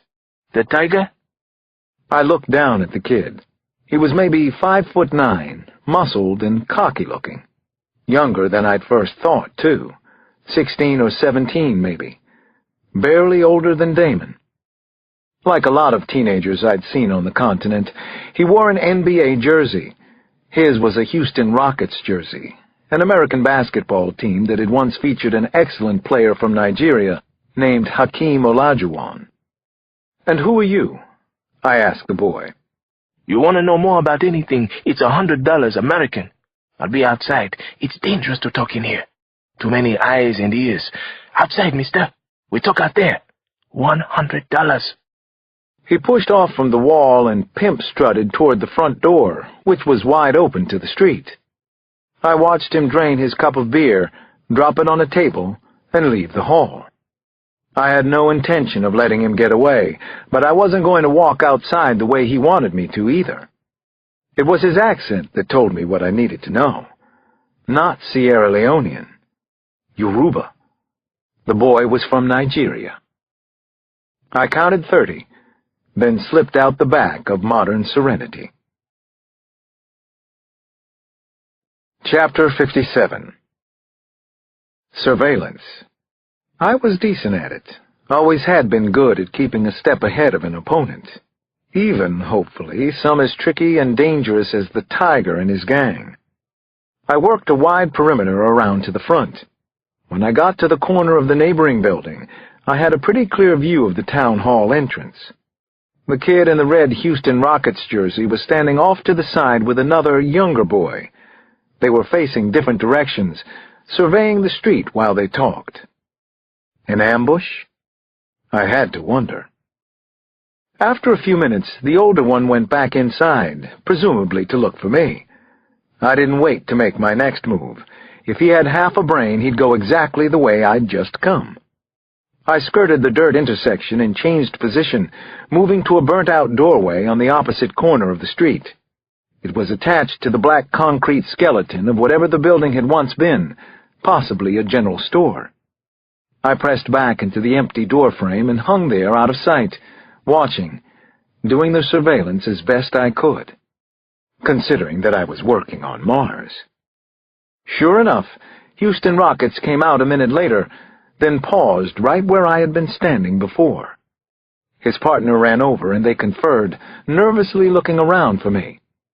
I decided that as soon as they made a move, I'd follow them. If they split up, I'd stick with the older one, Rockets. That's when a voice came from directly behind me. Hey, mister, want to buy a stone? Want to get your skull crushed in? I turned, and before I saw anyone in the dark, something hard and heavy clocked me in the head. A rock or a brick, maybe. It stunned me, and I fell to one knee. My vision whited out, then went black before it started to come back. Someone grabbed my arm and yanked me away from the street into a building.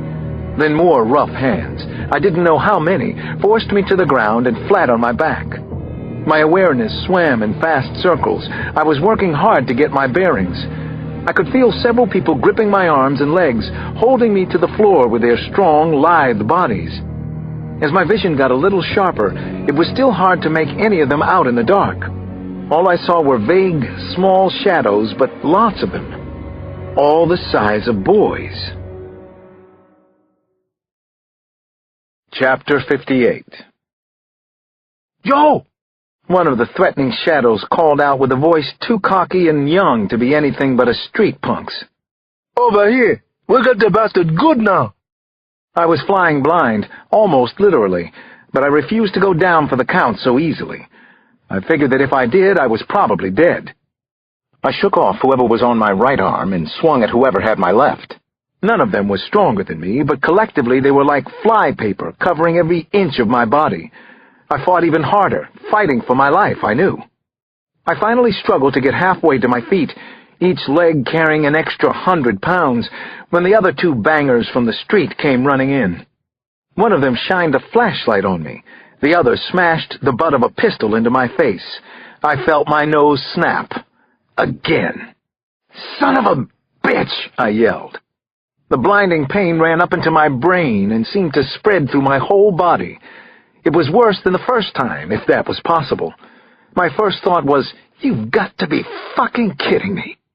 The killer boys swarmed all over me, half as many this time, and brought me down. A sneakered foot came to rest on my forehead. Then I felt the cold metal of a gun barrel pressed hard into my cheek. He the one? Someone asked. A flashlight's bright lights and another spike of pain through my eyes. He the one, Ozzy. I recognized the voice from the town hall. The speaker crouched down next to my head. "Listen, we're gonna send you out of here with a message. No one fuck with us. You understand?" I tried to raise my head, and he fired a shot into the ground right next to my temple. You understand? I stopped straining and lay back. I couldn't hear in one ear. Was I deaf in an ear now, too? It was the pistol that kept me where I was. More than anything, I was seething mad. "Go ahead," the lead punk said. I saw the silhouette of a long blade in somebody's hand. A machete, I thought. Jesus. No. Houston Rockets leaned in close again, rubbing his pistol up and down my temple. "You move, you die, Captain America. You stay still. Most of you going home." Chapter 59. "This gonna hurt real bad. You're gonna scream like baby girl. Starting now." They pulled my arm out straighter and held it tight so I couldn't move. Either they were getting stronger, or I was starting to lose it. I had never been closer to panic in my life. "At the joint, Ozzy. Less bone," said Rocket Man in the coolest, calmest tone. The blade touched the crook of my arm softly once. Then the machete was raised high. The boy called Ozzy grinned down at me, enjoying this like the psychopath that he was. No way, no way. Not gonna happen, I told myself. I wrenched my arm free and rolled hard to one side. The machete whiffed, and the pistol fired, ringing sharply. But at least I wasn't hit. Not yet, anyway. I wasn't done, or even started. I entwined my arm with the shooter's and snapped his wrist. I heard it break, and the gun fell from his hand. The first one to get to it was me. Everything was shadows and noisy chaos after that. The punks were all over me again, which was lucky in a way. I think it kept the machete blade away long enough for me to get off a warning shot. Then I scrambled up, my back to the door. "Get over there!" I shouted, motioning with the gun. I had them covered, but it was dark, and the layout of the building was a complete mystery to me. They would figure that out soon. Sure enough, rockets barked an order. "Go! Outside!" Two of the gang whipped away in opposite directions. One of them vaulted out an empty window frame. I didn't see where the other one went. "What you gonna do, man?" Rockets said with a shrug. "Can't kill us all."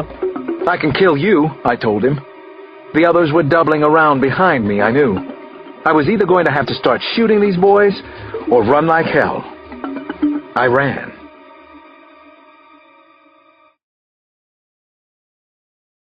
Chapter 60. I had enough of a head start and enough cover from the darkness to get out of sight fast. Suddenly I could smell a combination of things, burning, rotting, and growing, all at the same time. I flew down a couple of dirt streets and around a corner and eventually saw the light of a fire in a vacant lot. Moses? I was in the vicinity of where he said he'd be. I threw myself down in a stand of high weeds and waited for the thugs to run past. They shouted as they went, one small group to another, splitting up and looking for their prey. Me. It was difficult to accept that boys this young could be hardened killers, but they were. I'd seen it in their eyes, especially Rocket's. That boy had definitely killed before. I waited several minutes. Then, keeping low, I cut around behind the fire until I was close enough to call out quietly. Thank God Moses was there. He and his friends were eating crumbly rice and homemade peanut butter. He was tentative at first until he saw who it was skulking in the tall brush. "Come with me, sir," he told me in hushed tones. "It's not safe for you to be here now. Boys looking for you. Bad boys everywhere." Tell me about it. I wiped a stream of blood from my face with the back of my arm, forgetting how much it was going to hurt it. Shit! "It's not much. You'll be okay." Easy for you to say. I forced a grin. I followed him through the back of the lot and up the next road to a narrow side street. We were in a shabby tenement neighborhood, one long row of mud brick hovels. Several huts had people in front, cooking and tending fires, socializing at this late hour. "In here, sir. This way, please. Hurry." I kept my head down and followed Moses through an open doorway into one of the huts. He lit a kerosene lamp and asked me to sit down. "My home." The place was just one room with a single window cut into the back wall. There was a thin mattress on the floor and a jumble of cookware, some clothing, and caved-in cardboard boxes stacked in the corners. Moses deftly tossed a dirty cloth onto two hooks over the open doorway and said he'd be right back. Then he was gone again. I had no idea where he'd gone, or even if I could trust him. But what choice did I have right now? I was hiding out for my life. Chapter 61. It took a minute for me to catch my breath and to check out the handgun I'd grabbed from the gang of boys. It was a subcompact Beretta, not a cheap piece. The magazine had the capacity for only 7 rounds, and 5 were gone. With luck, I wouldn't need the other 2 to get through tonight. Make that with a lot of luck. I was sweating profusely, and I was scared. No way around it. I'd almost lost an arm back there. Things could easily have gone the other way. Talk about close calls. I heard a noise outside and raised the Beretta. Who was there? Now what was happening? "Don't shoot me, sir."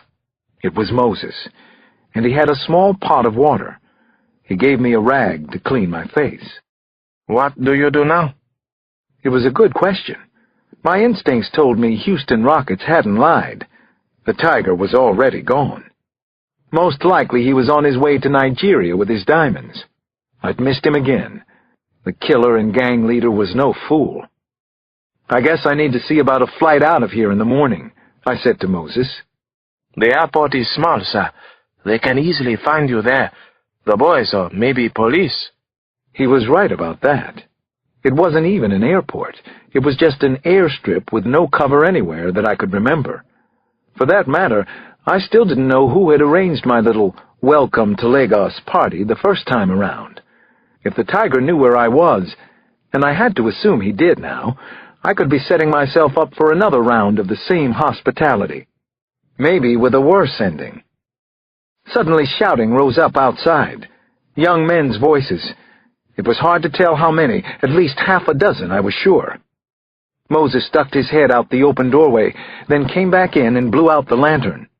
"They are here. You should go. You must go, sir." I had to agree, if for no other reason than to keep Moses out of this terrible mess. "Tell me when it's clear." He hung in the door sideways, watching. I stood opposite, ready to bolt at his signal.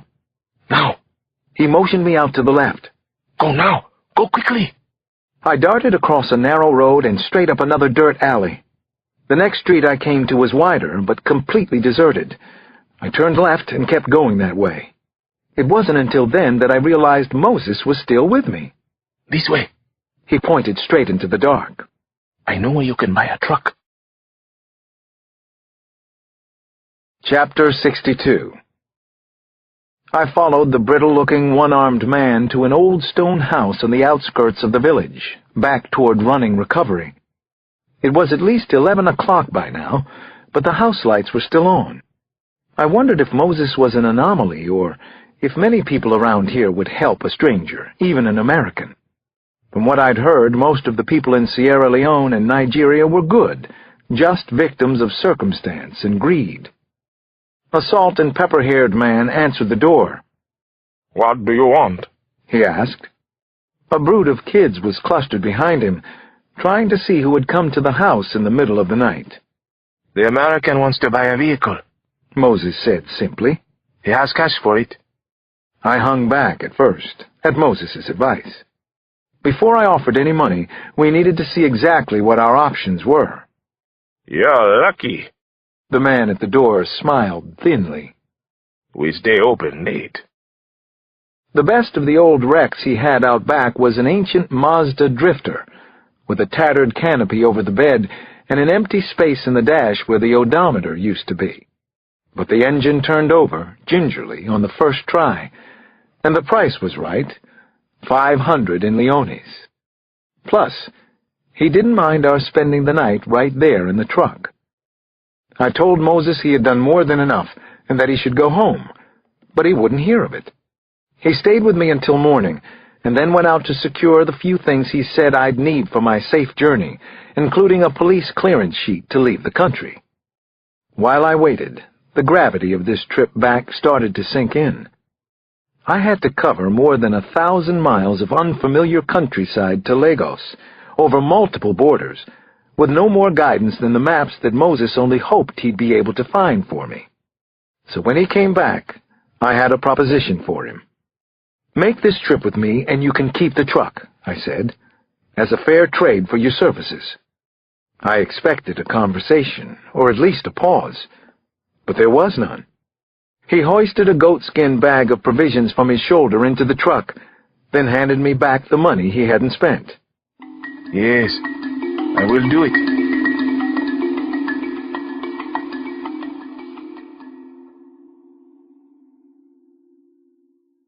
Chapter 63. "Samson?" "Yeah?" "This sucks big time, you know that. I hate you." "Shoulda called Tails, Bree." The house on 18th Street was quiet now. Not the nasty hive of activity it had been on the night of the murders. Today, this morning, Bree and Samson had it to themselves. Not that either of them wanted to be here at the crime scene. That was why they'd tossed a coin on the front stoop.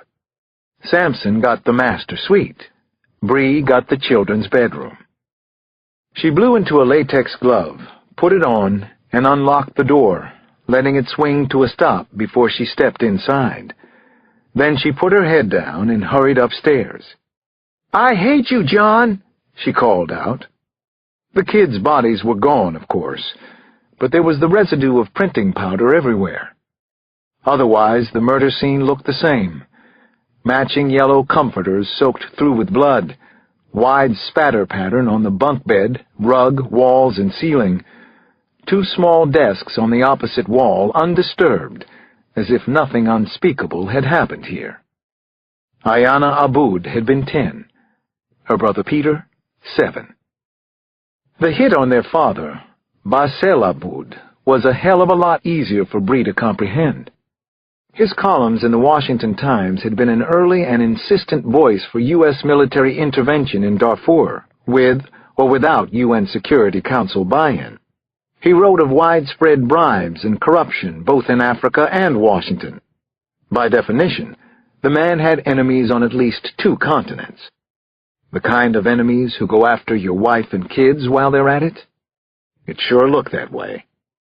All 4 of them had been slaughtered in their house. Bree turned a slow 360, trying to see it all for the first time again. What jumped out at her now? What had they missed before? What would Alex see if he were here instead of in Africa? Africa. For the first time, it made some sense to her for him to be there. This kind of violence. Africa was where it came from. This warning could only be fully understood in the context of Lagos, Sierra Leone, Darfur. Certainly the killers made no pretense of covering their tracks or hiding anything. Patent prints were visible everywhere that there was blood. Hundreds of latents had turned up as well, all over the house, the walls, the beds, the bodies of the dead. Food had been hastily consumed in the kitchen, the remains of a pork chop dinner, Neapolitan ice cream scooped from a tub, soda pop, and liquor. Imagine the level of stupidity, or the indifference to being caught, tried, and sentenced to lifetime in prison for these unspeakable murders. Bree didn't need results to know that none of these prints would flag in the FBI's fingerprint ID system. Her best guess was that the killers were young African nationals with no priors in the U.S., and most likely no record of having entered the country either. Some of them would probably match prints taken at Eleanor Cox's home. Some would not. They were savage ghosts whom someone older could use to do his dirty work, she thought. Very efficient. And very much fucked up in their heads. God, she hated him. Whoever was behind this. She came full circle and was staring at the children's beds again when a soft tap-tap sounded at the dormer window behind her. Bree wheeled around and nearly cried out in surprise. She had always had a fear of getting shot in the back. A young boy, small and wide-eyed, hung on to the fixed burglar bars outside, and he was looking in at her. When their eyes met, he let go of the bars with one arm and beckoned her over. I saw the bad murders. I saw everything, he said in a quiet voice, meant only for her. I know who the killers are. Chapter 64. Please, I can tell you what happened in the house. Everything. The boy's small voice came muted through the glass. Bree was thinking that he couldn't be more than 11 or 12. He was either scared or a good little actor. Or maybe he was both. Samson was in the bedroom behind her now. Neither of them drew a weapon. Not that they trusted the boy for a second. Bree had a hand on her piece.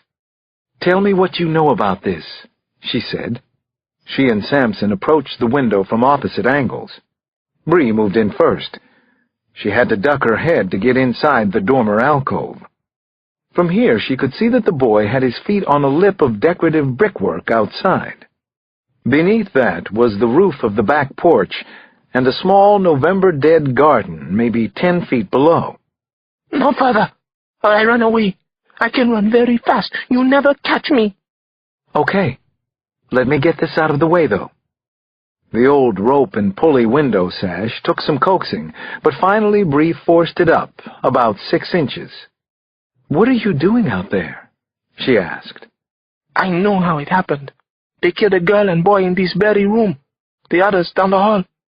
His accent was African. Nigerian was Bree's guess. "How do you know so much?" she asked. "Why should I believe you?" I am the lookout, but soon they will make me go with them to kill others. He looked past Bree and Samson to the scene inside. I do not want to do this. Please, I am Catholic. It's all right, Bree told him. You don't have to hurt anyone. I'm Catholic too. Why don't you come down from there and we can— No! He took a hand off again, threatening to jump and run. Don't try no tricks on me. Okay. Okay. Bree held up her hands, palms out. Then she knelt down a little closer. Just talk to me. Tell me more. What's your name? Benjamin? Benjamin, do you know anything about a man they call the Tiger? Was he here? Alex had told her about the Tiger during their phone call. Supposedly, the killer was in Africa now, but maybe Alex's information was wrong. The boy nodded slowly. I know, yes. More than one, though. Not just one tiger. That certainly stunned Bree, and she assumed it would surprise the hell out of Alex, too. Many men are called the Tiger? She asked. You're sure about that? Another nod from the boy. Here in Washington? Yes, maybe 2 or 3. And in Nigeria? Yes. How many tigers, Benjamin? Do you know? They do not tell me, but there are many. Bosses of gangs are all tigers. Bree looked over her shoulder at Samson, then back again at the boy. Benjamin, do you want to hear a secret? The question seemed to confuse him. His eyes went from side to side. He looked down again, checking his escape route. And when he did that, Bree moved, fast, much faster than Benjamin thought she could. Chapter 65. She reached in through the bars and got her hand around the lookout's skinny wrist. Samson, go! Let go of me! The boy yelled at her. He tried to step away, and his weight wrenched her arm against the bar. There was no leverage from this angle. She could only try to ignore the pain and hold on until Samson got to the boy from below. Hurry, John. I'm losing him. Benjamin, we can keep you safe. You need to come with us. He screamed at her. No fucking bitch! You lied to me! His transformation was startling. The scared eyes had gone fierce. He clawed at her hand and drew blood. Had he lied to her? Was he one of the killers? Finally, Bree could hear Samson's feet pounding somewhere outside. Faster, John! Just when she thought her arm might break, the kid twisted free. He dropped to the porch roof and all but bounced another 8 feet to the ground. 2 quick strides, and then he was scrambling up a small ash tree, barely big enough to support his weight, much less an adult's. Just as Samson came running around the back, the boy flipped sideways over the top of a high cedar fence into a service alley beyond. Seconds later, Bree came out the front door. There was no gate to the alley. They had to sprint back through the house, out another door, and around the block, just to find out what they already knew. The boy named Benjamin was long gone. The so-called lookout for the murders had gotten away from them. 5 minutes later, they had an APB out, but Bree wasn't holding her breath. Her thoughts had already turned to Alex and how to reach out to him. He needs to know about this, like last week. Only I don't know how to reach him. I don't even know where he is now. Chapter 66. This part of Africa wasn't recommended for backpacking or camera safaris. The yowl of hyenas was a constant reminder of where I was now. So were the road signs that said things like, warning, lions, crocodiles.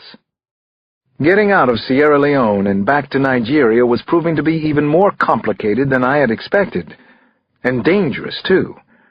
Treacherous at almost any curve. Like right now. 2 military-issue jeeps sat nose-to-nose across the road, blocking our way. This was no ordinary border crossing, though. We were less than an hour outside Kuidu. Are these guys actually government? I asked Moses. Any way to tell? He shrugged and shifted uncomfortably on the seat of the drifter. Could be IUF.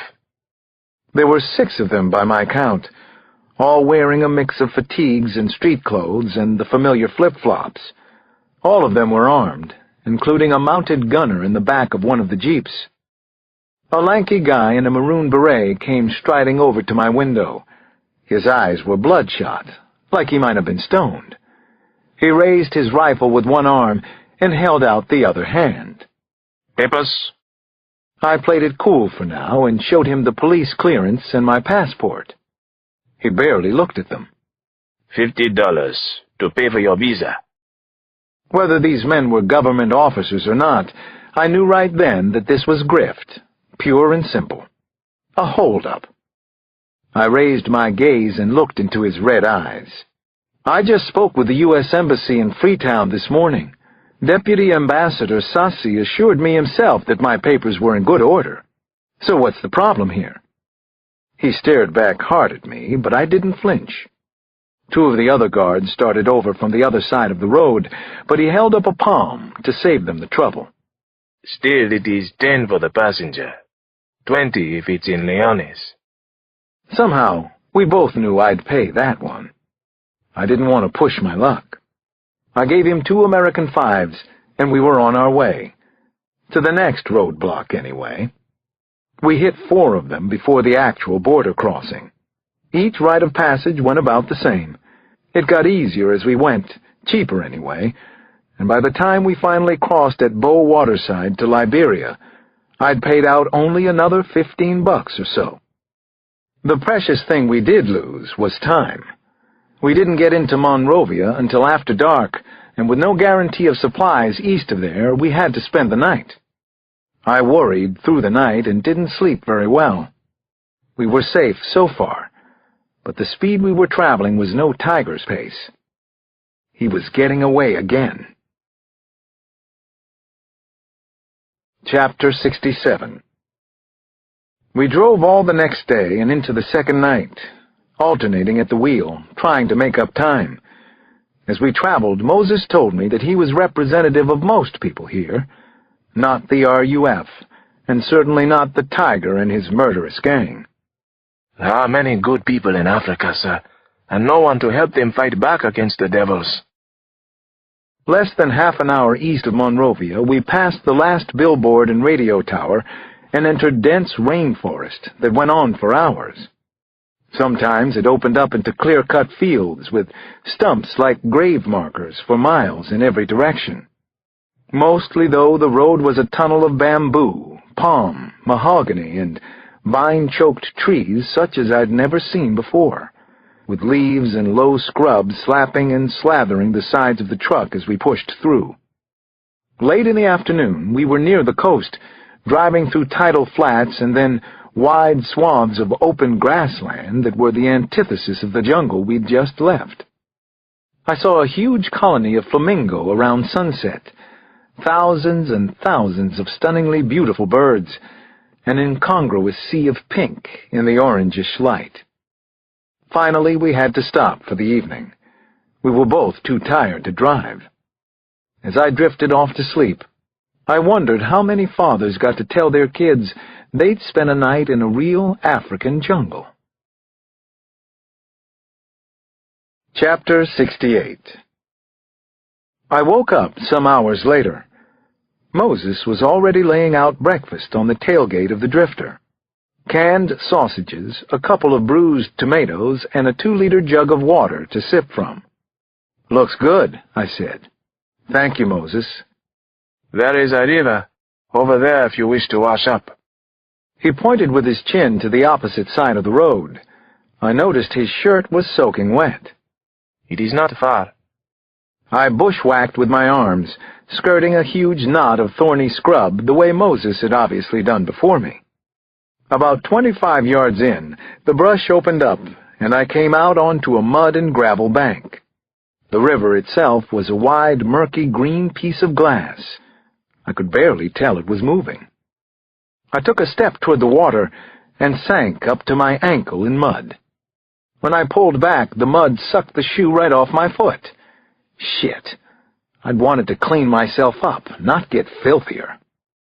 I looked up and down the bank, wondering where Moses had gone to wash. First, I needed my shoe back, though. I reached down into the guck and felt around. It was actually nice and cool down there. Suddenly, the water in front of me boiled up, Something rough, like a huge log, came to the surface very, very quickly. And then I saw that it was a full-blown, honest-to-God crocodile. Its black eyes were set on me. Breakfast was on the table. Shit. Goodbye, shoe. Goodbye, leg or arm. I stepped back ever so slowly. So far, the croc showed just a layer of tiled skin at the water's surface. I could see the bulge of its snout. The great beast's eyes didn't leave me for a second. Never taking a breath, I kept inching backward. On the next step, though, my foot turned in the mud. I fell. Like it had received a cue, the crocodile sprang forward. 9, 10, maybe as much as 12 feet long, it surged out of the water, slashing in and out of an S shape as it leapt straight at me. I tried to pull in my legs, if only to postpone the inevitable savage bite. How could this have happened? Everyone had been right. I shouldn't have come to Africa. Suddenly, a shot exploded behind me. Then a second shot. The huge croc let out a strange, high-pitched noise that was part scream, part gasp. It reared up off its front legs, then smacked back down into the mud. I could see a red ooze on the side of its head. It thrashed once more, then rapidly backed away into the river and disappeared. I turned to see Moses standing behind me. He was holding the Beretta. I am so sorry, sir. I meant to say that you should take this with you, just in case. Chapter 69. Africa. Was there anywhere in the world like it? I didn't think so. We reached Porto Novo the next day and decided it would be best if I took the bus from there to Lagos. A man stood outside the public toilet at the bus station. He tried to get me to pay to enter, until I told him I would pee on his shoes first. He laughed and stepped away. Then Moses and I parted, and he drove off proudly in his truck. I never found out whether he was a good Samaritan or an opportunist, though my nature favored the former. I will always think of Moses as my first friend in Africa. Back at the hotel in Lagos, I showered off 3 days' worth of dust, sweat, and blood. I looked at my crooked nose in the bathroom mirror. Alex, you are a piece of work. Finally, I plopped down on the bed to call home. I started with a call to Bree's cell this time. It was good just to hear her voice again, but the warm hellos between us were quick. She had news that couldn't wait. About a new murder on 18th Street, and about the young boy she'd found there and what he'd said. There was more than one tiger. Flaherty had told me the same thing, but I was pretty sure I was looking for one killer. I could feel it in my gut. Bree countered, "If this boy is for real, it's the closest thing we've got to inside information. He was in the gang, Alex. You could be doing just as much damage control in D.C., maybe more. Come home." "Bree, you're talking about a phantom witness back there, a young boy. I know that the man who killed Ellie and her family is here right now. He's in Lagos. At least my instincts told me he was. Who knows now? I'll see what else I can find out. Specifically about him." Her voice was tight. We'd never really fought before, but this conversation was feeling pretty close. "Listen, Bree," I said.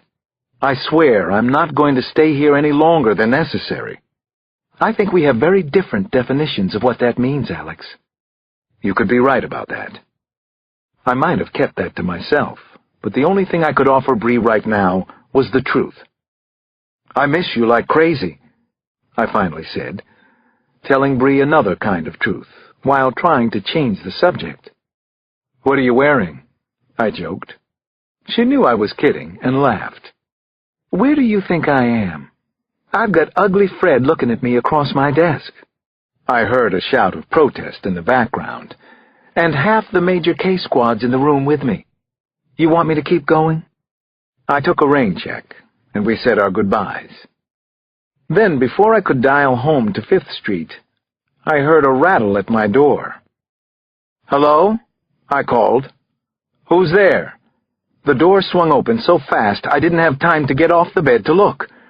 I recognized the front desk manager, but not the two dark suits with white shirts standing in the hall behind him. "What are you doing in my room?" I asked the desk man. "What is this all about? Who are they?"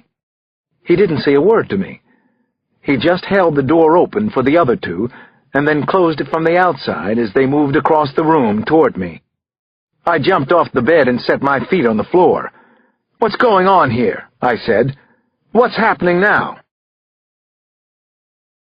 Chapter 70. SSS, one of them shouted at the top of his voice. I had heard the initials before. State Security Service, if that's who these two men really were. They went right at me, totally unafraid of any consequences. One of them bear-hugged my arms and shoulders, the other scooped my legs out from under me. Now what was happening? Were they really state security? Who had sent them for me, and why?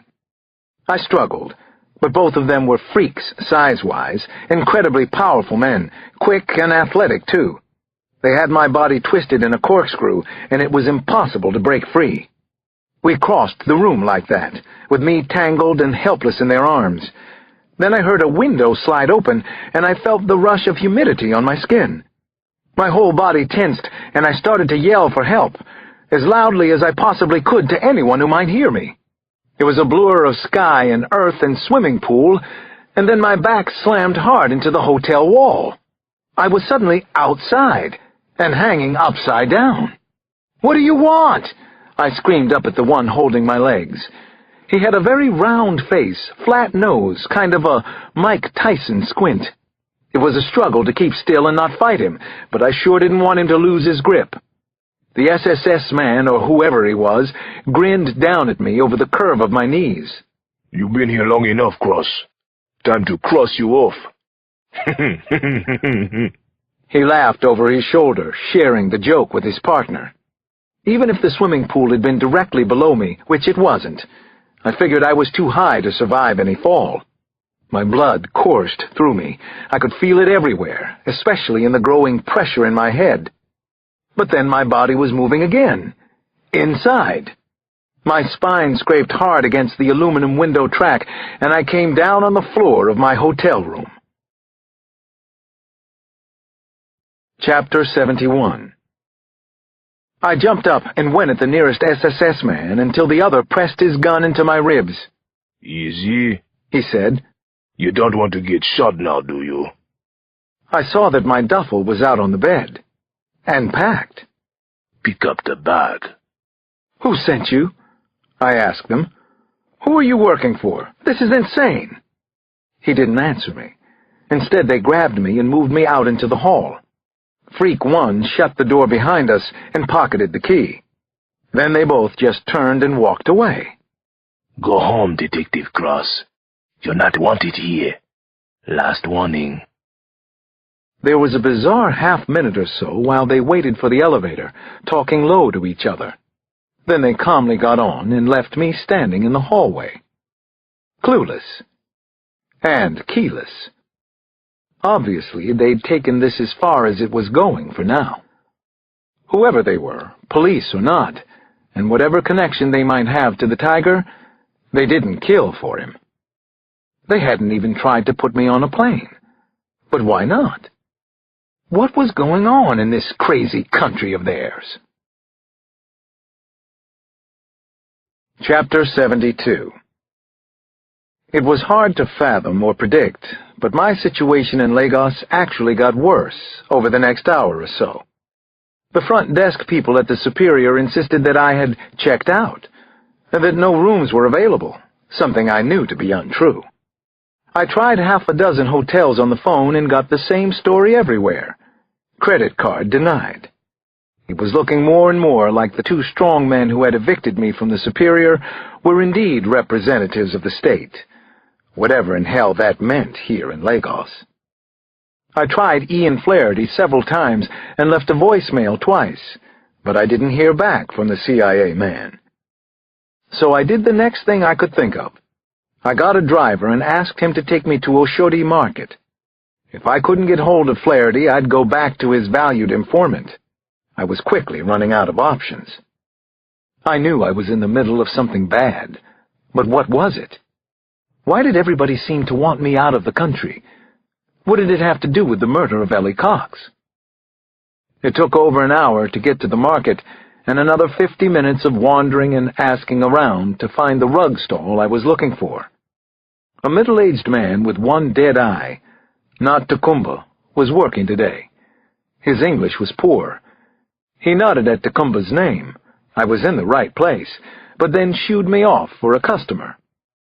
I couldn't afford to just hang around hoping for a miracle, so I cut my losses and found my way back to the car. The only plan C I could think of was to go to the U.S. consulate. But then, crawling through more traffic on the way to Victoria Island, I thought of something else. Plan D. "Can you pull over, please?" The driver stopped on the shoulder behind a burnt-out old Ford Ranger. I asked him to pop the trunk, then went around and got my duffel. I dug inside, looking for the pants I'd worn on that first day. I'd already trashed the shirt, but I was pretty sure... Yes. Here were the trousers, smelly and bloodstained from my time in jail. I looked in the front pockets, but both were empty. When I checked the back, I found what I was looking for, the one thing they'd missed when they took just about everything else at Kirikiri. Father Bambata's card. I turned to the driver, who was waiting impatiently for me, half in, half out of the car. "How much to use your cell phone?" I asked. Chapter 73. 2 hours later, I was dining in style with Father Bambata in his office at the Redeemed Church of Christ, a sprawling complex right in the heart of Lagos. "Thank you for seeing me," I said. And for all of this, I was hungry. We were sharing a meal of kudu, squash, and salad with a South African Zinfandel over the expansive desk in his office.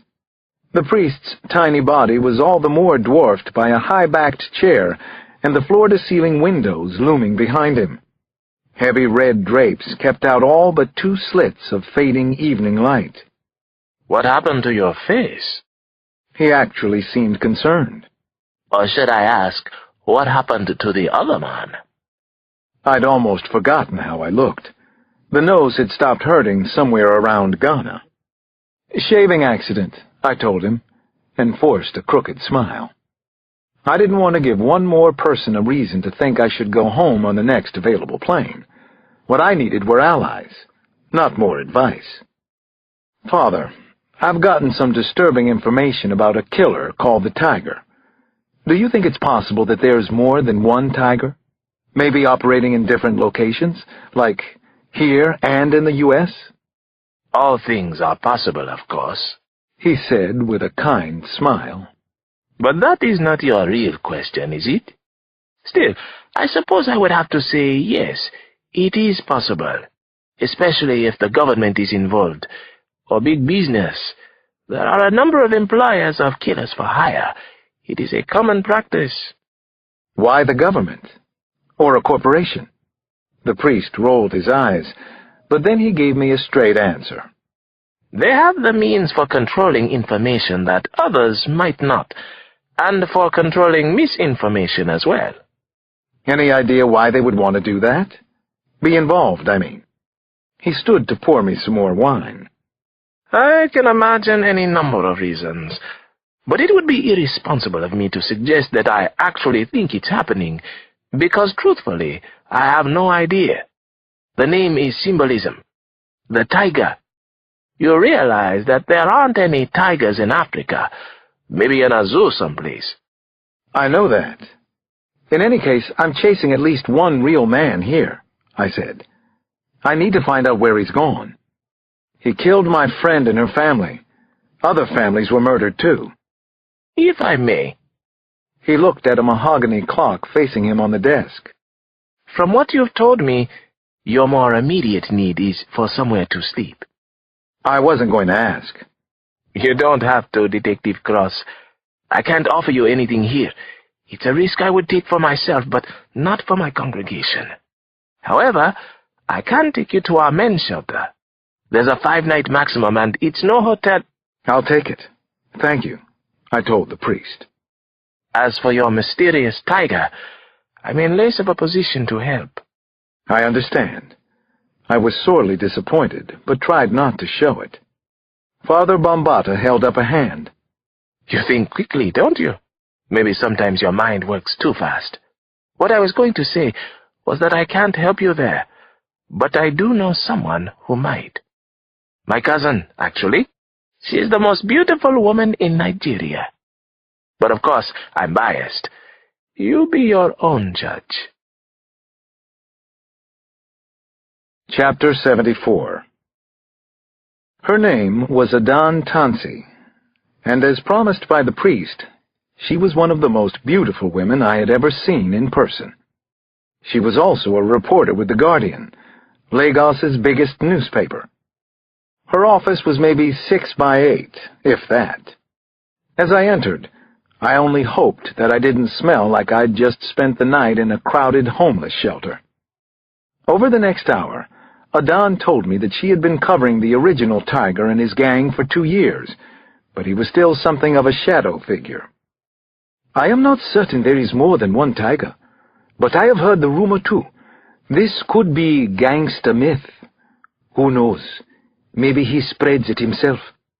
Anyway, who can tell what a man like that could do to the newspaper if he wanted to? Or to a reporter? I asked. She shrugged. Some things are worth more than a life. You're here, aren't you? You're taking chances with your life. I smiled. I guess I am. I found that I couldn't take my eyes away from Adan Tansi, though I tried not to be rude. She was stunning, in the manner of some actresses, and it was impossible not to notice her high cheekbones and her dark, doe-like eyes, but also the way she carried herself. She seemed unafraid, and I wondered why that was so. She had much to lose, but carried it lightly. She picked up a pen. It had escaped me that she had a pad at hand among the mess of other papers at her work area. No notes, I said. This isn't an interview. I'm just a tourist here. That's been made very clear to me. Adan immediately put the pen down, smiling as though she had had to at least give it a try. I went on. Do you have any sense of where the tiger is now? Or any idea how I could find out? No to the first, she said, and I believe so to the second. Chapter 75.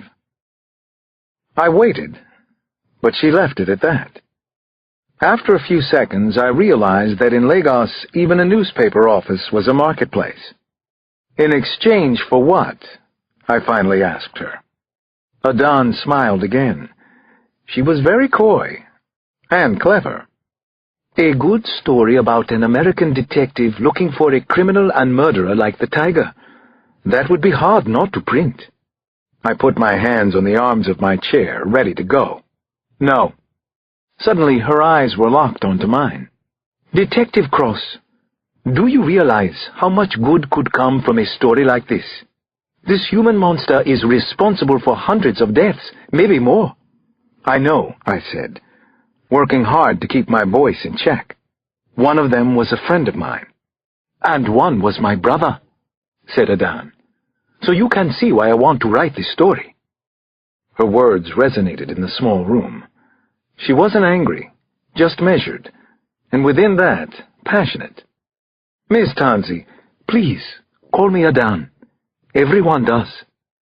Adan, you obviously care a great deal about this, but I don't know you. I wish I could trust you, but I can't. Her stare told me I hadn't lost her yet. But I hope you'll help me anyway. I'm Alex, by the way. Everyone calls me that. She thought about what I had said, and I could see she was conflicted.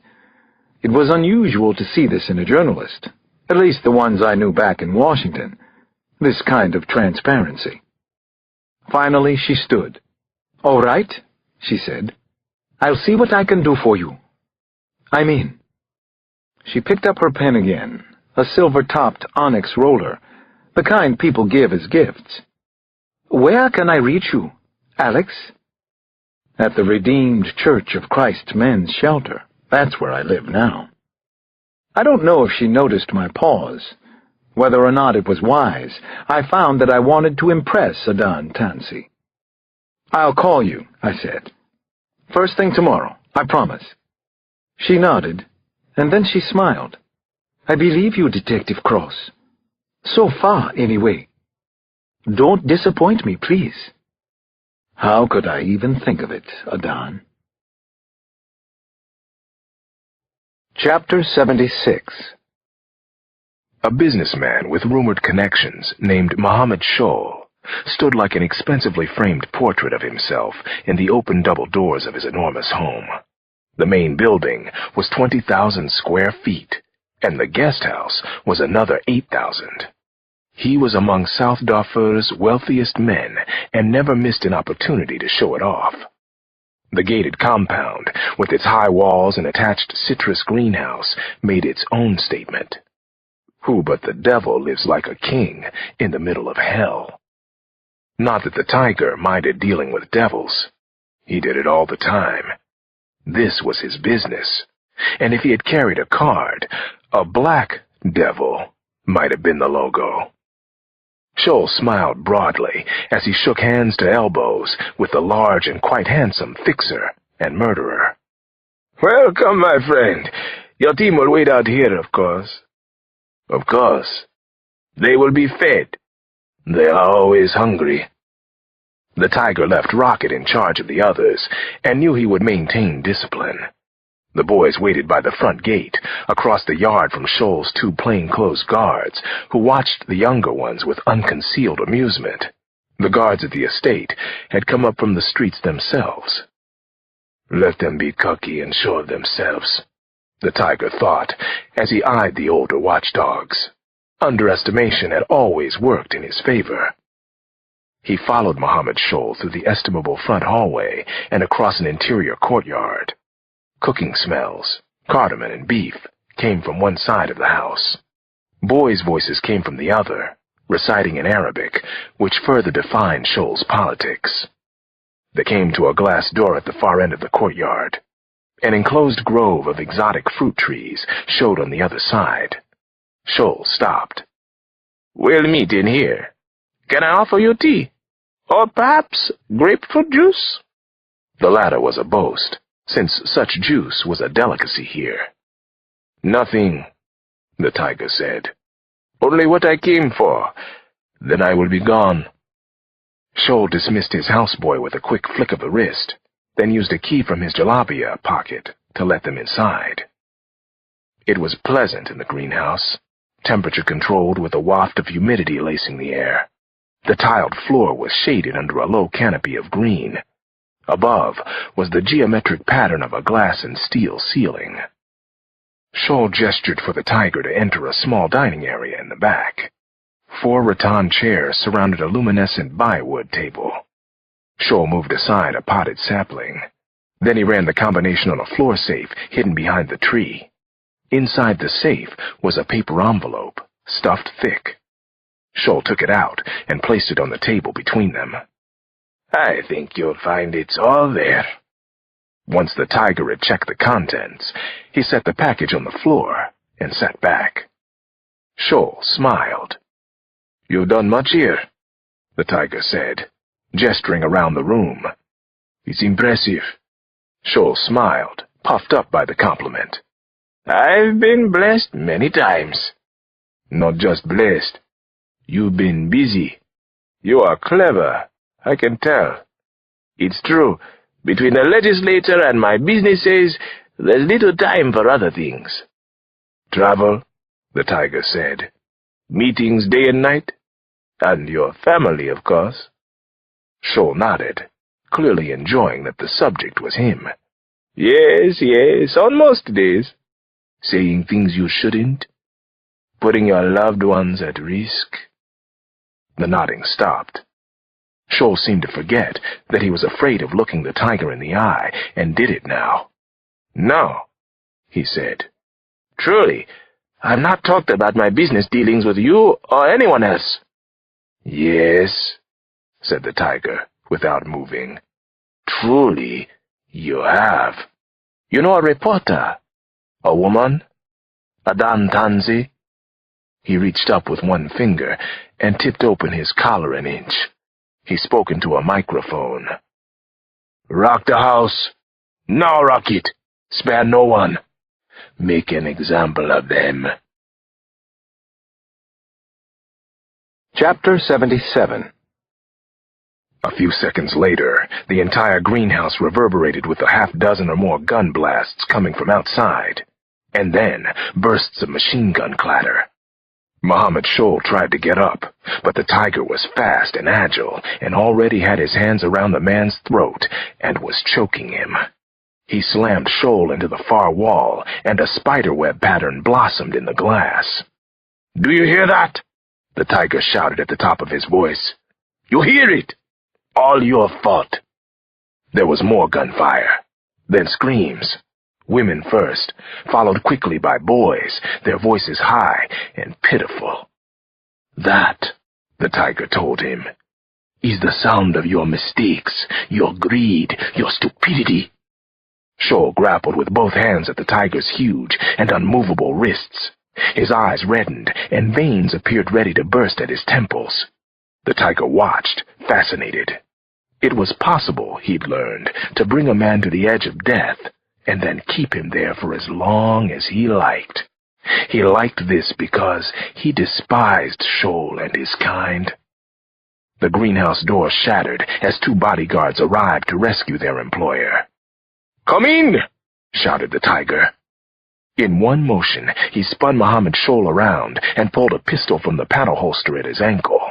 He charged forward, Shoal in front as a shield, firing as he came. One bodyguard went down with a 9mm hole in the throat. The other sent a bullet through his employer's outstretched hand, then into his shoulder. Shoal screamed, even as the tiger launched him the last several feet across the floor, where he crashed into the guard. Both men went down. Then the tiger shot the second bodyguard in the face. "Olga!" Rocket said as he appeared in the empty doorway. Olga meant chief in Lagos street parlance. The tiger liked the designation, and it came naturally to his young soldiers. The screaming had all but stopped in the house, but there were still sounds of breakage and gunfire as his boys let off the last of their venom and steam. "There was a tutor? Children being taught?" "Taken care of," said Rocket. "Good." The tiger watched as Shoal struggled to stand. He fired once into his leg. "You'll need a tourniquet or you'll die," he said to the businessman. Then he turned to Rocket. "Tie Mr. Shoal up, then put this in his mouth, or up his ass if you like." This was an M67, a grenade. "Put a pin before you leave." Chapter 78. Everything continued to feel unreal and fantasy-like to me.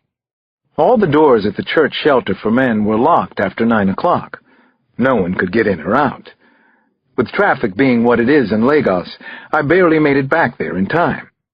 My cot was at the far end of one of 3 lodges, long, high-ceilinged dorms off the main corridor, where breakfast would be served in the morning.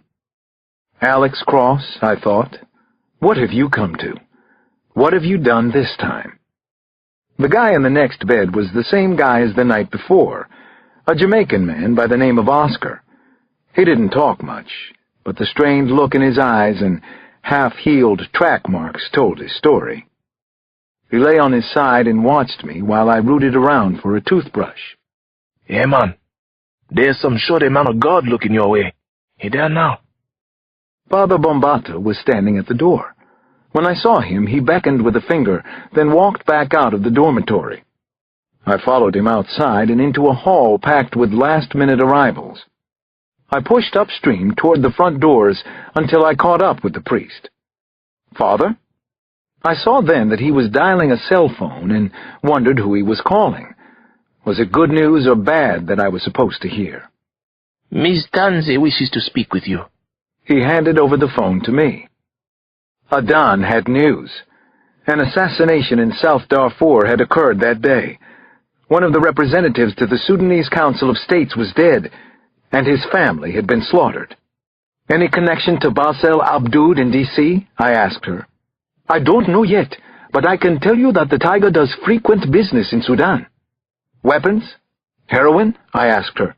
What kind of business, Adan? Boys. His loyal soldiers. He recruits in the Darfur refugee camps. I took a breath. You might have told me about this earlier. I'll make it up to you. I can have us on an air freighter to Niala first thing in the morning. I blinked. You said us? I did. Or you can fly commercial to Al Fasher and see about ground transport from there. I leave it to you. Any other time, I never would have considered it. But then I'd never been 5,000 miles from home without a lead and sleeping in a men's homeless shelter before. I put my hand over the phone. Father, can I trust this woman? With my life? Yes, she is a good person. And I told you, she is my cousin. Tall and beautiful, just like me. You can trust her, detective. I was back on the line. Nothing goes into print until we both say so? Do we have a deal on that? Agreed. I'll meet you at the Akeja cantonment, at the main entrance by 5. And Alex, you should prepare yourself emotionally. Darfur is truly a horrible place. I've seen a few horrors, I said. More than a few. Perhaps you have. But not like this. Nothing like this. Believe me, Alex.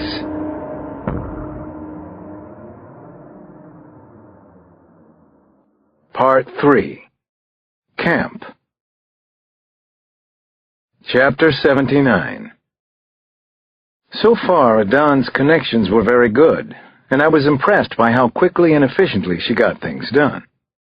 It took her only one brief conversation on the tarmac, and then one radio call, before the African Union sergeant in charge allowed us to board the C-130 freighter the following morning.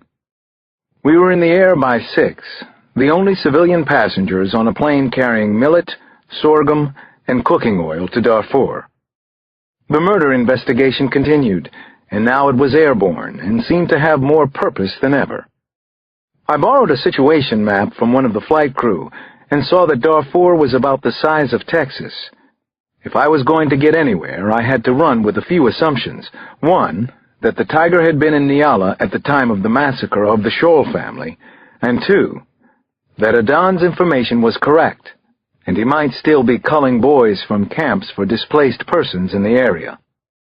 Given all of that, how far would he have gotten in the past 18 hours? That was the next question that had to be answered.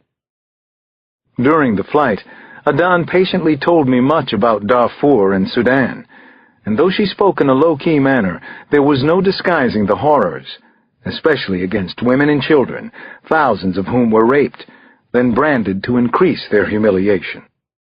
Rape has become such a cruel weapon in this civil war. Americans have no idea, Alex. They couldn't possibly. Sometimes the Janjaweed will break a woman's legs first, so she can't possibly escape, and will be an invalid for the rest of her life. They like to flog victims, to break fingers one by one, to pull out fingernails.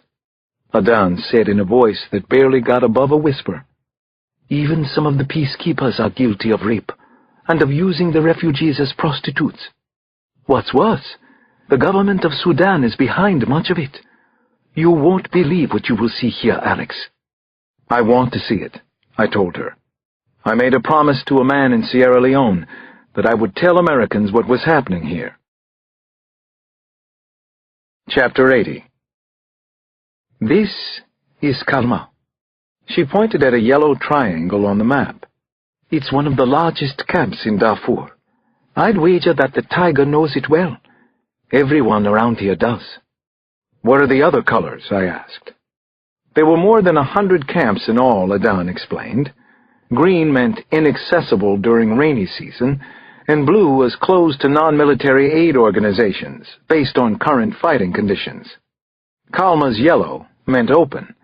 That's where we would start our tiger hunt. And these? I ran a finger over a line of red flame icons. There were dozens of them. Adan sighed before answering my question. Red is for villages that are confirmed destroyed. The Janjaweed burn everything they can. Food stores, livestock. They put human and animal carcasses down the wells, too. Anything to ensure that no one comes back. In Arabic, Janjaweed means man with a gun on horseback. These were the Arab militias, widely believed to be supported by the current government in a vicious campaign to make life as unsafe as possible for black Africans in the region. An unthinkable 2 million people had already fled their homes, and more than 200,000 had died. 200,000 that we knew of. It was Rwanda all over again. In fact, it was worse. This time the whole world was watching and doing almost nothing to help. I looked out my porthole window at the Sahel landscape 12,000 feet below. It was actually quite beautiful from up here. No civil war, no genocide, no corruption. Just an endless, peaceful stretch of tan, sculpted earth. Which was a lie, of course. A beautiful, very diabolical lie. Because we were about to land in hell. Chapter 81. At the base in Nyala, we secured a ride out to the Kalma camp with a 5-truck convoy carrying sacks of grain and crates of F-75 and F-100 baby formula. Adan seemed to know everyone here, and I found it interesting to watch her work. Her gracious smile, not her attractiveness, seemed to be her secret. I saw it succeed again and again with people who were overworked and stressed to their limits. Camp seemed like the wrong word once I actually saw Kalma. Yes, there were tents and lean-tos and stick straw huts, but they stretched for miles and miles. 150,000 people lived here. That's a city, and one that was overflowing with unbearable suffering and heartbreak and death by everything from Janjaweed attacks to dysentery to childbirth without drugs and usually without a doctor or midwife.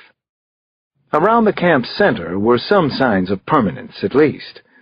A small open-air school was in session, and there were a few walled buildings with corrugated tin roofs where limited food supplies were still available.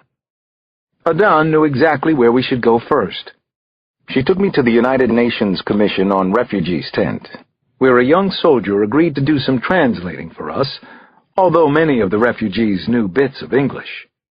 The soldier's name was Emmanuel, and he had the same kind of sinewy height, dark skin, and deep-set eyes I'd seen on many of the so-called lost boys who had emigrated to D.C. over the years. Emmanuel spoke English, Arabic, and Dinka.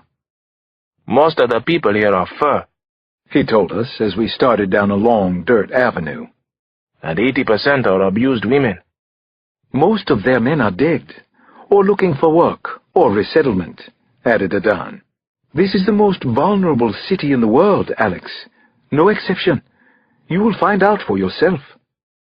It was easy to see what Adan and Emmanuel were talking about. Most of the people we found to speak with were women who were working outside their shelters.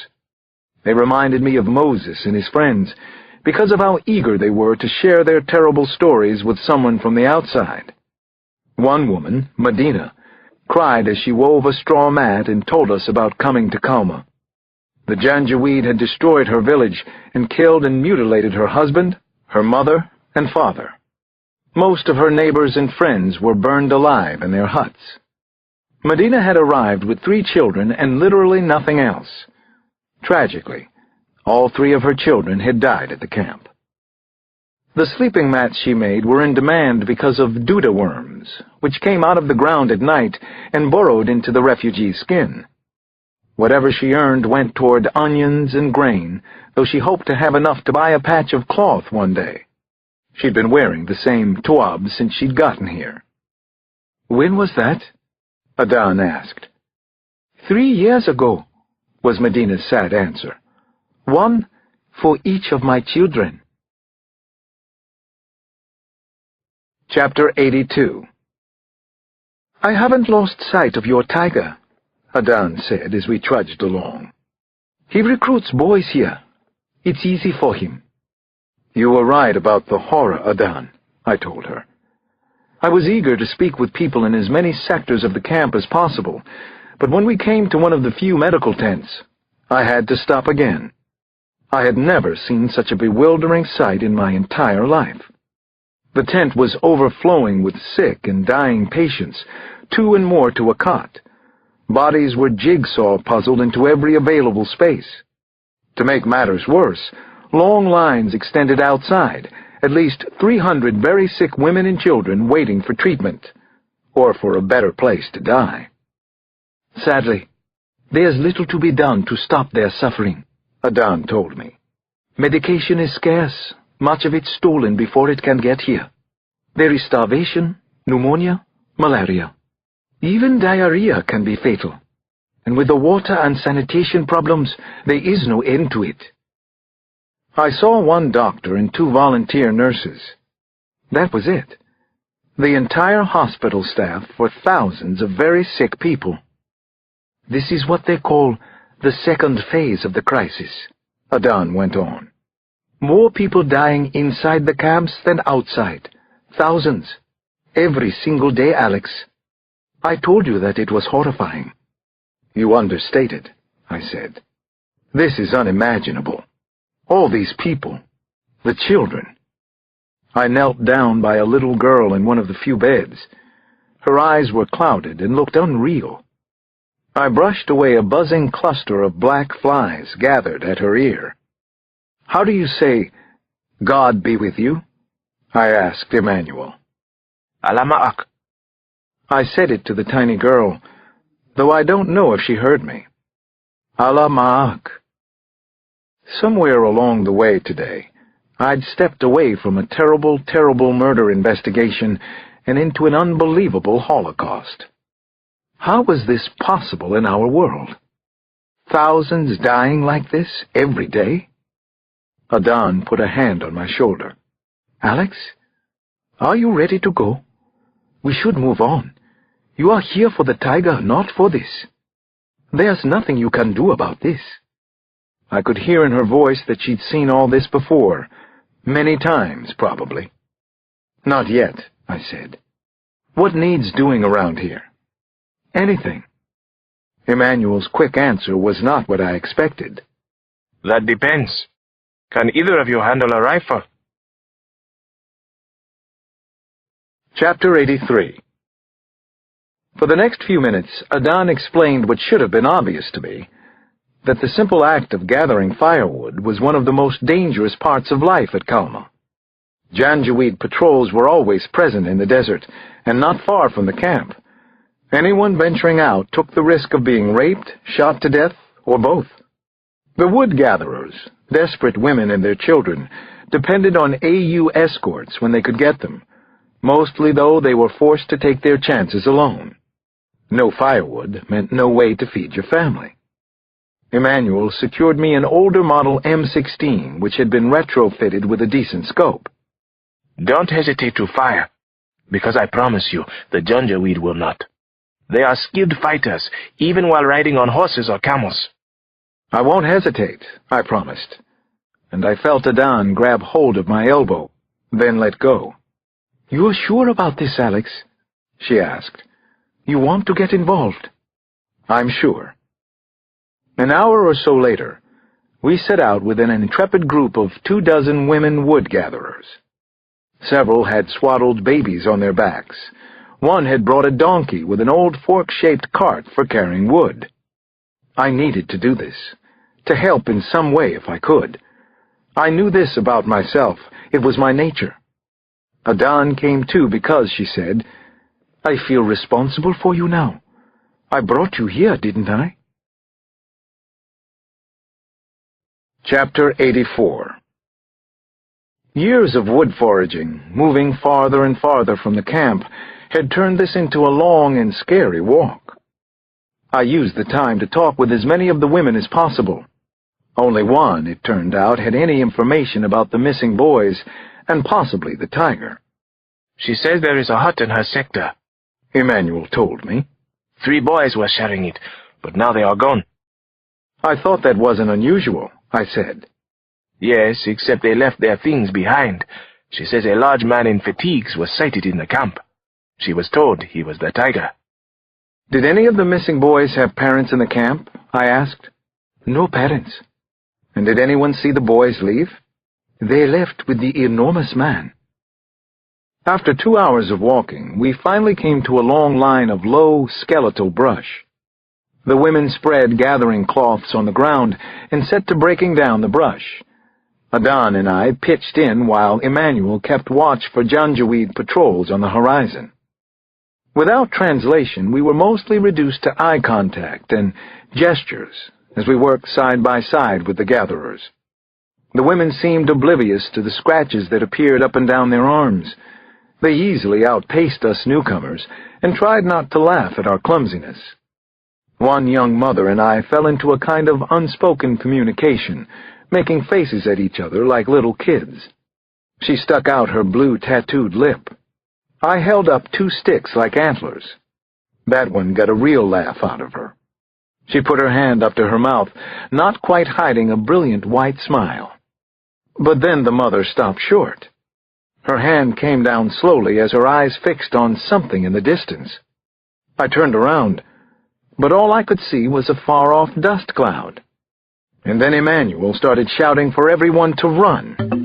Go quickly, now! Get out of here! Go back to camp!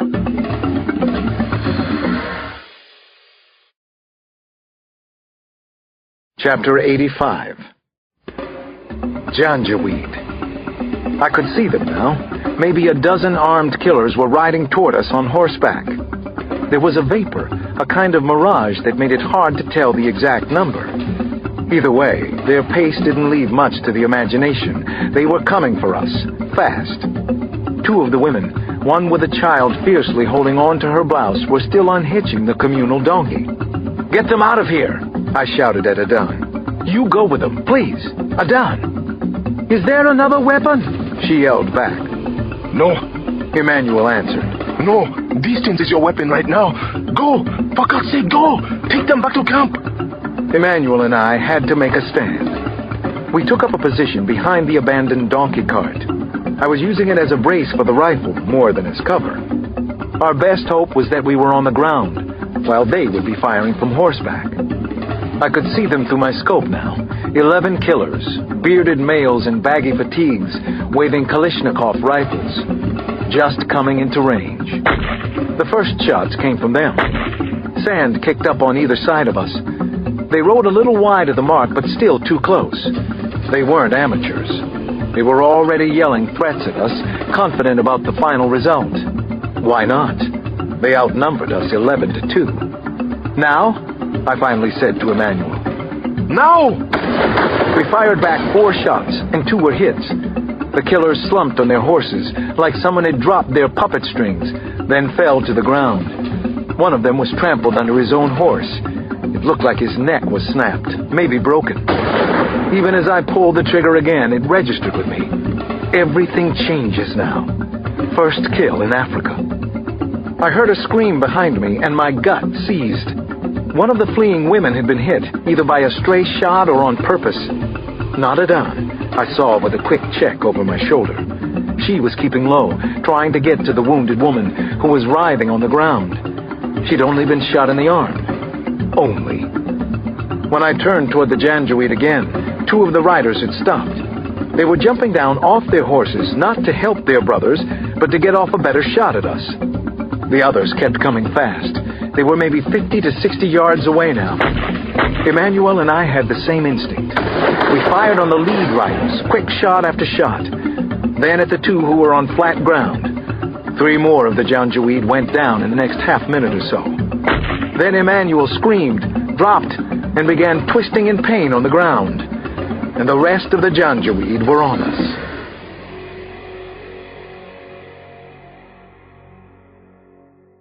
Chapter 86. Dust was kicked up everywhere. That was probably a good thing. They had to fire blindly. But so did I. The gunfire from all the rifles was deafening at this range. One of the riders tore through the dust cloud and swept right past me. On instinct, I grabbed at his leg and held on. The momentum took me off my feet. I got dragged along for a second or 2, and then the rider spun off his horse and crashed heavily to the ground. I grabbed his rifle and kept it at my feet. I fired and wounded another of the riders, and then another in the stomach. They had been cocky, because the wood-gatherers usually couldn't fight back. But they weren't well-trained, and not many men can fire accurately from horseback, despite what Emmanuel had said. I saw 3 of the riders break ranks and retreat. It gave me some hope. Not a lot, but some. I rushed to the fallen rider I'd pulled from his horse. I pushed his head down into the ground, then got off a hard punch that struck the hollow of his throat. "Don't move!" I yelled. He didn't need English to know what I was saying. He stayed very still where he was. "Alex!" A voice came from behind me. It was Adan. She and another woman stood swinging pieces of firewood at the last rider's horse to keep him away. Several of the women were on the ground, hands over their heads. I'm sure they still thought they were going to die. Adan swung again, and the horse reared up onto its hind legs. The rider lost his grip and fell. Alex, go! I looked and saw Emmanuel had propped himself up. He was covering the Janjaweed from his place on the ground. I took off at a sprint. The downed rider near the women was just getting up again. I yanked my rifle around as I came up on him. He looked at me in time to take the stock in the face. His nose exploded. "Adan, take his gun. Are you all right?" I asked her. "I will be." Emmanuel was calling to me, screaming, Let them go, Alex. Let them go. I didn't hold back. "What are you talking about? We have to bring them in." Even as I spoke, the truth of the situation settled over me. Same game, different rules. "No use arresting the Janjaweed," Adan said. "They know the government. The government knows them. It only brings more trouble to the camps. The UN can't help. No one can." I kept the Janjaweed's rifle, but motioned for him to get on his horse. And then the strangest thing happened. He laughed at me. He rode away laughing. Chapter 87. The UN can't help. No one can. This was what the refugees in the camp at Kalma believed, what they knew to be true, and now I knew it too. But the survivors at the camp also knew how to be thankful for small favors and good intentions. That night, several of the women used their precious firewood to make a meal for the 3 of us, as thanks for helping them. I couldn't imagine taking food from these people, but Emmanuel told me it was the only proper response. He shocked me by showing up for the supper, bandaged and smiling, with a bag of onions he'd nicked for the occasion. Then we all shared kisra and vegetable stew around the cook fire, eating right-handed only from a common bowl. It felt like the right thing to do, almost like a religious experience, special in so many ways. These were good people, caught in a terrible situation not of their making. And yet, even they talked freely of frontier justice, the violent kind. A woman proudly told us how criminals were dealt with by the people in her village. They would all rush forward, stab the offending person, put a tire filled with gasoline around his neck, and then light it. No trials, no DNA testing, apparently no guilt from the vigilantes either. Adan and I were treated like guests of honor at dinner. There was a steady stream of visitors and a lot of laying on of hands. When Emmanuel wasn't around to translate, I got the gist of the Dinka or Arabic from the warmth in the voices and the body language. Several times I heard something that sounded like Ali in the middle of sentences. Adan picked up on it too. She leaned near me at one point and said, "They think you look like Muhammad Ali." "That's what they're saying?" "It's true, Alex. You do look like him when he was world champion. He's still very well loved here, you know." She nodded with her chin and smiled at a group of younger women hovering nearby. "I think you've made a few girlfriends in the bargain." "Does that make you jealous?" I asked, grinning, happier and more relaxed than I'd been in many days. A little girl crawled uninvited onto her lap and curled up. "The word's not in my vocabulary," she said. Then she smiled. "Maybe a little bit. For tonight, anyway." I was finding that I liked Adan very much. She was courageous and resourceful, and Father Bambata was right about her. She was a good person. I had seen her risk her life for the wood-gatherers today, and maybe because she felt responsible for me. We stayed late into the evening as the crowd got steadily bigger. Actually, the adults came and went, but the kids pooled all around us. It was an audience I couldn't resist, and neither could Adan. She was very free and easy around children. With Emmanuel's help, I got up and told an improvised version of one of my own kids' favorite bedtime stories. It was about a little boy who wanted nothing more than to learn to whistle. This time, I named him Deng. And Deng tried. I puffed out my cheeks and blew, and the kids rolled all over one another as though it were the funniest thing they had ever heard. They probably liked that I could be silly and laugh at myself. And he tried. I bugged my eyes and blew right in their faces, and when they continued to laugh, it was more than a little gratifying, like an oasis in the middle of everything that had gone on since I'd come to Africa. "You like children, don't you?" Adan asked after I'd finished the story and come back to sit beside her. She had tears in her eyes from the laughing. "I do." "Do you have children, Adan?" She shook her head and stared into my eyes. Finally she spoke. "I can't have children, Alex.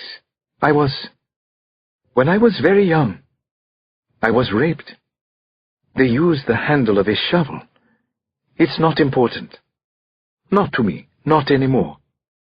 Adan smiled then. "I can still enjoy children, though. I love the way you were with them." Chapter 88. The next minute or so seemed like they couldn't be happening. Not that night. Not any night. The Janjaweed had come back. They seemed to appear out of nowhere, like ghosts out of the darkness. The ambush was brazen and sudden. They had come right into the camp. It was hard to tell their number, but there must have been a couple of dozen of them. I thought I recognized one, the man I had released, the one who'd laughed at me. These Janjaweed were on foot. They had no horses or camels. They had guns and also knives and camel whips. A couple of them wielded spears. One man waved the flag of Sudan as if they were here on the state's business, and possibly they were. Another carried a flag with a white, fierce horseman on a dark blue background, the symbol of the Janjaweed. The women and children of the camp who had been laughing and playing just a minute before were screaming and trying to scatter out of harm's way now. The attack was satanic in its viciousness. It was pure evil, like the murder scenes I'd visited in Washington. Grown men slashed away at defenseless refugees or shot them down. The thatched roofs of huts were set on fire not 20 feet away from me. An elderly man was lit on fire. Then more Janjaweed arrived, with camels, horses, and 2 land cruisers mounted with machine guns. There was nothing but killing, cutting, slashing, screaming to heaven. No other purpose to this attack. I fought off a few of the bastards, but there wasn't anything I could do to stop so many. I understood the way the people of this camp, of this country, understand. No one can help us. But that night someone did. Finally, Sudanese regulars and a few UN troops arrived in jeeps and vans. The Janjaweed began to leave. They took a few women and animals with them. Their last senseless and vengeful act, they burned down a grain shed used for storing millet. I finally found Adan, and she was cradling a child who had watched her mother die. Then everything was strangely quiet, except for the people's sobbing and the low winds of the Harmattan. Chapter 89. It was getting close to morning when I finally laid myself down in a tent with a straw mat on the floor. It had been provided to me by the Red Cross workers, and I was too tired to argue that I didn't need a roof over my head. The flap of the tent opened suddenly, and I got up on one elbow to see who it was. "It's me, Alex. Adan. May I come in?" "Of course you can." My heart pumped in my chest. She stepped inside and sat down beside me on the mat. "Terrible day," I said in a hoarse whisper. "It's not always this bad," she said. "But it can be worse.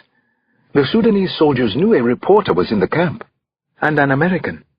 That's why they came to chase away the Janjaweed. They don't want bad press if they can possibly avoid it. I shook my head and started to smile. So did Adan. They weren't happy smiles. I knew that what she had said was true, but it was also ridiculous and absurd. "We are supposed to share the tent, Alex," Adan finally said. "Do you mind?" "Share a tent with you? No, I think I can handle that. I'll do my best." Adan stretched herself out on the mat. She reached out and patted my hand. Then I took her hand in mine.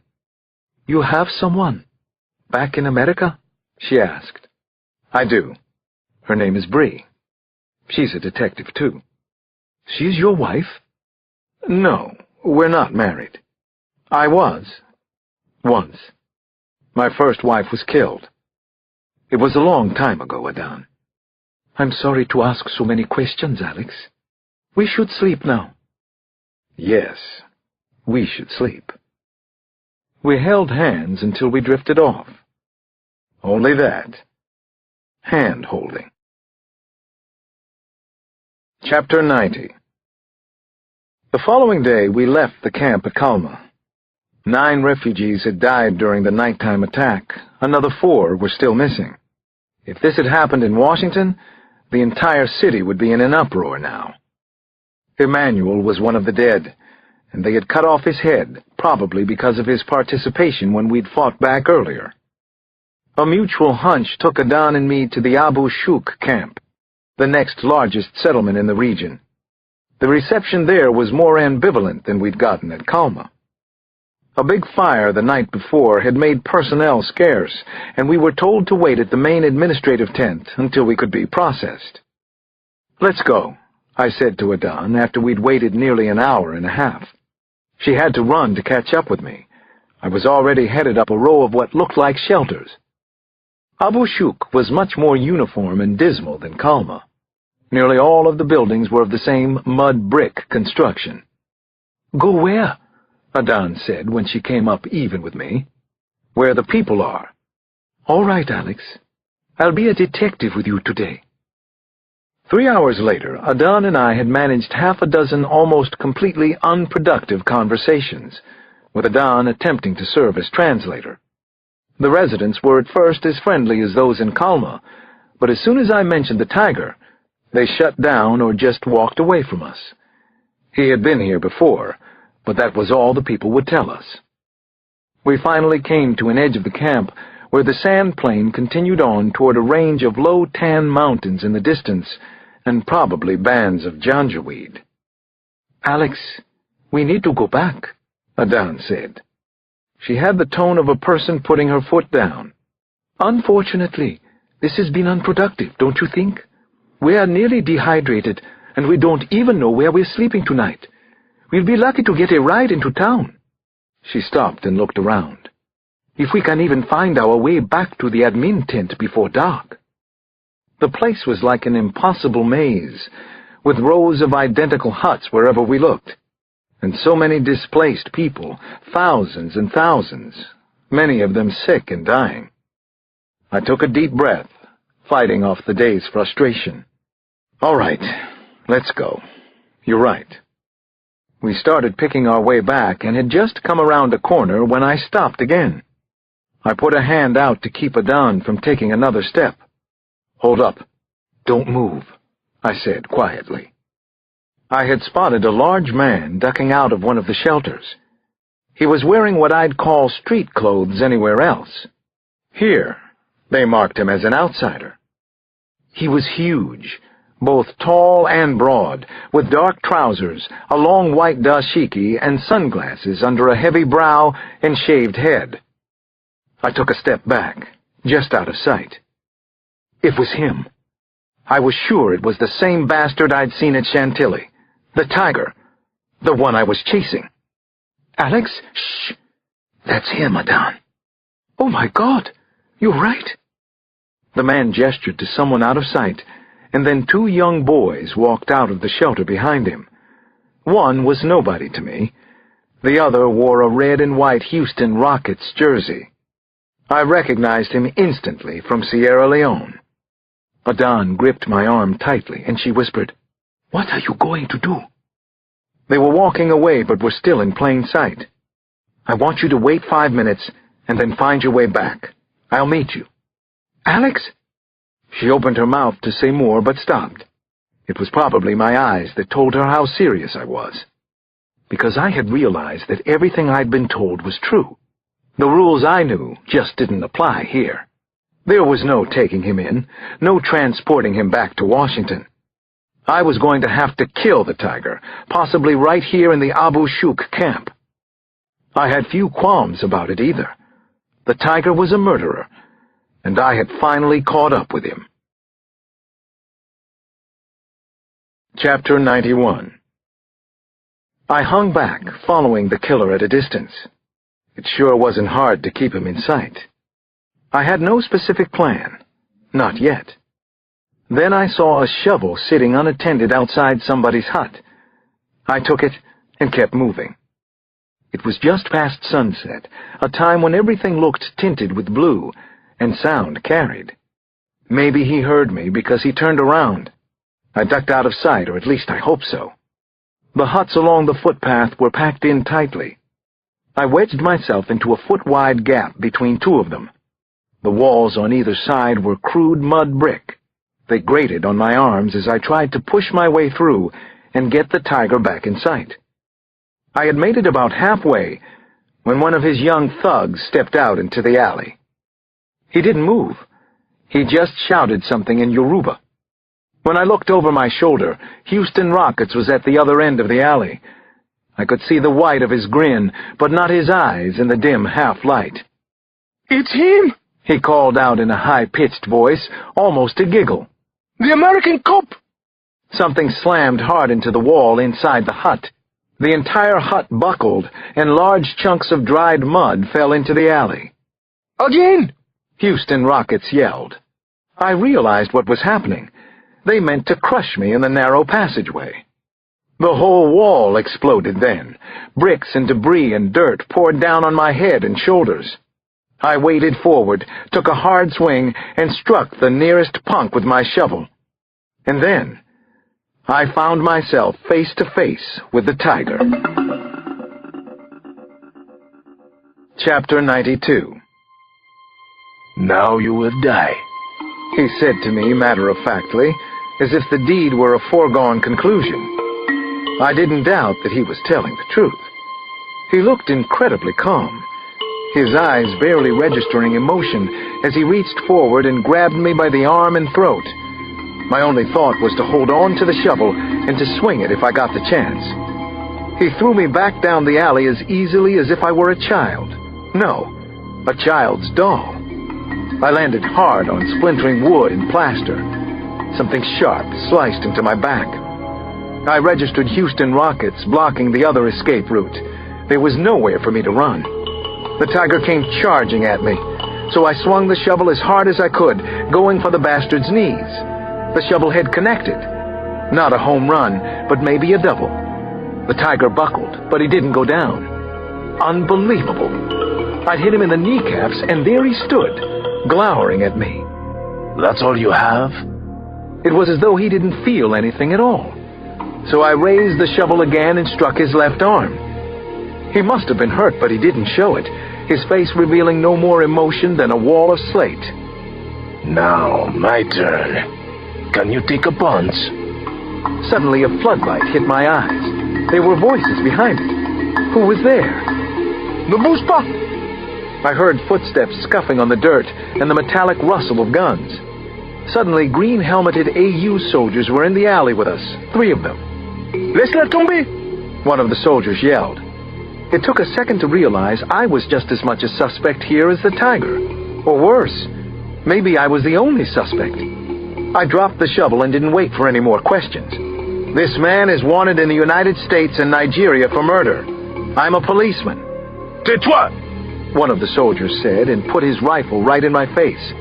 Jesus. The last thing I wanted was to have my nose broken again. "Listen to me. Écoutez-moi." This was a Senegalese platoon, and my French wasn't the greatest. The scene was getting more insane and out of control by the second. He's got 2 accomplices. 2 garçons. Vous comprenez? They are all murderers. That last remark got me a punch in the gut. I doubled over, trying to catch my breath, while the tiger just stood there, mute, uttering not a word of protest. Perfectly calm, smarter than I was. And in control? I wondered. Chapter 93. They brought us both out of the alley at gunpoint and made us kneel in the dirt. A crowd had gathered, maybe a couple hundred people already. There were only 5 AU troops on the scene, barely enough to cover us and keep everyone else back a few yards. Several people were pointing at the tiger, because he was so large, or because they knew who he was, or maybe how dangerous. "Alex? Alex!" I heard Adan's voice, and nothing could have sounded more welcome to me. Then I saw her push through the crowd to the front. Her eyes went wide when she spotted the tiger kneeling a few feet away from me. He saw her, too. "Let me through. I'm with the Guardian." She took an ID out of her pocket, but a soldier shoved her back. She called out to me again, and she kept yelling, risking her own safety. "Alex, tell them that the Guardian is doing your story. Tell them. The Guardian is here. I will write their story." But then my ears took in something else. The high-pitched whine of a vehicle traveling in reverse. Was that right? Was I hearing it correctly? Who was coming now? The crowd on one side started to stir, from the rear at first. Then people were scattering wildly, screaming or cursing. Everything was turning to chaos, even worse than it had been. I could see a black pickup truck now, backing toward us at high speed. It weaved recklessly along the very narrow street, taking out several shade canopies as it came. There were gunshots, too, possibly coming from the truck. The AU team scrambled back first, then the truck stopped, 20 yards away. Houston Rockets was in the back, shielding himself with a young girl. She was maybe 12 or 13. He had one arm around her throat. His other hand, held high over his head, was holding a grenade for everyone to see. The tiger wasted no time. He jumped up and ran for the truck. The passenger door opened for him, and he disappeared inside. I saw his huge hand come out and slap the roof hard. As the pickup raced away, the young girl was thrown from the back. Thank God for that, anyway. But as we watched in shock, she clawed the air with both arms and hit the ground with her head. Then she exploded. Houston Rockets must have shoved the grenade into the girl's clothing. They had no reason to kill her. The murder was just for show. Or maybe for my eyes. Or Adan's? Chapter 94.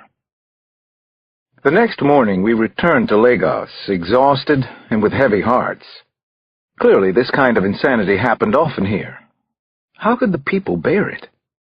Adan insisted that her family put me up for a day or so. "Whatever you need, Alex. I want to get this killer as badly as you do. I've written about him enough." She had her own apartment in the city, but we drove to her parents' house on a part of Victoria Island, to a side of this fascinating megacity that I hadn't seen before. The streets here were wide and clean, with no buildings taller than 2 stories. Most of the homes sat behind yellow or pink stucco walls. Still, there was a familiar smell of fruit and flowers decaying in the air. Adan pulled up to a gate and punched in a code. "Alex," she said before we got out of her car, "I prefer to save my parents the stress and worry. I told them we've been in Abuja. They're worried about civil war." "Okay," I agreed. "Abuja it is." "Thank you. You're very kind," she whispered up close to my ear. "Oh, here they are. They'll think you're a new boyfriend. But I'll clear that up, don't worry." Everyone was coming out through the carport to the parking pad as we pulled in. I was still pondering the idea, Adan's new boyfriend. 2 boys, adorable, smiling twins in school uniforms and undone neckties appeared. They were elbowing each other to be the first to open Adan's door. There were hugs all around for Adan, and then introductions for me. I was a policeman from America who was helping her with an important story. I was not a new boyfriend. Adan had everyone laughing about that absurdity within seconds. Ha ha! What a comedienne she was. Chapter 95. I met her mother, Somadina, her father, Uchenna, her sister-in-law, Nkiru, and the nephews, James and Calvin. They couldn't have been warmer or nicer people. It seemed utterly natural to them that a complete stranger should come stay in their home for an unspecified amount of time. The house was a modest one-story, but with lots of windows and interesting views. From the foyer I saw a walled backyard with tamarind trees and flower gardens. I could smell the hibiscus, even from inside. Adan showed me to her father's office. The walls in here, like in Adan's office at The Guardian, were covered with framed news stories. I noticed that a couple of them dealt with a gang of killer boys, and the man who led them. The name Tiger wasn't used, however. "Are these all yours?" I asked, looking around. "You've been a busy girl, haven't you?" She was a little sheepish now, the first embarrassment I had seen from her. "Let's say I've never had to wonder if my father is proud of me. My mother as well." I also noticed a framed military portrait on the desk, a young soldier with Adan's features and her eyes. "Your brother?" "Kalu, yes." She went over and picked it up. Instantly there was sadness in her eyes. "He was with the engineering corps. My big brother. I adored him, Alex. You would have liked him." I wanted to ask what had happened to him, but I didn't. "I'll tell you, Alex. 2 years ago he went to Niku for a meeting at the Minister of Urban Development. There was a dinner that night, a private function at a popular restaurant. No one knows exactly what happened, but all 15 people there were found dead. They were massacred with guns and machetes." The Tiger? I wondered. And his killer boys? Was that why she had written about him? And maybe why I was here now? Was everything finally coming together? Adan set the picture down with a sigh. Then she absently ran her fingers through her braids. Once again, I couldn't help noticing how beautiful she was. Stunning, really. There was no getting around it. "That was the first time I ever heard of the Tiger. Only because I did my own digging. The official investigation by the police went nowhere. As usual." "And you're still digging?" I asked. She nodded. "Maybe someday I can tell my parents that Kalu's murder is solved. That would be the greatest thing. Make my career, as they say. In the meantime, we don't talk about it here, you understand?" "I understand. And I'm sorry." "No need for that, Alex. I'm working on a story that's larger and more important than any particular killer. It's about the people who hire them, the ones who want to control our country. Honestly, the story scares even me." For a few seconds, neither of us said anything, which was unusual for us. We looked at each other, and there was a sudden but undeniable charge in the silence. Like most of the men she met, no doubt, I wanted to kiss Adan, but I held myself back. I didn't want to insult her or dishonor her parents, or more important, Bree. She smiled at me. "You are a good man, Alex. I wasn't expecting that in an American." Chapter 96. I excused myself for a few minutes and borrowed Adan's mobile to make a call. I didn't think Ian Flaherty would pick up, but I wanted to at least try and re-establish contact with the CIA. So I was surprised when Flaherty answered on the second ring, and then shocked when he knew it was me calling. "Cross?" "Flaherty, how did you do that?" "Caller ID. Ever heard of it?" "But, Tanzi, your girlfriend's name is on the AU flight record along with yours. I've been looking everywhere for you, both of you. She's a celebrity, too. Writes controversial articles, one after the other. She's a big deal down here. We need to talk. Seriously. You finally have my interest, and so does your killer, the Tiger. Hang on a second. Slow down." I'd forgotten how quickly Flaherty could piss me off. You've been looking for me? Since when? I only tried you about 16 times.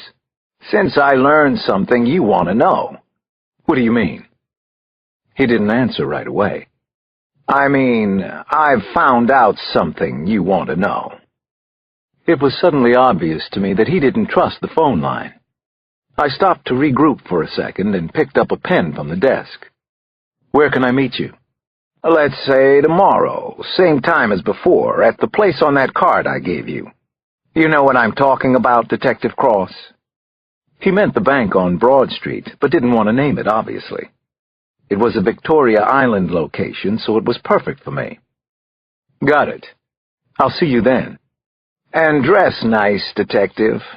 Wear a tie or something. A tie? I said. What are you talking about? But he'd already hung up on me. The prick. Chapter 97. Everyone was waiting for me on the patio after my call, with palm wine and cola nuts untouched until I got there.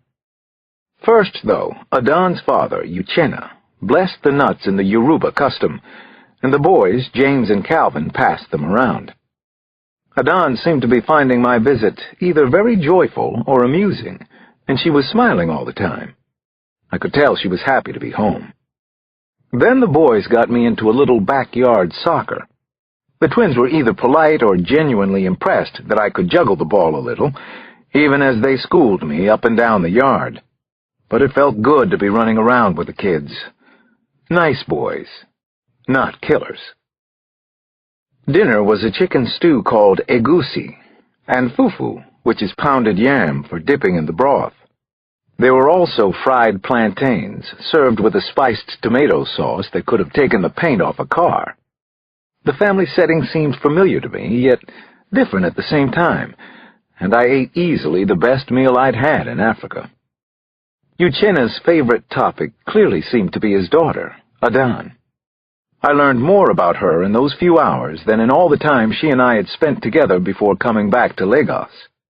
Adon jumped in to tell her own version of a few of her father's stories, but when Somadina dragged out the baby pictures, she surrendered and went off to the kitchen to clean up.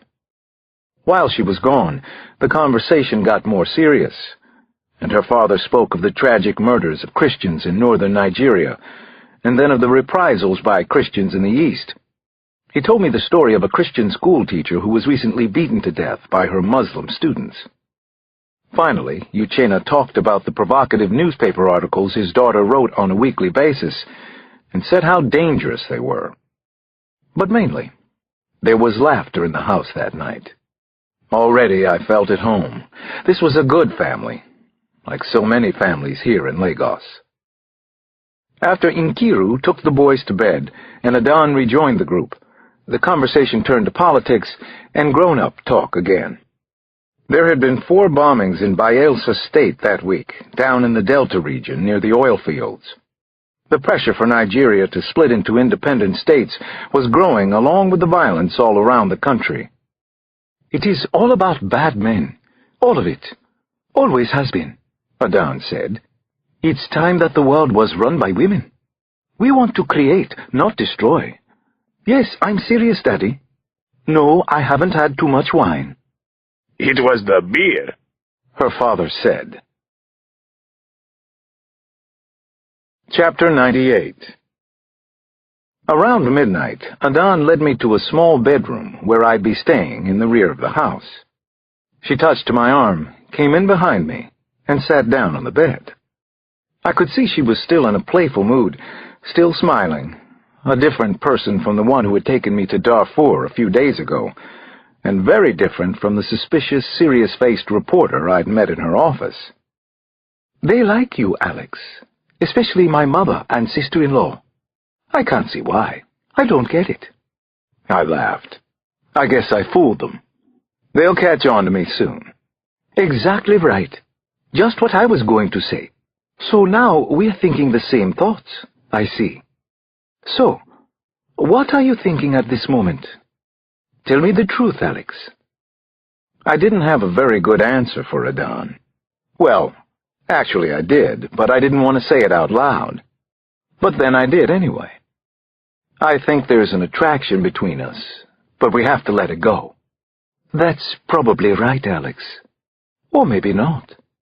She leaned in and kissed me on the cheek and held her lips there for a few seconds. She smelled nicely of soap, clean and fresh. Adan looked up into my eyes, and she was still smiling. She had perfect white teeth. "I just want to lie here with you for a while. Can we do that? Just be here together without any more intimacy than that? What do you think? Can we do it 2 nights in a row?" I finally kissed Adan back, on the lips, but I didn't hold the kiss for very long. "I'd like that," I told her. "Me too," she said. "I have love in my heart for you. It's just a crush, I think. Don't say anything, Alex. Don't spoil this, whatever it is." I didn't. We held on to each other until sleep took us both. I'm not sure if it took us farther away or closer together that night, but nothing happened for either of us to regret. Or maybe I would come to regret that nothing happened. Chapter 99. The next morning, Adan was up early, making coffee and fresh squeezed juice for everyone. Then she volunteered to drive me to my meeting with Flaherty. She was more serious and businesslike now, the way I'd seen her away from her family. "Why are you wearing a dumb tie?" she asked. "You look like a downtown lawyer, or a banker. Ugh." "I have no idea," I told her, and smiled. Now I was the one smiling all the time. "It's another Nigerian mystery, I guess." "You're the mystery," she said. "I think so." "You're not alone in that." She stopped the car in front of the bank on Broad Street. "Be careful, Alex." She gave me a quick kiss on the cheek. "It is dangerous out there, more than ever." Then I hopped out of the car and gave a wave, and she was off. I decided immediately not to think about her, but then I was thinking about nothing else but Adan. Her smile, last night at her house, things that we didn't do. Flaherty, I reminded myself. What the hell does he want from me? The CIA man was nowhere to be seen, though. I waited about 20 minutes, just long enough to start getting paranoid, when his Peugeot skidded up to the curb. He threw open the door at my side. "Come on, let's go. I don't have time to waste." When I got in, I saw there was a blue folder on the seat, and picked it up. "What's this?" Flaherty looked dirty and sweaty and totally stressed out, more Weasley than usual. He pulled away and started driving. Typical of him, he didn't bother to answer my question. So I opened the file. It was just a single photocopied form with a passport-sized picture of a young boy stapled to it. Adoption papers? Orphanage records. That's your tiger. His name is Abidemi Shawande. Born Lagos, 1972, to wealthy parents. Both of them died when he was 7 years old, no living relatives. Apparently, little Abi wasn't exactly the picture of mental health. He ended up on a ward for a year after that. When he came out, the old family fortune was gone. What happened to it? Flaherty shrugged, and a little smoke from his cigarette got into his eye. He squinted and rubbed at it. Shawande was supposed to get transferred to state care, but somewhere between hospital and orphanage, he disappeared. He was a bright boy, apparently. High IQ, anyway. He spent 2 years at university in England. Then he disappeared until a few years ago here. That's it. All I have. No further record of any kind until now. We think he might have worked as a mercenary. I stared at the picture in my hand. Could this boy be the man I'd seen in Darfur? The killer of so many people here and in Washington? Ellie's murderer? How do we even know it's him? I asked. The dead guy in Sudan, Mohammed Shoal? We got a source says he was bragging about doing business with the Tiger, supposedly knew a thing or two about him. It seemed like a long shot, but then someone dug up this record and we got a print match to the crime scene at Shoal's. Sweet, right? I don't know, I said, holding up the folder. I mean, really, What am I supposed to do with this? Seems a little convenient all of a sudden. Flaherty glared over at me and swerved out of his lane. Jesus Cross, how much help do you want here? Help? I said. I wanted to hit him. You hang me out to dry, then show up and give me the name of someone who doesn't seem to exist anymore? Possibly a mercenary, but who knows? Is that the kind of help you mean?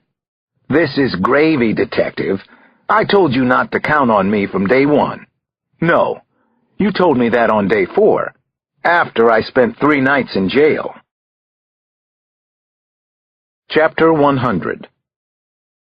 Flaherty angrily flicked his lit butt out the window and wiped the sweat off his face. Do you even know why you're not dead yet? It's because everyone thinks you're CIA, and we let them think it. We've been babysitting you. I've been babysitting you. Don't bother to thank me. I clenched my hands several times, trying to cap my anger.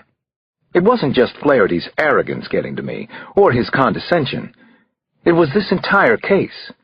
The tiger was worse than any of the serial killers I had ever arrested. So why was he allowed to roam free here? I looked over at Flaherty. What is it you do exactly? For the agency. I service the copiers at the embassy, he said, deadpan. Then he lit another cigarette and blew out smoke. Actually, I'm on record here as CIA. Okay by you? Fair enough. How about this, then? Why aren't you on the Tiger's case yourself? Why pass me information instead of running with it? Abidemi Shawande is a murderer, you know that. Something about the debate, just getting it out in the open, I guess, was diffusing the tension in the car. Plus, I was on a roll. For that matter, why in God's name am I wearing this stupid tie? For the first time, Flaherty smiled. Ah, he said. That's one I can answer. Chapter 101. An hour later, I was in the waiting room at an executive suite on the 30th floor of Unilite International's administrative offices in Ikeja. I knew that Unilite was one of the most successful packaged goods companies in the world, but that was about it. Glossy pictures of Lubra soap and oral toothpaste hung on the walls, and I was trying to figure out exactly what I was doing here.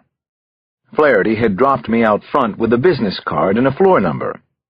Willem de Boos wants to meet you, and you want to meet him.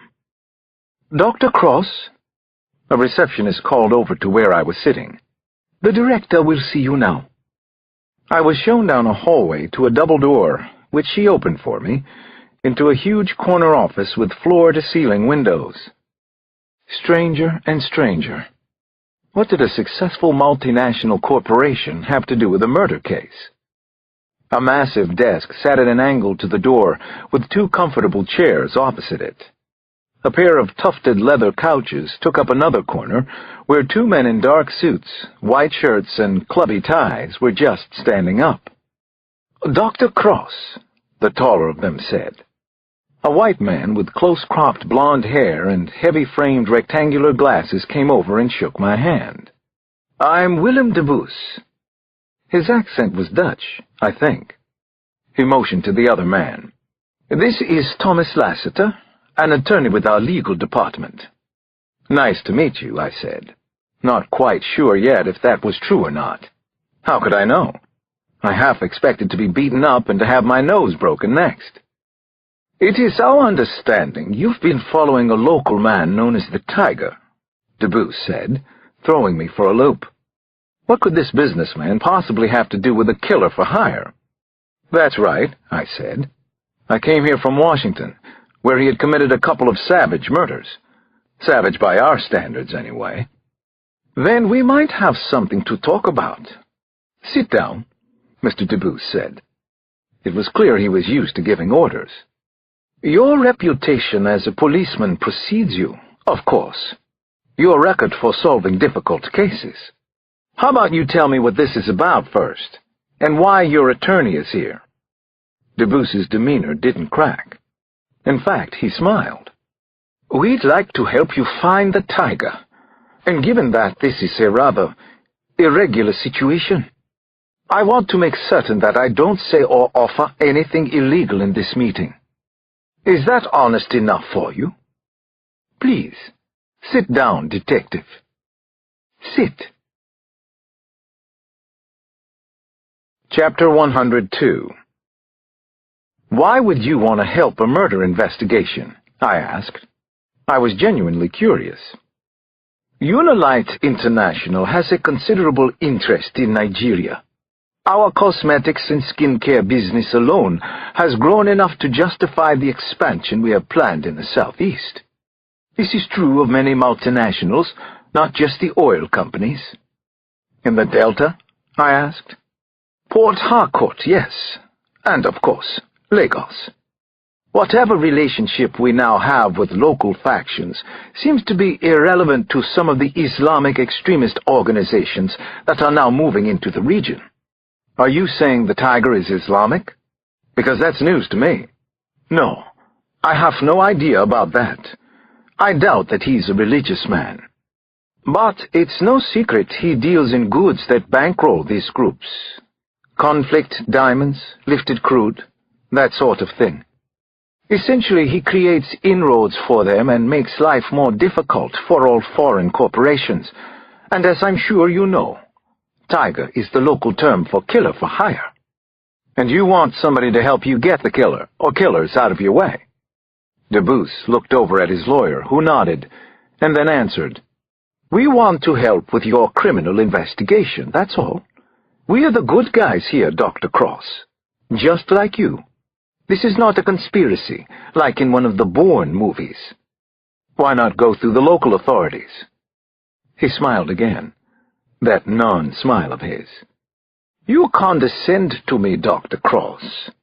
The political situation, as we both know, is complex here. It is fair to say that civil war is almost inevitable for Nigeria, but war is like fire, yes? Even as it burns something away, it leaves fertile ground.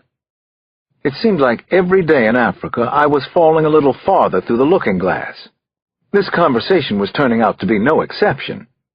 The CIA had directed me to a multinational corporation, or maybe a clique of them, for help in a brutal murder case. I stood up. Thank you for the offer, Mr. Debus. I need to think about it.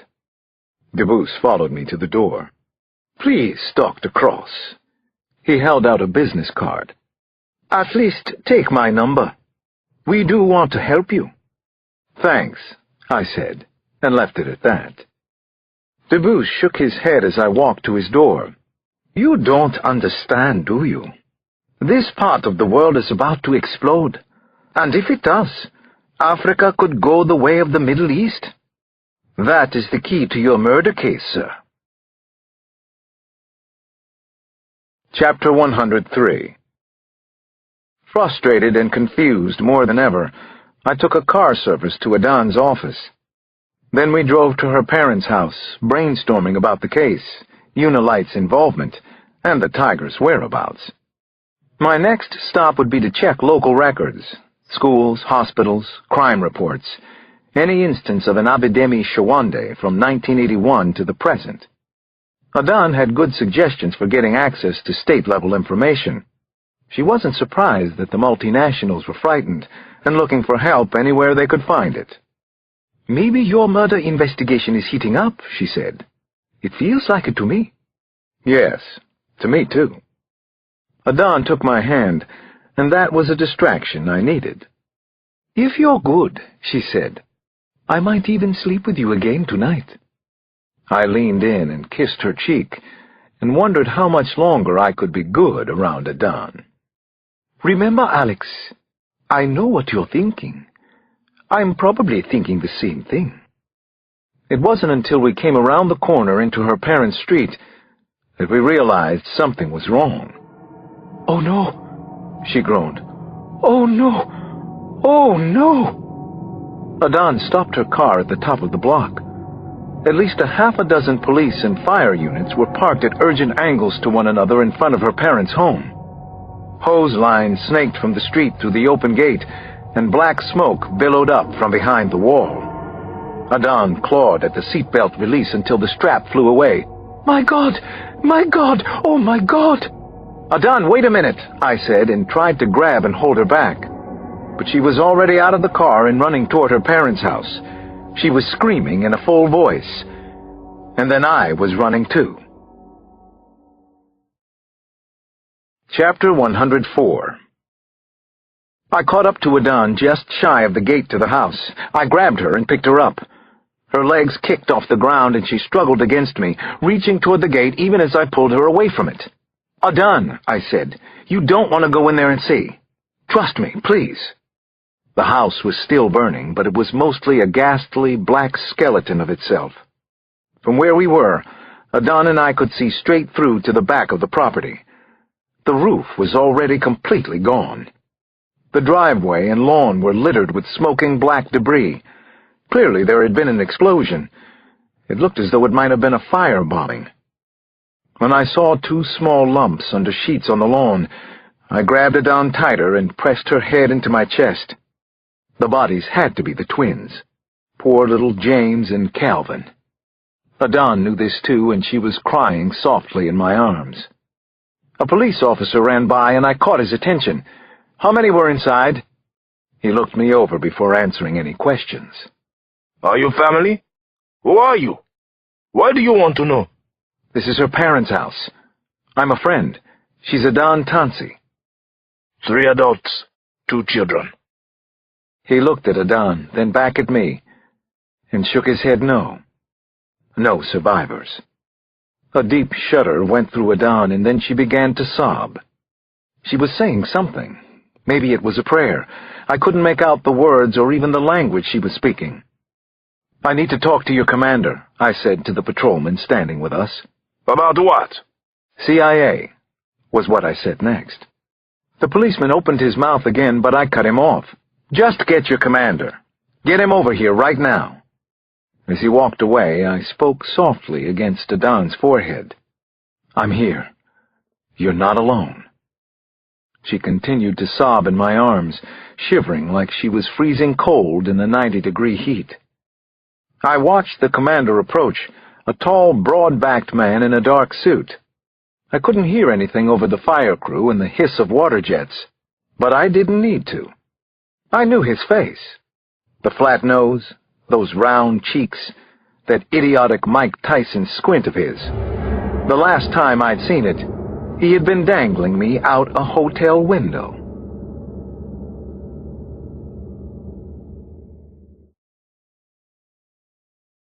Chapter 105.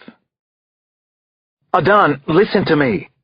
I was already pushing her back toward the car. It's not safe for us here. We have to go right now. That man, the policeman, he almost killed me at my hotel. She nodded and seemed to understand, and then we were walking quietly. I got her up the block to her car and into the passenger seat. We have to go. When I reached the driver's side, I could see the police commander through the windshield. He'd picked his way through the knot of emergency vehicles in front of the house. Then he broke into a run, heading straight for us. 2 other men came running with him. I thought that I recognized one of them as the other man who'd come into my hotel room and tried to scare me out of the country.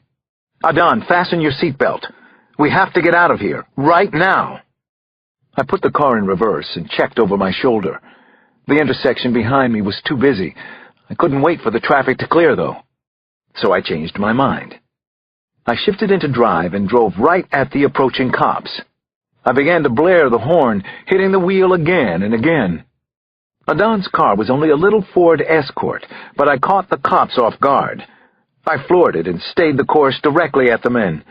The commander didn't budge from his path. At the last second I braked hard, but I still struck him. His eyes looked huge with fear, probably the same way mine did when I was hanging out that hotel window. Now I threw the small car sharply in reverse. He took one of the windshield wipers with him as he flew off and rolled into the street. I backed all the way up to the corner and spun the wheel hard to face the other direction. A horn blared as an Audi wagon clipped the car, nearly shearing off the rear bumper. I picked a direction arbitrarily and punched those 4 cylinders for all they were worth. Where are we going? Adan sat up a little straighter, almost like she was coming out of a trance.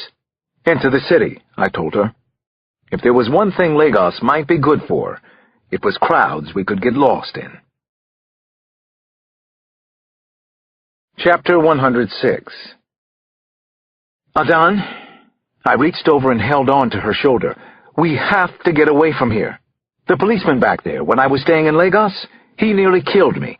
I'm sure it's the same man. It's all connected somehow. It has to be.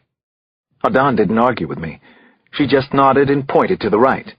Turn here for the mainland bridge. It's the best way, Alex. We'll go through Benin. Hold on tight. Brace yourself. It's too late for that. Way too late. I took the turn, without slowing down. We came out onto a wide boulevard lined with low-slung stucco shops, open lots, and old dusty cars and trucks. A freestanding billboard advertised Grace of Light Church, with an illustration of a woman in a choir robe, eyes on the sky and arms open to God. But it certainly wasn't God that I heard next. It was the deafening chop of a helicopter, loud and very close to the roof of the escort. They'd found us already. They were on top of us, right over our heads. It's the police, said Adan. They'll kill us, Alex. I know things they don't want in any newspaper. Chapter 107. I craned my neck to see what was up, literally. The small bird with white struts was almost directly overhead. There were no police markings, and the low altitude was another bad sign. The pilot was being increasingly reckless and didn't seem to care about the safety of people down on the street, or about his own well-being, for that matter. The mainland bridge was still a mile or so off. I scanned the area for any kind of cover, parking garage, construction site. There was nothing obvious, nowhere for us to hide from the helicopter. What was worse, within a few blocks I saw lights in my mirror. Red and blue spinners, at least 3 cruisers moving very fast, gaining on us. Shit, that's definitely police. I'm serious, Alex. They'll kill us if they catch us. I'm not being paranoid. I believe you. But why, Adan? Alex, I know terrible things. I'm writing a story about it. I have to tell somebody what I found out. Tell me, I said. In the next frantic few minutes, that's what Adan did. She told me secrets that she hadn't shared before. One of the secrets was that Ellie Cox had visited her in Lagos. They had shared sources and information. They had talked about Abidemi Showande, the tiger, and the group that he worked for. Alex, he is one of the most dangerous mercenaries in the world. I sped up and weaved through the traffic as best I could. But when I checked the mirror again, the police cars were still close. I was a little numb from hearing what Adan knew about the tiger and so much more. I still couldn't believe that she and Ellie had met. Suddenly, Adan grabbed my arm. Alex, she shouted. There! A police car had hopped the curb from a vacant lot on the left and was pulling across our path right now. I jammed down on the brakes. Too late. The escort skidded and caught the cruiser broadside. Our front end folded right in on itself as if it were made of molding clay. No wonder Ford was losing market share. My chest hit the steering column hard, and I saw Adan's head smack the windshield. Already the other police cruiser was right behind us, siren screeching, spinners going like crazy. Adan? I sat her up and saw that her forehead was swabbed in red. She raised her eyebrows and blinked several times. You all right? I asked. I think so. Don't tell him anything, Alex. More people will die. Don't tell him a thing, I told you. Do you promise? Alex?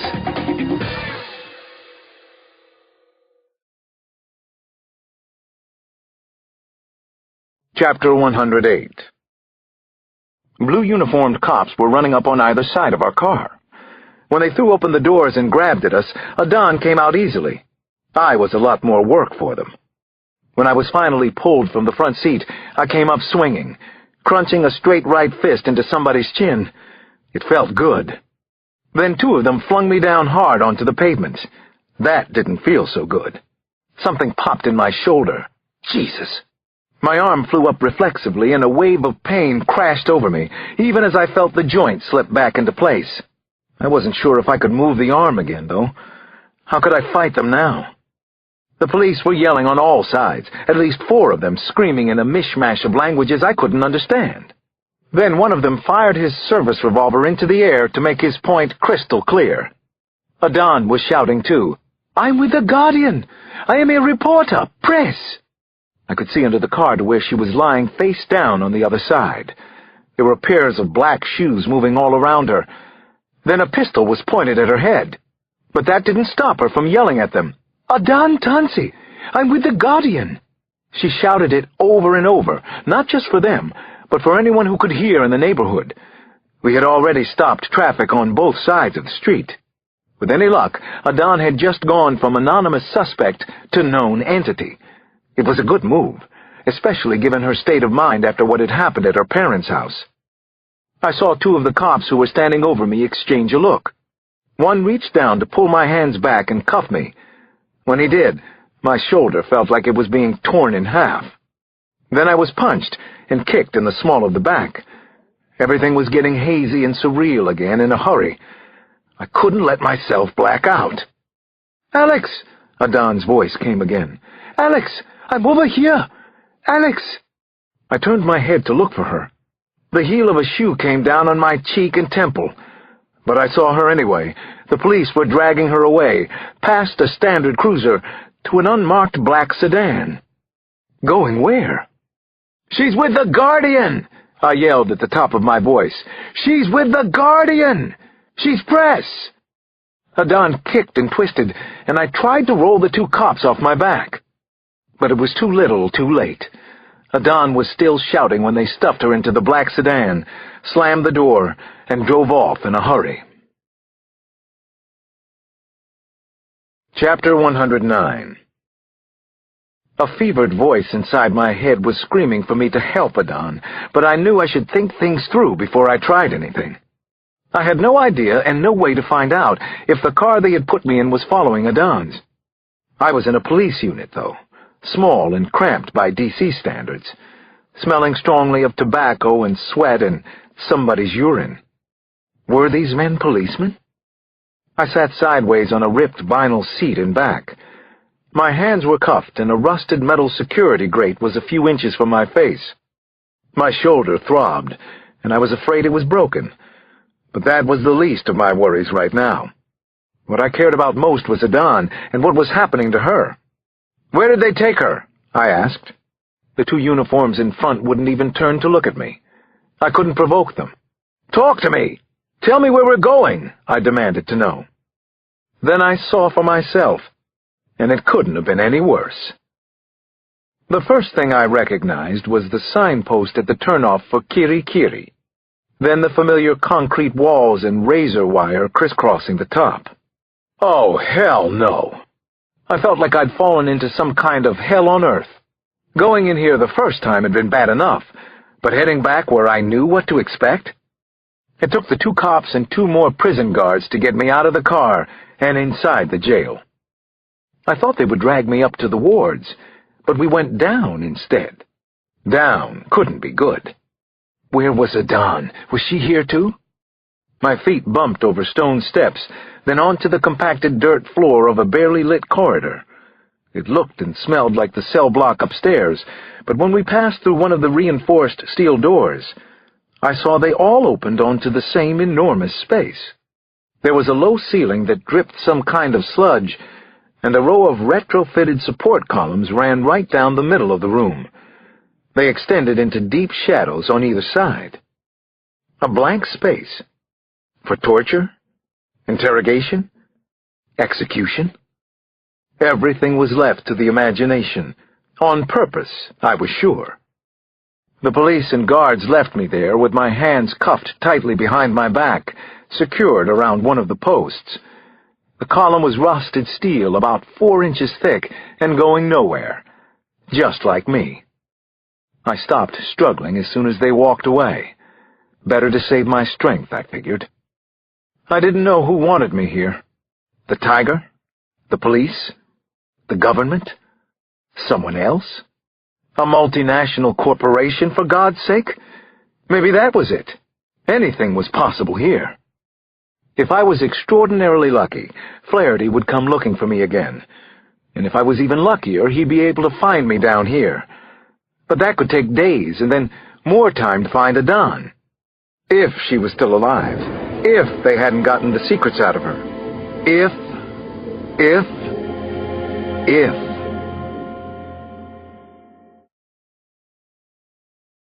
Chapter 110.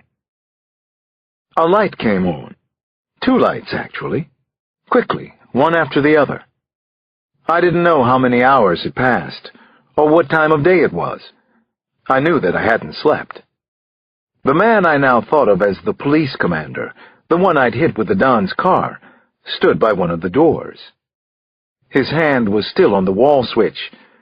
2 single-bulb fixtures shone brightly overhead. They weren't meant to be easy on the eyes, or the brain, or the soul. "Tell me what you know about the tiger," he said as he strode forward. I noticed he'd changed suits, and that there was a rectangle of gauze taped to his forehead. "Where's Adon Tansey?" I said. "Don't make me cross. The commander chuckled softly. He'd been a jackass joker the last time, too, I remembered. The accent was Yoruba, and the voice was calm. Too calm. He had more self-control than I would have thought he should, given that I'd tried to run him over and put tire marks on his ugly face. "Just tell me if she's alive," I said. "That's all I need to hear from you." "She's alive. Somewhat." He spread his hands. "Now, the killer you chased here, what do you know? Are you CIA? Or are you working with her, the reporter?" At least he wanted something from me. Quid pro quo was better than nothing, I guess. "There are lots of tigers, killers for hire," I said. "You know that. The one I'm after is physically large. He operates internationally, with teams in Lagos and Washington at the very least. I believe his name is Shawande. As of 2 days ago, he was in South Darfur. I don't know where the hell he is now." I paused and stared into his eyes. "I'm not CIA. Definitely not CIA. Tell me where she is." His shoulders barely shrugged. "She's here, at Kirikiri. No need to worry about her. She's close by. Ah, look at that. There she is now. The news reporter is here." Chapter 111. A police officer I didn't recognize was pushing Adon into the room. She shuffled ahead of him, with a wad of tape stuffed over her mouth. Blood streaked both her cheeks. Her braids had been cut short. They stuck out at angles from her head. One of her eyes was swollen shut and colored blue-black. She saw me and nodded that she was okay. I didn't believe it for a second. "Now maybe there's more that you can tell me," the commander said. "Something I don't already know about the tiger. Why did you come here? Not to solve a murder case. Why would I believe that? How do you know Adon Tansey?" I began to shout at him. "What the hell is the matter with you? I'm a cop, just like you. I'm investigating a murder case. It's that simple." The cuffs tore at my wrists. Then the pain in my shoulder turned to nausea. I thought I was going to throw up. The commander nodded once at the cop who'd brought in Adon. The underling threw a hard uppercut into her stomach. I felt the cruel blow in my own body. Adon groaned behind the tape and fell to her knees. The dirt on her face was streaked with tears, but she wasn't crying now. She was watching me. Blood from her mouth was turning the tape red. Her eyes were pleading. But for what? "Why are you doing this?" I spit between clenched teeth.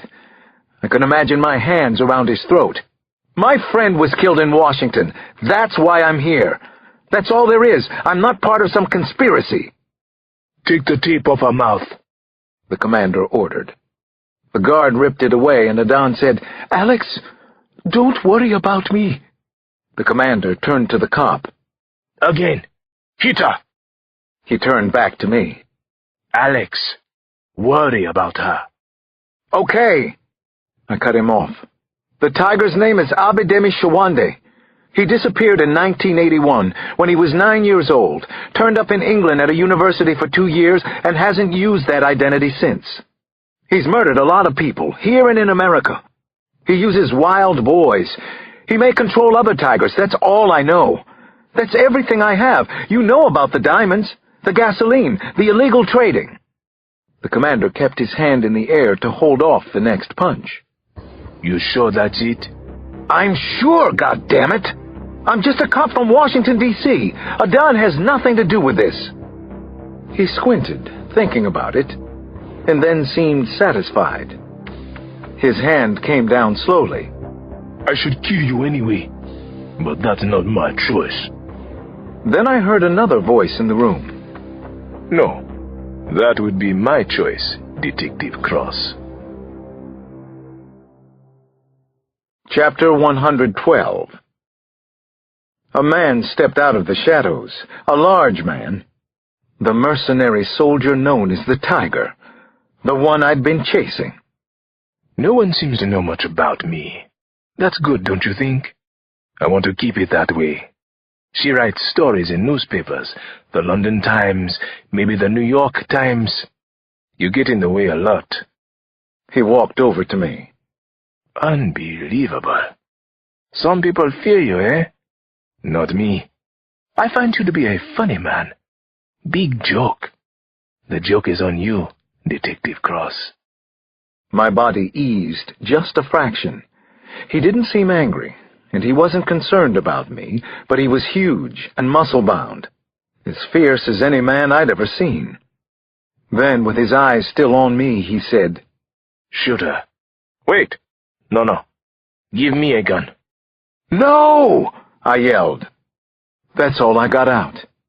Adan's good eye flew open, and she found me in this unbelievable nightmare we were sharing. The Tiger took a quick step forward. Pretty girl. Stupid bitch. Dead woman.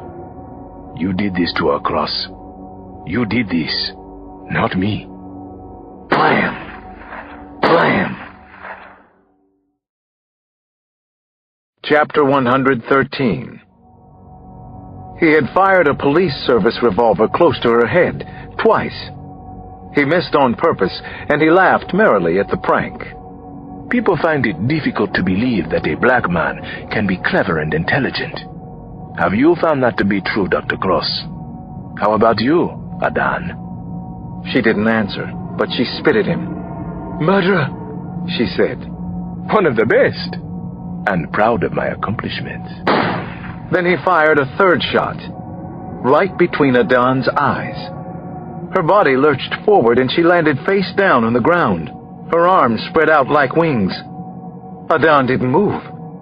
As fast as that, as insane, she was gone. Adan was dead in this horrid jail cell, murdered by the Tiger as the police looked on and did nothing to stop him. Rage poured out of me. There were no words for what I was feeling. A cord tightened around my throat, another around my forehead.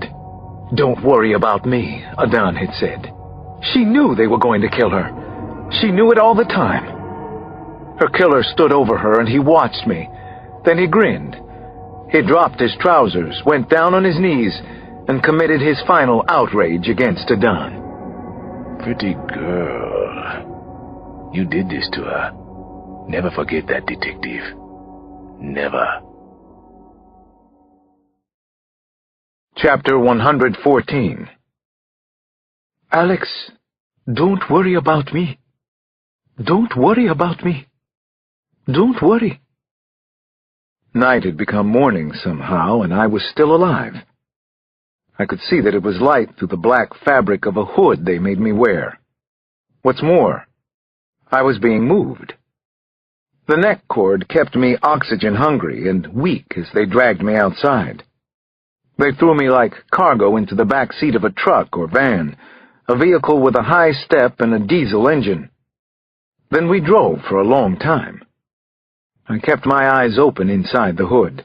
Still, all I could see in my mind was the last moment when Adan was alive, and then the Tiger had killed her, and worse. He thought I was a joke. He said I was no threat to him, just another policeman. We'd see. If I lived through the next few hours or so. As the ride continued, I prayed for Adan and for her family. I told them in my own way that this wasn't over yet. Not that it mattered to them, but it did to me. I wondered why I was still alive. It made no sense to me. Another mystery. When we finally stopped, car doors opened on either side of me. Now what? Somebody shoved my head down into the seat. The cuffs were roughly removed. Powerful hands pressed into the small of my back and pushed hard. You go home now. Go. I went flying through the air, but only for a few seconds of uncertainty and terror. Then I landed on stone or cement. By the time I'd gotten up and untied the hood, they were gone, out of sight. Whoever had brought me here. They had dropped me on a side street next to an official-looking building, the sort of white stone box you might find in downtown D.C. I could see through an iron fence and across a manicured front lawn to a gatehouse out front. An American flag flew above it, flapping in a light breeze. This was the American consulate. Had to be. The embassy was in Abuja. That must be where I was now. But why? Chapter 115. Something was going on here at the consulate. Something big and dangerous looking. Hundreds of people were gathered in the streets outside the front gates. Actually, it looked like they were two separate crowds. Half of them were lined up like they were waiting to get in. The other half, on the opposite side of a concrete barrier, were demonstrating against the United States.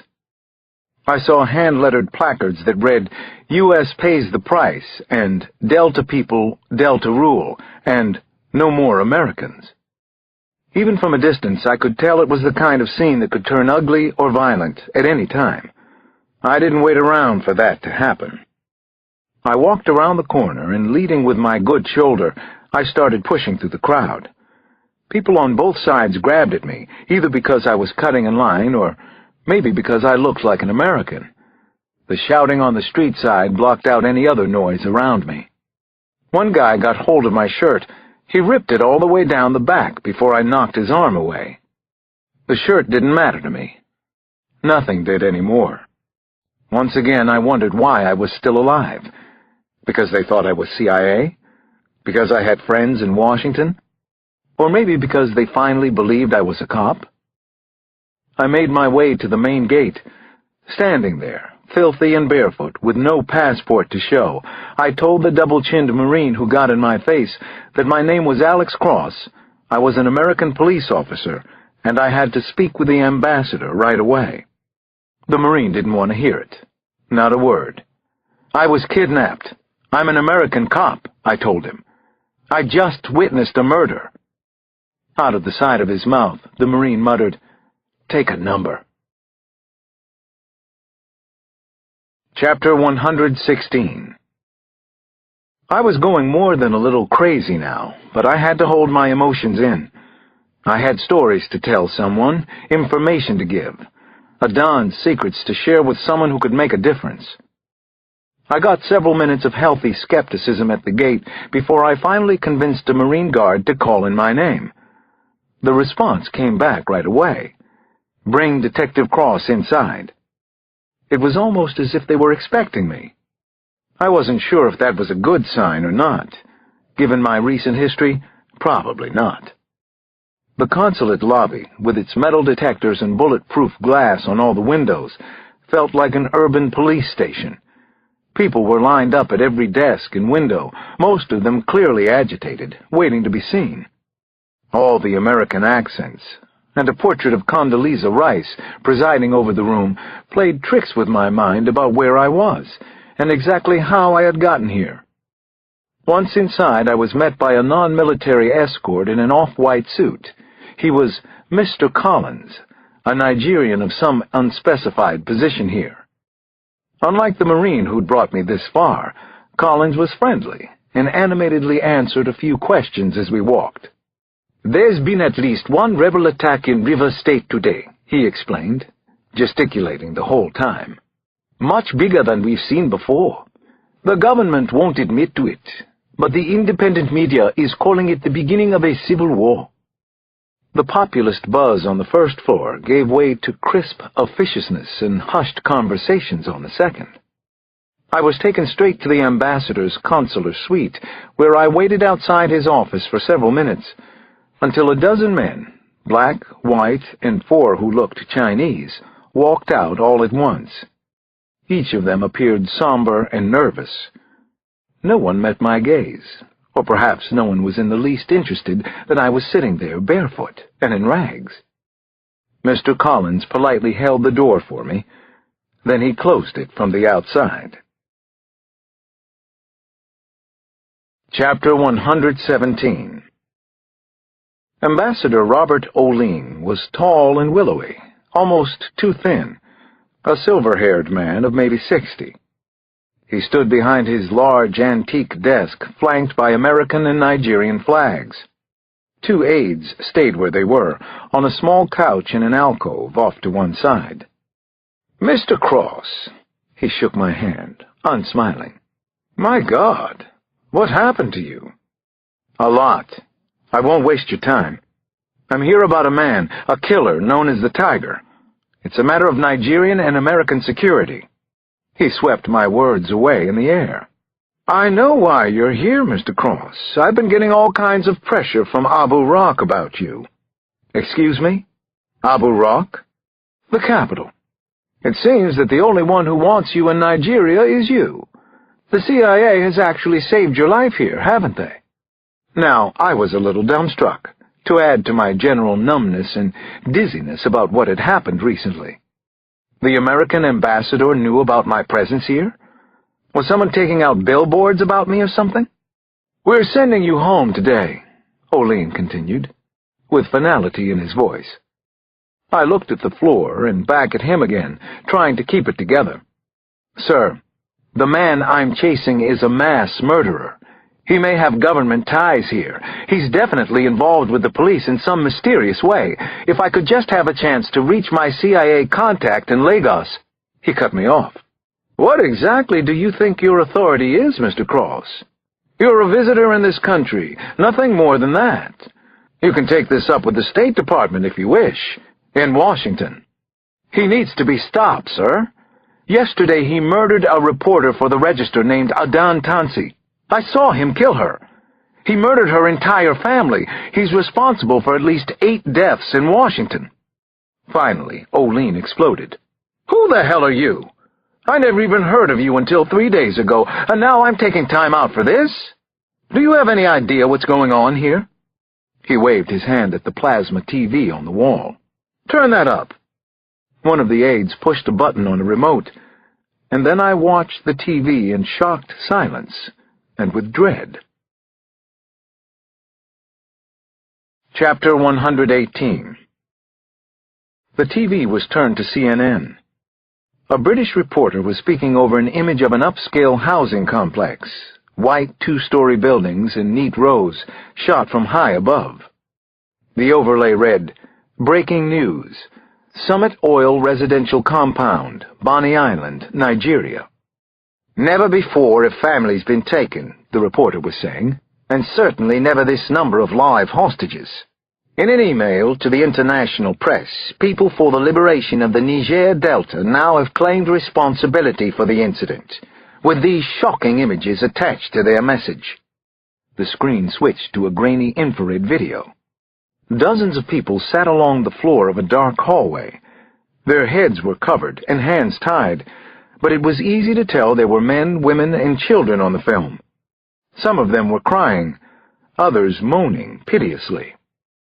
"Those are British and American citizens," Ambassador O'Lean informed me. "Every one of them. Consider yourself lucky to get a flight out of here at all." "What flight? When?" He held up a hand, looking back at the TV. "Look at this, will you? Do you see what's happening?" Armed troops were streaming out of a truck, single file. The British reporter went on. "Government forces have established a perimeter around the entire complex, while economic pressure mounts internationally. With more attacks promised, oil production facilities are shutting down region-wide, approaching an unprecedented 70% slowdown, which is considered to be catastrophic. Chinese, French, Dutch, and of course U.S. interests in particular are at stake. Under normal trade conditions, Nigeria provides about 20% of American oil." A phone buzzed on the desk. Ambassador O'Lean picked it up. "Yes," he said. And then, "Send them in." "Sir," I tried again, "I'm not asking for much. I just need to make one phone call. We'll get you a shower and some fresh clothes right away. And we'll take care of any immigration issues. We can get you a new passport right away, but then you're gone. Forget about your manhunt. As of right now, it's over." I finally snapped at him. "I don't need a shower or fresh clothes. I need you to listen to me. I just witnessed a reporter named Adon Tansi being murdered at the Kirikiri prison. She was writing an important story that has relevance to the violence near the oil fields." The doors to the office opened, and Olean's eyes shifted right past me. It was as though the moment I raised my voice, I'd lost him.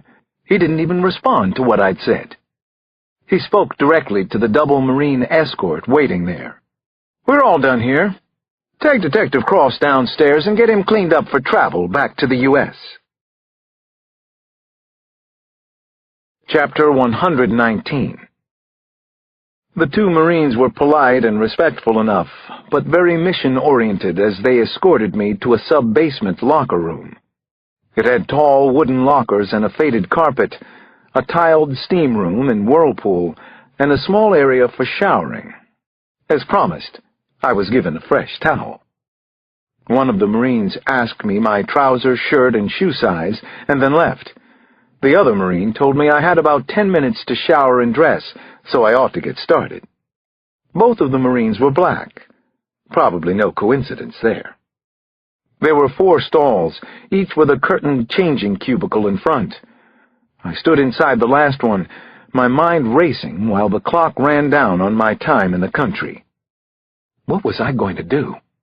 There were no windows in the room, and there was only one exit. I turned on the water just to sound busy. Then I leaned in and let it pour over my head. Suddenly, my whole body was shaking. I was remembering Adon, and that had to stop. For now, anyway. A minute later, I heard someone moving around outside. A curtain slid open and closed. One of the other showers was turned on. Someone was humming that James Blunt ballad that was always on the radio, the one where he keeps repeating the word beautiful. I took off the remnants of my shirt. Then I stuck my head under the water again and leaned back out, dripping on the floor. "Hey, can you give me another towel?" I asked the guard. I had noticed there were stacks of them by the entrance when we'd come in. "Why do you need 2? He leaned inside the shower and said. "Are you kidding? You saw the way I look and smell." He shook his head but went to get the extra towel. "Thanks," I called. I immediately stepped over to the other cubicle, holding the curtain rings to keep them from singing on the bar. Whoever was showering next to me had hung his clothes on a hook in the changing stall.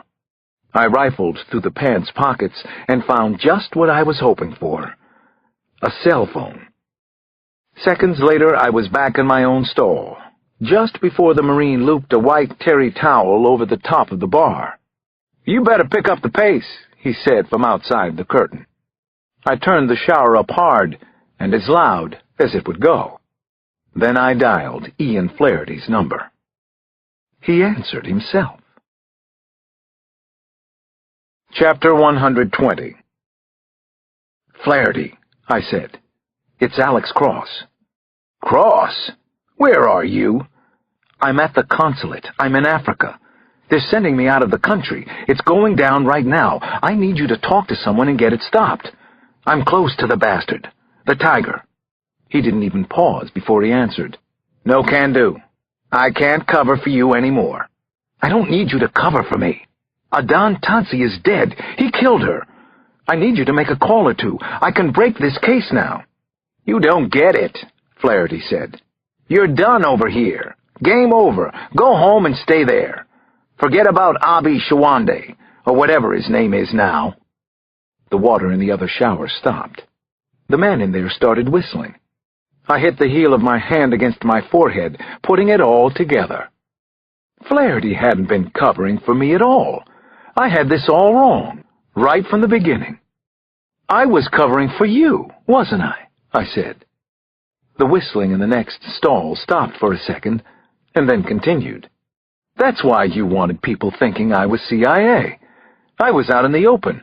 While you played covert, I was a useful distraction. Listen. I could hear in Flaherty's voice that he was done. I've got to run. We saved your bacon a couple of times. Be thankful. There's a war going on here. Get the hell out of Dodge. Call me from the States. Flaherty. He hung up at the same time that the shower curtain flew open. The Marine who'd fetched the towel was there and looking totally pissed off.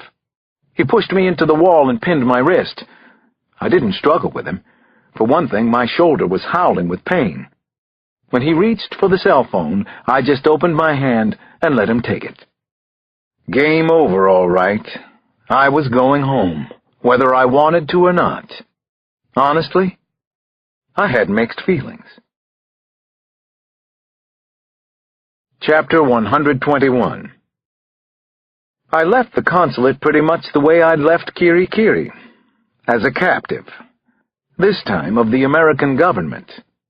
I wondered if I could possibly get away again. And did I really want to? One of the Marine escorts drove while the other sat in back with me. Worse, they had handcuffed me to him. I guess they'd decided I wanted to do this the hard way. The main gates to the consulate were closed as we drove toward them. No one was waiting to get in anymore. The demonstrators had swollen in number, though. They were lined along the fence, holding on to it like they would jail bars, cursing against all things American, as well as the life that fate had dealt them. Once we were through the main gates, the crowd closed in around us. Bodies pressed against the car windows, palms slapped on the glass, and fists beat the roof. I could see anger and fear in their eyes, the frustration of lifetimes of injustice and misery. "What do these people want?" the young Marine in back with me asked. His name tag said Owens. "Those hostages in the Delta are Americans and Brits. They're probably going to die." "What do they want?" the Marine at the wheel said. "They want us not to be here." And nobody wants me here, I was thinking, not even the Americans. Nobody wants to hear the truth, either. Chapter 122. The roadways to Murtala were even more crowded and bustling than the last time I'd been here, if that was possible. We parked at the very same airbase Adan and I had used to go to Sudan. We had to take a shuttle from there. The bus was jammed with American families presumably headed home, or at least out of Nigeria. Everyone was talking non-stop about the terrifying hostage drama in the Delta. No one had been freed yet, and everybody was afraid the hostages would be killed soon. The surprise to me was how little attention anyone gave to two men handcuffed together. I guess these people had other things on their minds besides me and my Marine guard. The terminal at the airport was overflowing, noisy, and as chaotic as the scene of a bombing. We burrowed our way into a security office to arrange a walkthrough to the plane. Apparently, the handcuffs weren't coming off until I was buckled in tight and pointed toward home. The waiting area was packed, like everywhere else, with all eyes turned toward a single TV. It was tuned to an African channel. The female reporter had a Yoruba accent, just like Adan's, and it was the strangest thing, but that's what finally put me over the edge. Tears started to roll down my cheeks, and I began to shake as if I had a fever. "You okay, man?" the Marine cuffed to me asked. He seemed like a good man, actually. He was just doing a job and doing it well. Yeah, I said. "I'm fine." Still, I wasn't the only one crying in the room. With good reason. Nigerian troops had moved in on the Bonny Island complex in what was supposed to be a rescue mission. Instead, all 34 hostages were now dead. Open fighting had broken out all through the Delta region. Riots were reported in at least 2 other states in the south. The images of the slaughtered hostages were shocking by American news standards. The hostages were lying on the floor of the corridor, adults and children both. The bodies were slumped and fallen, draped over one another, with blood-stained clothes and hoods still over their heads. One woman near me let out a piercing scream. Her family was still down in the Delta. Everyone else was quietly fixated on the screen. "Governor's office is in Rivers?" Delta and Bayelsa states have issued warnings, the reporter went on. Local citizens are urged to avoid all but the most necessary travel for at least the next 24 hours. Full curfew is in effect. Violators will be arrested or possibly shot. The Marine cuffed to me. Owens spoke. Your plane is boarding. Let's go, Detective Cross. Hell, I wish I could go with you. I'm from D.C. myself. I'd like to go home. I miss it. You have no idea. I took a number from Owens and promised to call his mother when I got back. A few minutes later, we were all being led out to the airplane. I heard someone call my name, and I looked to one side, toward the terminal building. What I saw there froze my blood and seemed to change everything. Father Bambata was looking right at me, and he raised his small hand and waved. Standing beside him, towering over the priest, if he was indeed a priest, was the tiger, Abi Shawande. The monster ran his thumb across his throat. What was that supposed to mean? That this wasn't finished? Hell, I knew that. It wasn't over by a long shot. I had never given up on a case yet. But maybe the tiger already knew that. Part 4. Home Again, Home Again. Chapter 123. I knew I had failed. And I knew and had known for a long time that I'd already witnessed and investigated enough murders and bloodshed to last me for a couple of lifetimes. Nothing had prepared me for the insane mayhem and horrors of the past few weeks. Torture and episodes of genocide, suffering by innocent women and children. Finally, the senseless murders of Adan Tansy and her family. I wanted nothing more than to escape into sleep for a few hours on the plane to London, where I would eventually connect with the flight to Washington. But I couldn't stop the terrible nightmare images from my time in Africa. Again and again I saw Adan's murder and rape by the monstrous tiger. And what had come of the murders of Adan and her family? What had been accomplished beyond a failed chase after the killer called Tiger? What of all the other deaths here that would never be avenged or even properly memorialized? What of the secrets Adan had shared with me? I woke with a shiver as the flight descended into London's Gatwick. I had slept some, and now I felt groggy and had an upset stomach and a splitting headache. Maybe it was just my paranoia, but the Virgin Nigeria flight attendants seemed to have avoided me for most of the trip. I needed water now and an aspirin. I signaled the attendants who were collecting cups and soda cans before we landed. "Excuse me?" I called out. I was certain the women had seen me signal, but I was ignored by them again. Finally, I did something I don't remember ever having done on a flight. I hit the attendant button. Several times. That got me a stern look from the closer of the flight attendants. She still didn't come to see what I needed. I got up and went to her. "I don't know what I've done to offend you," I began. She cut me off. "I will tell you. You are a most ugly American. Most Americans are that way, but you are even more so. You have caused suffering to those you came into contact with, and now you want my help? No, not even a cold drink. The seatbelt light is on. Return to your seat."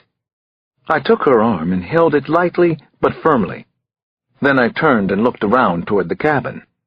I was hoping to see someone watching us, someone who had spoken to the flight attendants about me. No one seemed to be looking our way, nor did I recognize anyone. "Who told you about me?" I asked. "Someone on the plane? Who was it? Show me." She shook herself loose. "You figure it out. You are the detective." Then she walked away and didn't look back. That angry face of hers and the mystery of her anger toward me followed me all the way home. Chapter 124. The next 12 hours of the trip passed very slowly, but finally I arrived in Washington. I wasn't able to reach Nana to tell her I was home, so I just grabbed a taxi waiting at Reagan International and headed to 5th Street. It was a little past 9, and the nighttime traffic was heavy, but I was glad to be in D.C. again. Sometimes it feels that way when I come home after a long, hard trip, and this time certainly qualified. I couldn't wait to be in my own house, my own bed. Once I was in the cab, I got lost in a kind of jet-lagged reverie. No one had any idea about the carnage and suffering until they actually visited parts of Nigeria, Sudan, Sierra Leone. And there were no easy answers or solutions either. I didn't believe that the violence I had seen came from regular people being evil, but those at the top were, at least some of them. And then there were psychopaths on the loose, like the tiger and the other killers for hire, the wild boys. The fact that terrible conditions might have made them killers hardly seemed to matter. The irony that kept jabbing at me was that I'd spent the last dozen years chasing murderers in the States, and it seemed like child's play now. Nothing compared with what I'd seen in the past weeks. I was shaken out of my reverie when the cab slid over to the side of the road. What was wrong now? I was home and still misfortune followed me? What? A flat tire? The driver peered back and nervously announced, "Engine trouble. I am sorry, very sorry." Then he pulled a gun and yelled, "Traitor, die!" Chapter 125. Somebody was stubbornly ringing the front doorbell at the Cross House, ringing it again and again and again. Nana was in Ali's bedroom, putting him down the way he liked her to, lying in bed next to him until the sweet boy drifted off to sleep as she whispered the words of a favorite story. Tonight the book was Ralph S. Mouse, and Ali wouldn't stop giggling at every page, often a couple of times on the same page saying, "Read it again, Nana. Read it again." Nana waited patiently for Janny to get the front door, but it rang again, and then again, persistent and rude and maddening. Janny had been making a cake in the kitchen. Where was that girl? Why didn't she answer the door? "Now, who can it be?" Nana mumbled as she pushed herself up and out of Ali's bed. "I'll be right back, Ali." "Janelle, you are trying my patience, and that's not a good idea." But when she got to the living room, Nana Mama saw that Janelle was already at the door, which was flung wide open. A strange boy in a red Houston Rockets basketball shirt was still ringing the bell. "Are you some kind of a crazy person?" Nana called out as she hobbled quickly across the foyer. "Stop that bell ringing this instant. Just stop it now. What do you want here so late? Do I know you, son?" The boy in the Rockets jersey finally took his hand off the bell. Then he held up a sawed-off shotgun for Nana to see, but she kept coming forward until she protectively held Janny. "I will kill this stupid girl in a second, and I will kill you, old woman. I will not hesitate just because you're the detective's family." Chapter 126. It all happened so fast in the taxi and caught me completely off guard and unprepared, but I saw a chance and I had to take it. I didn't think the cab driver was an experienced killer. He'd hesitated instead of just pulling the trigger and shooting me, so I lurched forward and grabbed the gun in his hand at the same time. Then I smashed his wrist against the taxi's metal partition. I smashed it again as hard as I could. The man yelped loudly, and he let go of the gun. I pulled it away and swung it toward him. Suddenly, he ducked low and then flung himself out the front door. I jumped out the back door, but he was already scampering down a grassy hill. Then he disappeared into a thicket of woods off to the side of the highway. I had a shot with his gun, but I didn't take it. He'd called me traitor, just like the flight attendant. Did he believe that, or was he doing what he'd been told?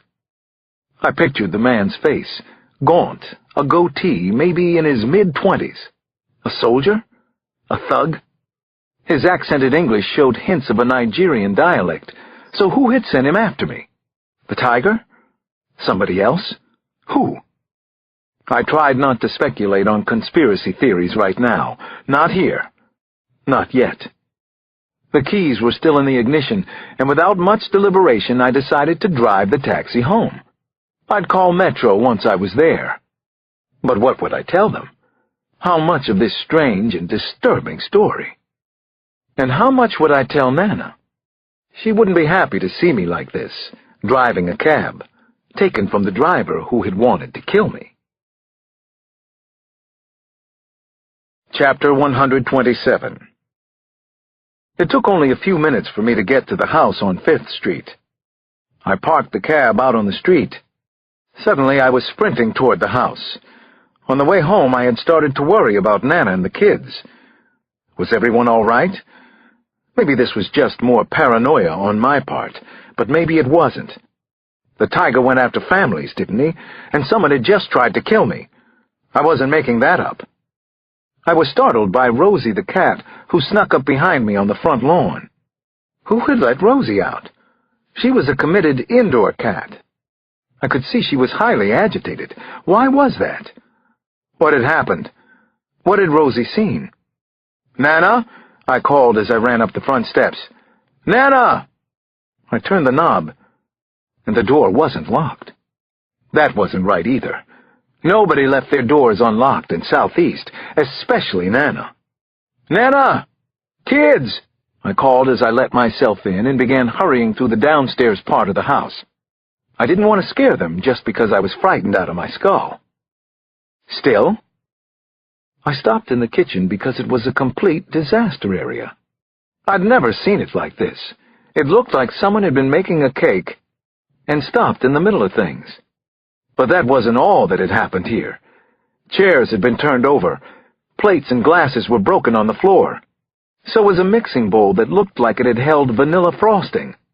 Nana had been making a cake. Lucky for me. I pulled out the gun I'd taken from the taxi driver. Then I started upstairs, unable to get my breath. I tried not to trample on Rosie as we hurried up there together. Quietly. And quickly. Chapter 128. I checked all the bedrooms on the 2nd floor, then my office in the attic. Finally, I went down to the cellar. There was nothing, no one, anywhere in the house. Finally, I called Metro and reported the possible kidnapping of my family. Within minutes, 3 cruisers pulled up in front. Their roof lights were flashing ominously. I came outside just as Sampson arrived. I explained to John what I knew so far. He stood with me on the porch where I was holding Rosie, holding on to her for support, really. Everything felt unreal, and I was numb from my head to my feet. "It's the tiger. It has to be him. Something about what happened in Africa," I said to John. "I almost got shot on the way from the airport." I pointed toward the taxi sitting on the street. Cab driver pulled a gun on me. "They're alive, Alex," Sampson said, and put an arm around me. "They have to be." "I hope you're right. Otherwise they would have killed them here, like Ellie and her family." "They must think you know something." "Do you, Alex?" "Not very much," I told Sampson, but it was a white lie. I heard a woman scream then, "Alex! Alex!" Bree. She was running down the block from where she'd had to leave her car. The police had completely blocked off 5th Street now. It was starting to look like one of those gruesome crime scenes that I hated to be called in on. Only this time, it was my house, my family. "What is it, Alex? I just got the call, saw the address. What happened?" "Somebody took Nana, Ali, and Janny," Sampson told Bree. "That's what it looks like." Bree came into my arms and held me tight. "Oh, Alex. Alex, no." She made no empty promises, just gave me the only comfort she could. Her embrace, a few whispered words. "No note? No message?" she finally asked. "I didn't find anything. We should look again. I don't think I was too clear-headed the first time I looked. I know I wasn't." "You think you ought to go back in there right now?" she said, and took my arm. "I have to. Come with me. Both of you, come." We all went back into the house. Chapter 129. While Bree and Sampson started looking around, I called Damon's school and talked to the headmaster, then got Damon on the line. I told him to pack some things. We would be moving him soon. Samson had already made the arrangements for him to be picked up. "Why do I have to come home?" Damon wanted to know. "You're not coming home right now. Not yet. It isn't safe here, not for any of us." I joined Bree and Samson, and we searched the house for several hours, but there was nothing for us to find. No message left anywhere. The only evidence of a struggle was the mess in the kitchen and a tangled runner in the foyer. I thought to check my computer, but there was nothing there either. No messages had been left anywhere. No threats, no explanation of any kind. Was that the message? I decided to place a call to Lagos next. It was 8 a.m. there. I reached Ian Flaherty's office, but he didn't pick up himself this time. "Mr. Flaherty's not here at the moment," said his assistant. She sounded nervous. "Do you know where he is, or when he's expected back?" I asked her. "It's important that I talk to him." "I'm sorry, I don't. There's a lot going on here, sir. It's a very bad situation." "Yes, I know. May I leave a message for him?" "Of course. Tell him that Alex Cross is back in Washington. They've taken my family. I think it's the tiger or his people who did this. I need to talk to him. Please make sure that he gets this message. It could be a matter of life or death." "Yes, sir," said the assistant. "It always is." Chapter 130. Samson, Bree, and I stayed in the house another hour or so. We searched every room again, looking for anything to work with. But I understood that the two of them were here to make sure I was all right, especially since I was showing a few cracks. Finally, I told John to go home to his family and get some sleep. No one had called or tried to get a message to me. "There are 2 squad cars outside," Samson said. "They'll stay here the rest of the night. Don't argue with me about it." "I know, I can see them." "That's the idea, sugar. They're supposed to be seen." "Make sure they're on their toes," Bree said. "I'll be here too. Tell them I'll be checking." Samson hugged Bree, then did the same with me. There was no cop humor tonight, no making light of this. "Anything? You call," he told me. Then he started out the kitchen door. He stopped and turned back. "I'll talk to the men outside. Maybe put on 1 more car." I didn't bother to agree or disagree. I was in no shape to make decisions right now. "Thank you." "We'll be fine," Bree said. "I have no doubt," Samson said, and nodded. "Call me if anything happens." Finally, he shut the door behind him. I went over and locked the door, which would give us an extra few seconds if somebody tried to come in. Maybe we'd need it. "You all right with this?" Bree asked. I nodded. "You staying with me?" "Of course I am." She drifted over and hugged me again. "Let's go upstairs then." She took my hand. "Alex, come." I let Bree take me upstairs. I was numb and in a faraway dreamscape anyway. "There's a phone in here," she said, as we entered the bedroom. Then she hugged me again and reached down and started to unhook my belt. I didn't think that was what I needed, but I was wrong about that. Until the phone in the bedroom rang.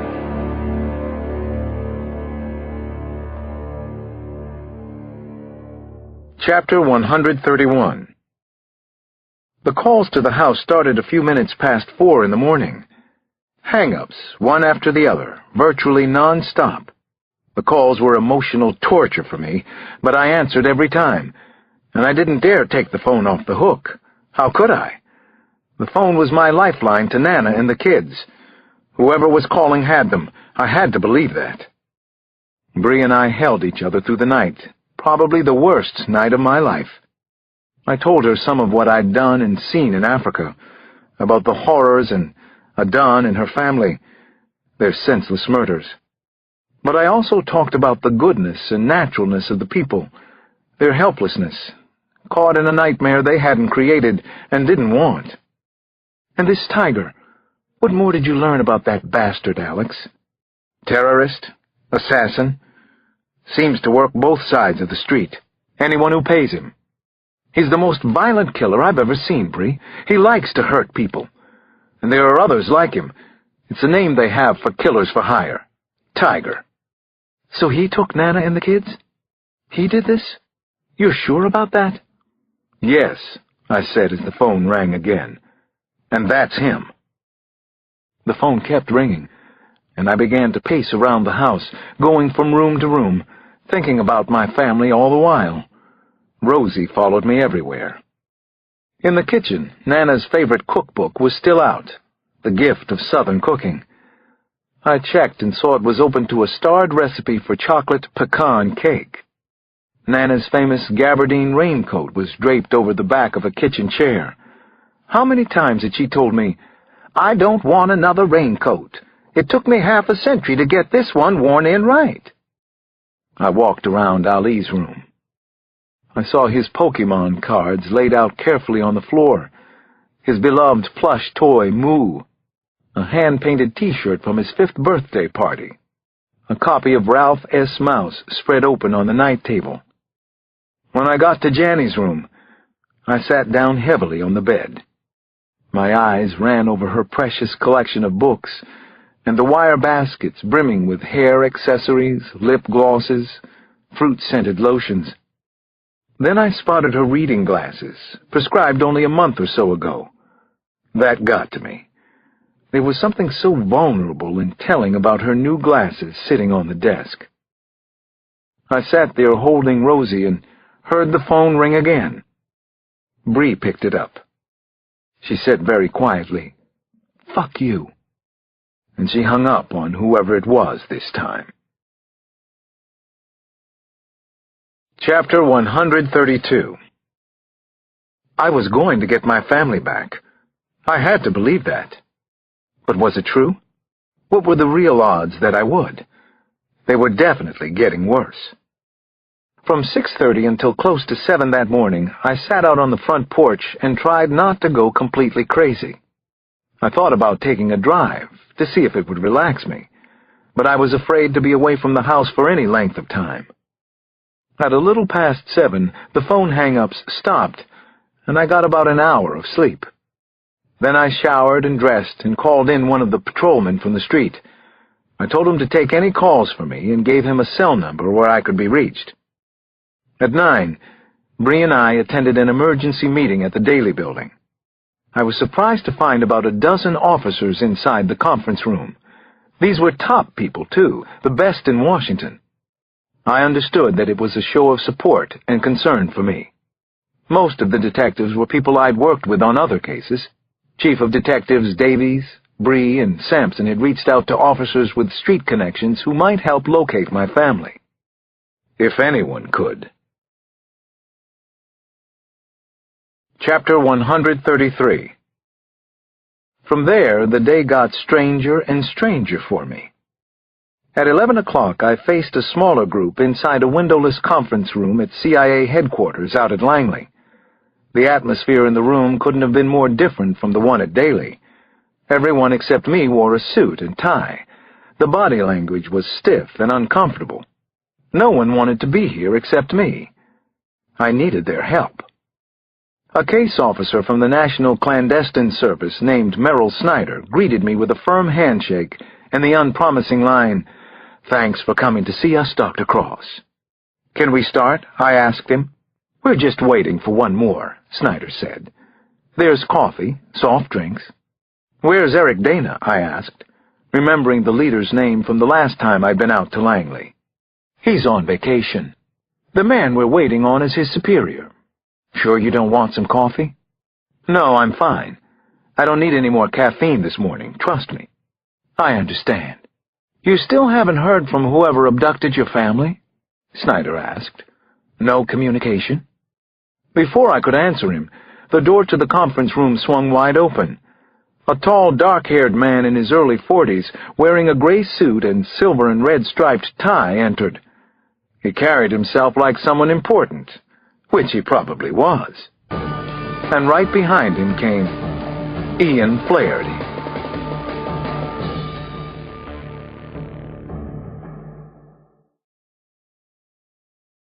Chapter 134.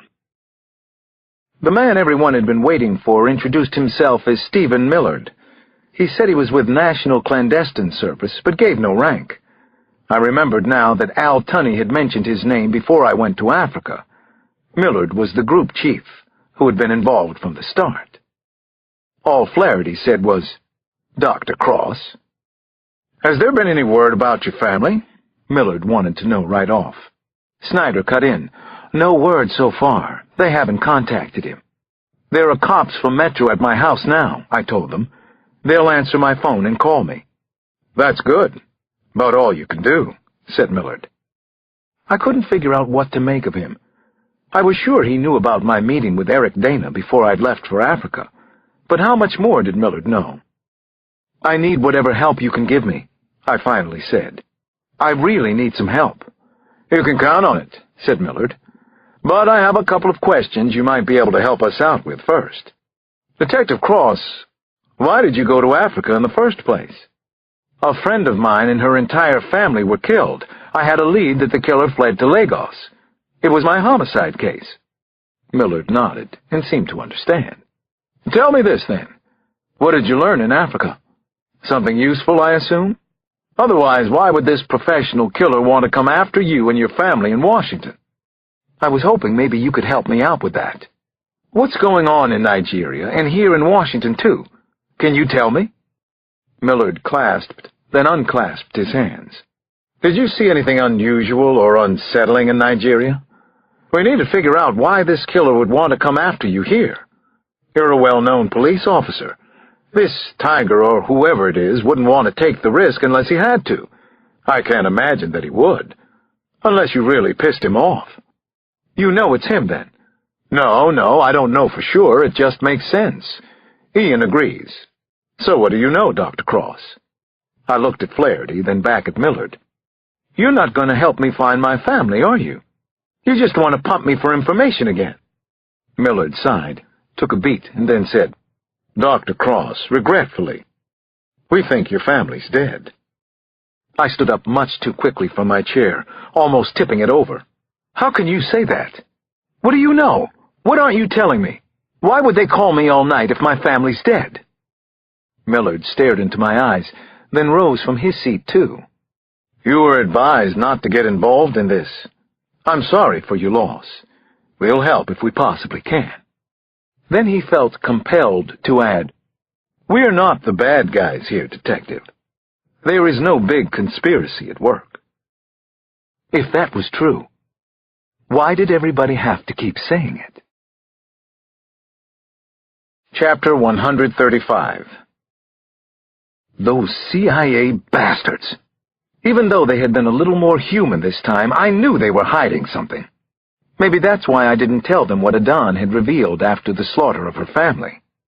The meeting had been typical of my experience with them over the years. And Flaherty? After the meeting, he had gone to Langley for a previously scheduled series of meetings. No way that was the whole truth, or anything close to it. At least I didn't think so. That night I went home to an empty house. I'd told Bree that it might be better if I was in the house alone. I was so desperate I was ready to try anything now. Millard's words kept coming back. "Dr. Cross, regretfully, we think your family's dead." I fixed a sandwich, but only nibbled the corners away. Then I watched the news stations, CNN, CNBC, Fox, but there was almost nothing about the Civil War in the Delta. Unbelievable. A Hollywood actress had killed herself in L.A., and that was the big story. It was being covered on every station, almost as if they had all the same news source and used the same journalists. Finally, I switched the story about the dead actress off, and the silence wasn't a good thing either. I was nearly overwhelmed by sadness and fear that I had lost Nana, Ali, and Jenny. For a long time I stayed in the kitchen, holding my head in my arms and hands. I remembered certain images and feelings and sensations from the past. Ali, just a little boy and such a sweetheart. Jenny, still my Velcro girl, my living memory of her mother. Nana, who had saved me so many times since I'd come to D.C. at 10, after both my parents had died. I didn't see how I could continue to live without them. Could I? The phone began to ring again, and I snatched up the receiver. I hoped it was the tiger, wanting something, wanting me. But it wasn't. It's Ian Flaherty. I just wanted to check on you, see if you're all right, see if you remembered anything that could help. Help you? I said in a tight voice. My family's been taken. My family. Do you have any idea what that's like? I think I do. We want to help you, Dr. Cross. Just tell us what you know. Or what, Flaherty? What else can they do to me? The proper question is, what can they do to your family? Flaherty left me a number where I could reach him at any time of the day or night. At least the bastard was staying up late, too. Chapter 136. The sound of a ringing telephone woke me from a shallow snooze on the living room couch. I picked the phone up, still half asleep, my extremities tingling. Cross. Go to your motor car now. We're watching your house, Cross. Lights on upstairs and in the kitchen. You are sleeping in living room? A male speaking. English with a pidgin accent. I'd heard a lot of it in the past few weeks, but I was particularly tuned into it now. Every syllable. Is my family all right? Where are they? Just tell me that. Bring your cell phone with you. We have number and we want your full directions. And don't call no one or your family dead. Go now, Cross. Listen up. I was sitting up now, staring out the window in the living room, sliding my feet into my shoes. I didn't see anyone outside. No cars or lights were visible from where I was. Why should I listen to you? I asked the caller. A second voice cut in. Because I say you should. The phone at the other end clicked off. The second voice had been gruff, older than the first, and I recognized it instantly. The tiger. He was here in Washington. He had my family. Chapter 137. Suddenly I had even more questions. They had the number of the cell phone I had borrowed. How did that happen? I wondered. Not that it was impossible to get, but how had a gang of hoodlums from Nigeria managed to do it? I wasn't inclined to conspiracy theories, but it was getting harder and harder to deny the obvious. Someone wanted to know what I had found out in Africa, and to shut me up for good. Maybe a minute after the call ended, I walked out on the front porch, which I'd decided to keep dark for now. I still couldn't see anyone watching on the street. Were they here? Had they left already? Did they have Nana and the kids in a nearby truck or van? I didn't want to play the target any longer than I had to. I hurried down the steps and got into the Mercedes, the family car that I had bought for safety. I started it up, then began to back out of the driveway, feeling the car's power. I felt like I needed that, the help of some external force. The cell phone shrilled, and I stopped. You continue to be a fool. It was the older male again. I wanted to curse him out, but I said nothing. He might have my family. That was a hard thing to hope for, but I did anyway. I had to hope for something. He laughed into the phone. What's funny? I asked him. You are? Don't you want to know which way to turn out of your driveway? Which way? Make a left. Then you follow my directions, straight to hell. Chapter 138. He stayed on the line as I drove along 5th Street, but didn't say much of anything, and nothing to help me figure out what I should do next. I was trying to think things through, to make some kind of plan, anything that might work, maybe even a wild hunch. Let me speak to my family. I spoke again. Why should I? I thought about stepping on the brakes, making a stand here, but he had every advantage right now. Which way? I said. Make a right, next corner. I did as I was told. The fight in Africa is not your fight, white man. I listened to the tiger spitting rage as I drove along Malcolm X Avenue in Southeast. You should drive faster, he said, as if he were right there in the front seat, watching me. He directed me onto I-295 heading south toward Maryland. I'd been on that road countless times before, but it seemed unreal and unfamiliar tonight. Next, I merged onto 95 and then Route 210, and followed it for nearly 15 miles, which seemed much farther than that. Eventually, I found myself on 425. His voice went low. Let me tell you something that's true. You are only coming to collect the bodies. You want the bodies, don't you? I want my family back, I said. He only laughed at that. I said little more to the tiger unless he asked me a direct question, and he didn't seem to care. Maybe he wanted to hear himself talk. I needed to put the rational part of my mind in another place, so I listened to his threats, his cruel insults, but I just let them flow over me. It wasn't hard, because I was numb anyway. I was here, but I wasn't. Chapter 139. Pull off the road, he commanded. I did as I was told. There didn't seem to be any other vehicles around. I didn't think I had passed anyone since I'd gotten onto Lalo's Nick Road, somewhere in Maryland, around Nanjamoy. But I wasn't completely sure. How could I be? I was that out of it, that nervous and afraid, that petrified. Take the next right, at the corner. Don't miss the turn. You better hurry now. Hurry! I made the turn, then drove straight ahead as I was told to do. The trees and bushes surrounding the road appeared black and very thick, possibly because my peripheral vision was narrowing in the dark. Above me was a big sky filled with stars. I was reminded of Janny, her love of the stars. But then I forced the sentimental thought out of my mind. Nothing sentimental, not now. Maybe never again. Stop your motor. Get out. Do exactly as I see.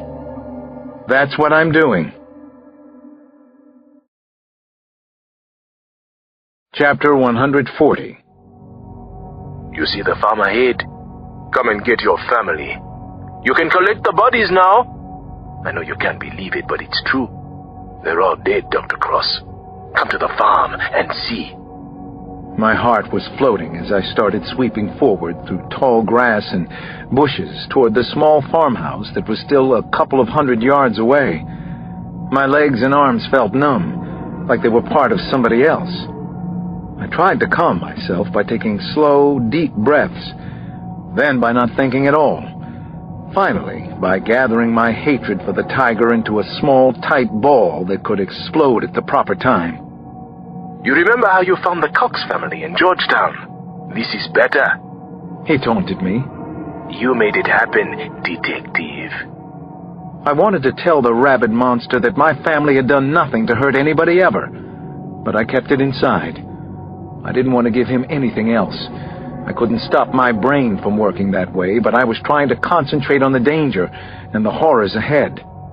This had to be a trap, I told myself. Somebody wanted me here. They needed to find out what I knew about the war in Nigeria. It didn't matter. I had to be here no matter what. Are you ready, detective? The last sound, his voice, wasn't coming from the cell phone in my hand.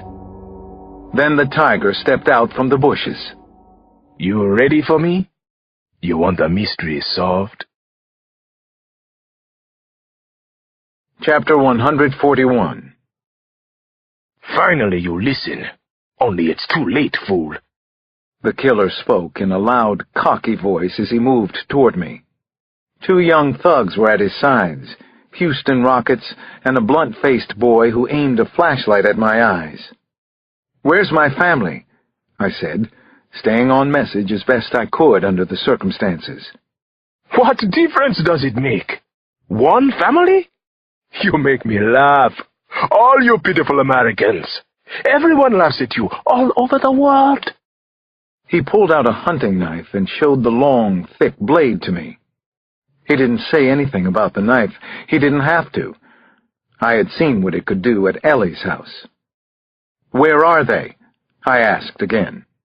You think you get to ask the questions? I can make you scream, beg for death. Your life is nothing to us. We say, yeah, useless, worthless. Your family? Nothing. Yeah. It means useless. The tiger came up close, and I could smell his sweat and tobacco on his breath. He held the knife close to my throat. Say it. I am nothing. Say it. You want to know about your family? He screamed in my face. Say I am nothing. I am nothing. He cut me across the biceps. I didn't look at my arm, but I knew I was bleeding. I wouldn't show him weakness, no matter what happened to me now. Flesh wound. He laughed. His killer boys found it funny too, sick little bastards. I wanted to take all of them down. He motioned with the knife. You want to see your family so bad? Come on. You can see what's left. Yeah. Chapter 142. I stumbled forward toward the deserted-looking farmhouse standing in shadowy darkness, and I wondered if Nana, Ali, and Janny really were in there. The closer I got, the less likely it seemed to me. I was afraid I had been living in denial all this time, for days now. Suddenly I found it hard to walk, to stand even, but I made myself go on, step by step, toward the dark farm that held secrets I maybe didn't want to know. There was a narrow dirt path winding up to the house, and I trudged along a few paces in front of the tiger and his killers. Were these the same bloodthirsty devils who had murdered Ellie's family? Was the one in the Houston Rockets shirt the bad lieutenant? Had he traveled back and forth from Africa with the tiger? What was their connection with what was happening in Lagos and down in the Delta? Could a civil war become a world war? Was it starting in Africa this time? Suddenly I was struck hard in the small of my back. I lurched forward and almost went down, but somehow I kept my balance. Then I whirled around and saw Houston Rockets holding the butt end of his rifle. He was going to hit me with it again. "Stop right there," I yelled. "You punk, you little coward." I wanted to go after him so badly, to wring his neck and break it. The tiger laughed, either at me or at his vicious killer. No, Akim. I want him conscious. Open the front door, Cross. You are the detective. You made it all the way here. Now you will see. Open the door. Solve the great mystery. Chapter 143. I turned the rusty knob, then pushed hard on the sticking wood-frame door. It opened with a loud whine. At first I couldn't see much, even with the faint glow from the flashlight held behind me. "Where are they?" I asked. Go in and see. You wanted this. Proof of death? I walked into the house and still couldn't see anyone in there. My heart was racing. Everything in the first room smelled of mildew, of dirt and age, maybe of death. I can't see anything. It's too dark. Suddenly a light went on. A living area was illuminated. 2 small sofas, easy chairs, standing lamps, but I still didn't see anyone else in the room. I whirled to look at the tiger, who loomed behind me. "Where are they?" I yelled. "There's no one in here." Tell me what you know. He seemed serious and businesslike. What did the she-bitch Adan tell you? What do you know about the Delta? Tell me. I stared back at him. "Do you work for the CIA too?" They wanted to know what Adan told me. He laughed out loud. I work for anybody who pays me. Tell me what you know. I don't know anything. I found out nothing in Africa. If I had, don't you think I'd tell you? I saw you kill Adan Tansi. That's what I know, only what I saw with my own eyes. Someone stepped out of an adjoining hallway. I turned to see Ian Flaherty there in the farmhouse. "I don't think he knows anything. You can kill him," he said to the tiger. "Then he can be with his family. Go ahead, get it over with." A terrible look crossed my face. So the CIA was in on this from the beginning? Flaherty shrugged. "Not the agency, no. Just me. Kill him now. Get it over with." Then another voice was in the living room. "You get to die first, asshole." Samson stepped into view. The car I drove had a tracker on it. John had followed the signal all the way down into Maryland, and he wasn't alone. "It'll be a dead tie," said Bree. She came up alongside Samson. "You and the tiger both die, unless you start talking to us. Where are Nana and the kids?" The punk in the Houston Rockets shirt pumped his gun. Bree shot him in the left cheek under his eye. He screamed, then dropped. The tiger dove back out the front door. "I'm not armed," said Ian Flaherty, and raised both hands in the air. "Don't shoot me. I don't know what happened to your family. That wasn't my doing, none of it. Don't shoot me." I drove my shoulder hard into Flaherty's chest and then ran past him after the tiger. Samson threw me a gun on the way out. "Use it!" he yelled. Chapter 144. It was dark outside, scarily black and cold as the middle of winter. Just a sliver of moon was visible, with low clouds sliding fast across the night sky. I didn't see the tiger anywhere.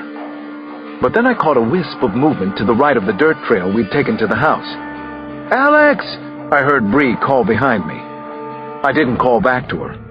I ran ahead in hopes she wouldn't follow, that she couldn't see me in the darkness. I wanted to get to the tiger first, just me and him. "Alex!" Bree shouted again. "Don't do it this way! Alex! Alex!" I continued to track movement, the faint outline of a man running up ahead. Or just noise sometimes, the rustle of branches. I was concentrating on that, when a shadow flew at me out of the brush. I spun sideways and fired a shot into the chest of a killer in a white tee and white baseball cap. One of the boys. He grunted and fell over in a heap. I kept on running after the tiger. He was moving fast, but so was I. Two downhill skiers on a dark slope. I was gaining on him a little, but not enough. I didn't call out. I just ran with everything I had in me. There was nothing in my mind except catching him. No caution, not anymore. No fear for myself. I could hear his heavy footfall and his breathing, which sounded ragged. Still, I didn't call to him.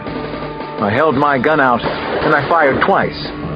I fired low so I wouldn't kill him by mistake. I needed to keep him alive so I could find out where my family was. I didn't think I hit him, but he turned his body, and that caused him to stumble.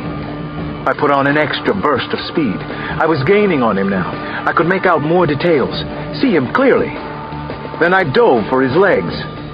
I nearly missed, but I caught him around the ankles, and he crashed down on his chest and face and hit his head hard on a rock. I crawled over him on my hands and knees. Then I went up on my haunches and punched down with all my strength. My fist connected with his jaw. Sweat and blood flew out to the sides. "Fucker! Traitor!" He growled like a jungle cat under attack. "My family! Where are they? What happened to them?" I shouted. Then I punched him again with everything I had, all the anger and rage living inside. This time he lost a tooth, but he was strong, even hurt like this, and he finally threw me off. Then he was on me.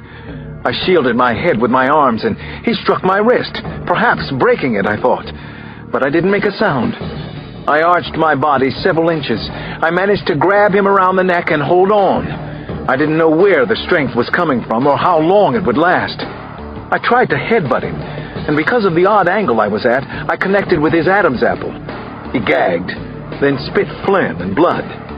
"My family!" I yelled again. Fuck your family. Fuck your kids. Fuck you. Then he got to the hunting knife. I was still thinking that I had to keep him alive.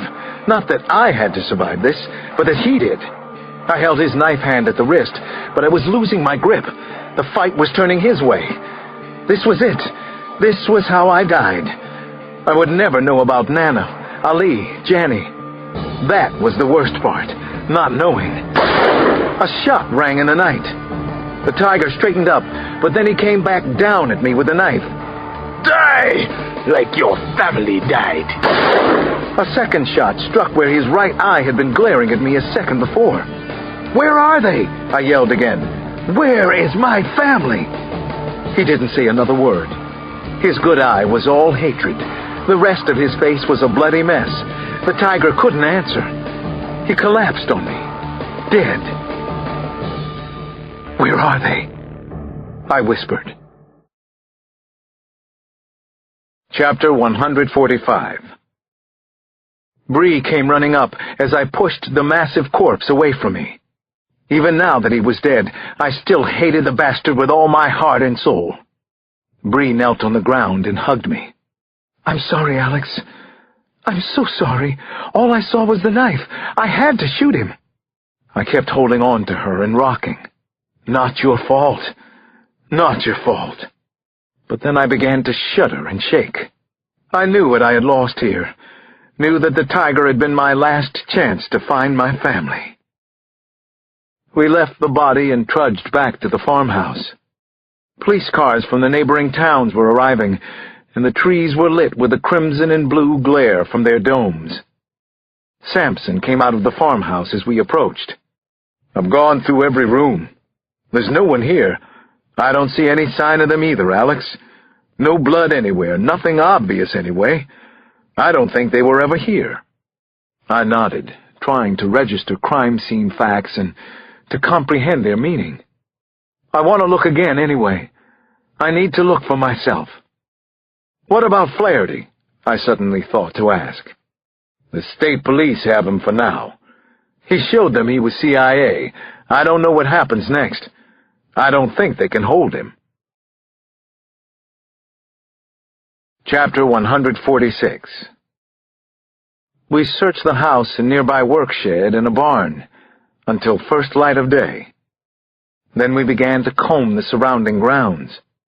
At this point there were more than 30 police officers and FBI agents searching at the scene, but it still didn't seem like enough manpower to me. Everything was feeling even more unreal now. I was here, but I wasn't. I had no idea about the passage of time either. It seemed as if I could have been at the farm for a couple of days or for just a few minutes. Proof of life, I thought. That's what I want, isn't it? And if not that, then proof of death. We found a Nissan minivan that had to be the vehicle the tiger and his killer thugs had come to the farm in. The van held small arms, clothing, and video games in cardboard boxes. But there was no sign of blood inside, no rope to tie anyone up with, nothing to make us believe Nana or the kids had been inside the vehicle.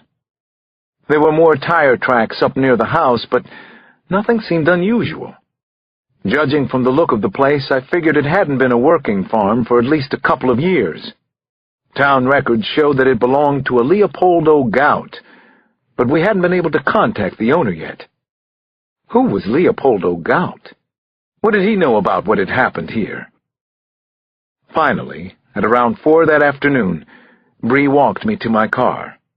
Then she drove me home to 5th Street. I was in no shape to continue looking, she said, and she was right. I hoped against hope for a good ending, but there was no one there at the house. The mess in the kitchen remained as I had found it, and I left it just that way. For memory's sake. Nana's kitchen. Her favorite place to be. Chapter 147. It was all so baffling, so incomprehensible, wrong in so many ways. Bree and I brainstormed for a while, but I couldn't concentrate. My thinking was too chaotic. I was too crazy in the head, too disturbed and lost. I didn't want to talk, didn't want to eat, and I couldn't sleep. I couldn't even keep my eyes shut the one time I lay down on the living room couch. I thought about taking a drive, and decided no, not right now. "I'm going to go for a run," I finally told Bree. "Clear my head. There has to be something I'm missing." "Okay, Alex. I'll be here. Have a good run." She didn't offer to come, understanding that I wanted to be alone now. I did need to be by myself, to plan, to do something that would make some sense of what had happened. I ran at first along familiar streets close to my house, but then on the streets winding off 5th, where I didn't remember ever coming on foot before. Finally, I was able to concentrate a little better, and I began to think about what Adan had told me in Lagos. Had her secrets caused any of this? The death of her family? Her own murder? Whatever had happened to Nana, Ali, and Janny? "Alex, I know terrible things," she told me. "I'm writing a story about it. I have to tell somebody what I found out." She was afraid that something would happen to her. Well, something had happened to Adan. I continued to run, and I found that I was getting stronger physically, or moving faster anyway. What a cruel world this could be sometimes. Jesus! That wasn't how I looked at things usually. That wasn't me. Only now it was. I didn't notice anything until a gray van stopped suddenly at the curb and the sliding doors flew open. 3 men jumped out. Suddenly they were all over me, knocking me down, pushing my face into the grass and dirt on somebody's lawn. Then I felt a sting in my thigh. A needle? 3 men, not boys, not the Tigers team. Who then? Who was holding me now? What did they want? Chapter 148. There was a damp cloth over my face, some kind of a hood that reeked of rubbing alcohol.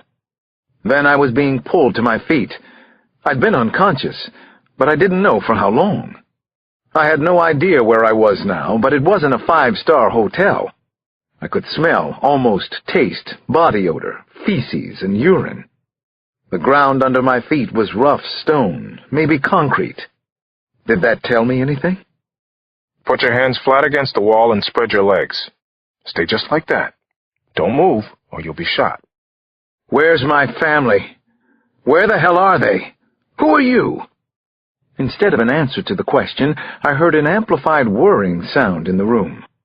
Stay just like that, or you die right here and now. Then you'll never know about your family. Never is a long time, Dr. Cross. Think about it. I thought about other things first. Who had grabbed me off the street in Southeast and was holding me now? Could it be another tiger? Somebody else from Nigeria? The voice didn't sound like it. No accent. American. Could it be the CIA? Where's my family? I asked again. No one answered, and I stayed there with my hands tied and held flat against the wall over my head. I knew this particular kind of torture had a name, wall standing. I was also made to wear a hood and was subjected to loud noise and sleep deprivation. I'd heard about these torture techniques before.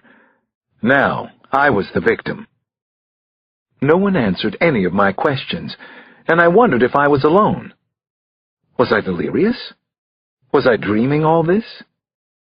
My hands went numb first. Then I could feel pins and needles stinging my ankles and feet. Then shooting pains moved up and down my legs. My head began to swim, and I thought I was going to pass out. "I have to pee," I said. "I have to go." No answer. I held it as long as I could, then let go down my legs, over my bare feet. No one reacted. Was anyone there? Was I alone now? Wall standing. Some American government officials had said that it was okay to use techniques like this on suspected terrorists. Was I a terror suspect? What had I done to deserve this? Who was torturing me? My hands were completely numb, and I badly wanted to sleep. I could think of little else, and would have given anything just to lie down on the floor. I couldn't give in, though. Wall standing? I can do this. I thought about stepping away from the wall and what the consequences might be. I held internal debates with myself. They wouldn't kill me, would they? What would be the point of it? Finally, I turned my body so that only one hand was on the wall. Did that count? Was it a violation of the rules? Immediately, I was kicked hard behind the knees. I went down hard on the floor, which seemed to be made of either concrete or stone, cold to the touch. A bed. Finally. But I was yanked right back up and thrown hard against the wall. Still no one spoke, but I assumed the position. Not just my legs were trembling now, everything was. My entire body was shaking terribly. Who else was with me in the room? What did they want from me? Chapter 149. Then I was talking to Janny. I was hugging her, and I was so happy that she was all right. "Where's Ali? Where's Nana?" I asked in an excited whisper. "Are you okay, sweetheart?" Suddenly, I came to and realized that I had been sleeping on my feet. Janny wasn't here. It was only me. I had the sense that I was in the second day of captivity, or maybe the third day. Suddenly I was startled as someone pulled the cloth hood up around my nose, still keeping my eyes in darkness. "What?" I muttered. "Who are you?" As I spoke, I realized how dry my lips and mouth were.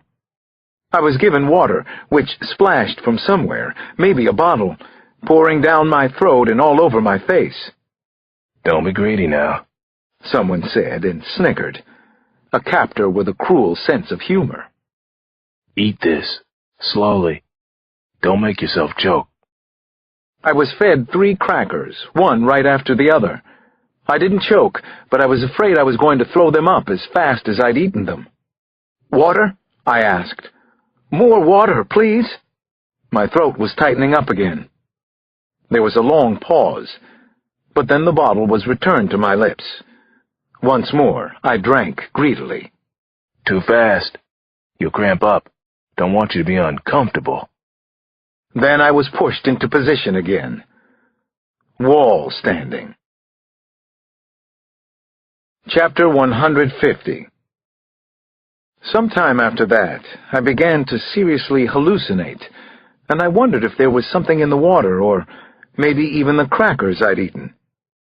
I was convinced that I was back in Africa, and that I was lost somewhere in a vast desert. I knew I was going to die soon, and that didn't seem like such a bad thing. I actually welcomed death, and wondered if I would meet Nana, Janny, and Ali on the other side. Would Maria be there too? And others I had lost? I was struck hard in the back, and I fell to my knees again. "You were dreaming. Asleep on your feet. That's not allowed, hotshot." "Sorry." "Of course you are. Now, would you like this to stop? Would you like to sleep? I'll bet that you would." More than anything I've ever wanted in my life. "Where?" I began to say. "Right. Where is your fucking family? You're nothing if not consistent, or is it stubborn, or stupid? Now, listen to me closely. I will let you sleep. I will give you closure about your family. Are you with me so far? Are you following what I'm saying?" "Yes." "Yes, what? Tell me what you are agreeing to." "You'll tell me about my family. Let me sleep." "Provided that what?" "I don't attack and kill you, you son of a bitch," I thought. "Where there's a will. Provided I answer your questions." "Very good. Would you like more water, hotshot?" "Yes." The cloth hood was lifted halfway, and the water bottle was returned to my lips. I drank as much as I wanted to, but then there was silence. It frightened the hell out of me. Had he gone away? The one who knew what had happened to my family. The one who had actually talked to me for a minute or so. "I saw terrible things in Africa, especially in Sudan," I said. "I don't think any of that interests you. A family, the Tanzis, were murdered in Lagos. Maybe because they were talking to me, or because of what Adan wrote in the newspaper. You can get her articles." "Are you there? You wanted me to talk, right? Are you listening now?" "Anyway, Adan Tansi and I were taken to a prison," I continued. "She was murdered there. I saw it happen. The tiger killed her. I don't know who the other men holding us were. I don't know who the hell you are. Before we got to the prison, Adan told me about a long piece she was writing. It was to appear in the London Times. The Times, maybe some other papers, I'm not sure. She had learned that the United States might be manipulating factions in the Delta to ensure the oil fields would stay in the right hands. Adan had tapes of interviews. They were taken from her. Whoever captured us must have them now. You have the tapes, don't you?" I stopped talking and waited for an answer, any kind of response. But no one said anything. That was the technique, and guess what? It worked. I kept talking. Adan told me the man known as the Tiger was also being paid by our government. I don't know if that's true. You probably know, don't you? I stopped again, then went on. By the CIA, maybe. The oil companies? By someone from here. Adan wrote that, and she told another writer named Ellie Cox. She was killed because of what she knew. That's what I know. That's what Adan found out. That's all of it. I stopped again. There was still no response, not a word from the interrogator. I waited. I waited. I waited. Chapter 151. You think you know what's going to happen in life, but you never do. And usually the surprises aren't good ones either. No one spoke to me for a long time, and I kept waiting for somebody to put a gun to my head to finally pull the trigger. Hours after I was interrogated, I heard footsteps in the room where I was being kept. More than one person. At least two. I pulled myself away from the wall and moved forward. I stumbled and fell to my knees. I pushed myself back up, and somebody grabbed my arm. Fucker can't even walk by himself. I heard a door being slit open, and then I felt cool air hit my face. I was pulled forward and then shoved inside some kind of van or truck. Let's go, said someone in the front. We don't have much time for this. For what? What was happening now? I had no idea where I was going now, but I knew the chances were good that I was going to die. At certain times in the past, I'd been pleasantly surprised that I'd lasted as long as I had. Still, it felt unreal that I would probably die in the next few minutes. I prayed for my family, and then I said a prayer for myself. Good, moderately lapsed Christian that I am, I even said a prayer of contrition. Then the van pulled to a stop. This was it. End of the line, I heard one of the bastards say. I was pushed out and landed hard on the street, and then I heard the vehicle drive away, gravel crunching under spinning tires. I crawled up and over a curb and then just lay there, partly on grass, partly on a sidewalk or walkway. They hadn't killed me. I was still alive. Finally, I slept. Chapter 152. Then I was awake. At least I thought I was. I'm Officer Mays with the D.C. Metro Police. Are you all right, sir? The patrolman spoke to me even as he lifted the hood that covered my head. Why are your hands tied? What happened to you? He asked next. I'm Alex Cross. I'm a detective with major crimes. I was kidnapped. He had the hood all the way off now, but I couldn't see much of anything yet, not even his face. My eyes were slow to adjust to the light, to the street lights mostly. It was dark outside. Night. Yes, sir, Detective Cross. We've all been looking for you, Patrolman May said. Let me call it in. How long? You've been looking? 3 days. Finally, I could see his face, which showed concern but also surprise. He had found me. I was alive. I'd been missing for 3 days. Can you get these binds off? I asked. I'll call it in first. Then I'll get the ropes off you. No press, I told him. Of course not. Why would I call the press? The patrolman asked. I don't know, I said. I guess I'm not thinking straight yet. Chapter 153. I was taken home by Officer Mays. The house on 5th Street was dark and obviously empty. Bree had been staying with us off and on, but she had kept her place, so I figured she was at her apartment tonight. Why would she stay here by herself? I would call Bree soon, but I needed to go inside the house right now. I entered through the sun porch, passing the silent piano on my way, imagining playing it for the kids or sometimes just for myself. No, I guess I was remembering. The kitchen had been cleaned up since the last time I'd been there. Probably Bree had done it. Now it was neat, as if nobody lived here. I continued walking from room to room, everything quiet, and I felt unbearably sad. I turned on lights as I went, feeling like a visitor in my own house. Nothing about my life felt right or even real. The world had become such a cruel, unsafe place. How had it happened? How much blame should America take, and did accepting blame really help anybody? Wasn't it time to stop offering criticism and start providing solutions? It was easy to be a critic. It took no imagination. Problem-solving was the bitch. I finally made it up to my office in the attic, and I sat at my desk, looking down on the street, wondering if there was anyone out there watching me. Had the interrogators believed me? Did it matter?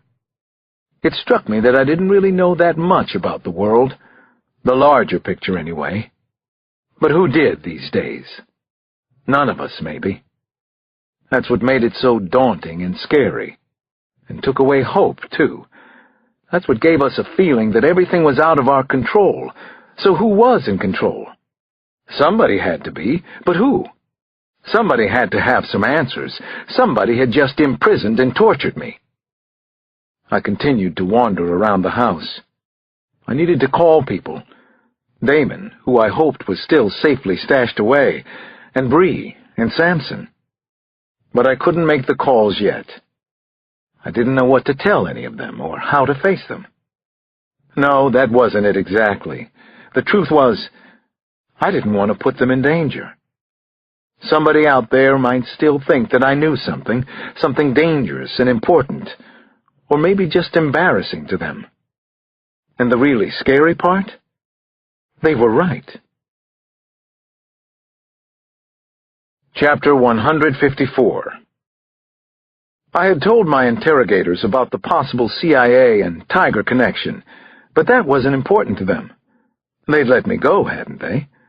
They could deny all that, and besides, the Tiger was dead. I had cleaned up that particular mess for them. But the thing I hadn't told them was the real subject of Adan's story. The Americans, the French, the Dutch, the English, and several very important corporations were working with the Chinese in the Delta. China needed oil even more than we did. China was cutting corners. They were ready to pay top dollar for oil and willing to make deals, whatever it took. And because of these business ventures, thousands of Africans had died, men, women, and children. That was the one thing that I knew for certain. It was what Adan had been researching and writing about. It was what she had contacted Ellie Cox about. She had talked to Ellie about her research. That was what got her family murdered in Georgetown. Adan had told me horror stories during our time together, especially about life and death in Sudan. Rape was the weapon of war there, and girls of age 5 and up were abused, sometimes by peacekeepers. Hundreds and hundreds of mass graves had been discovered, but were rarely reported on. Police corruption and brutality, some of which I'd witnessed myself, were rampant. An epidemic, really. And kidnappers were working in the Delta area, especially around Port Harcourt. On the couch that had been in Nana's living room since I was a boy, I slept, finally. But not like a baby. That kind of sleep would never come to me again. The truth was, I had accepted that my family was gone, just like so many other families that had been murdered before them. Nothing would ever be the same for me again. Chapter 155.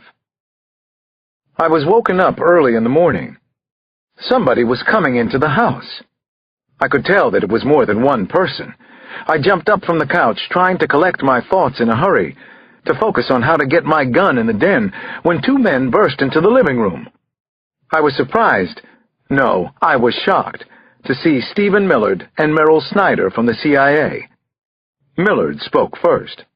"Detective Cross, we didn't know you were here. We..."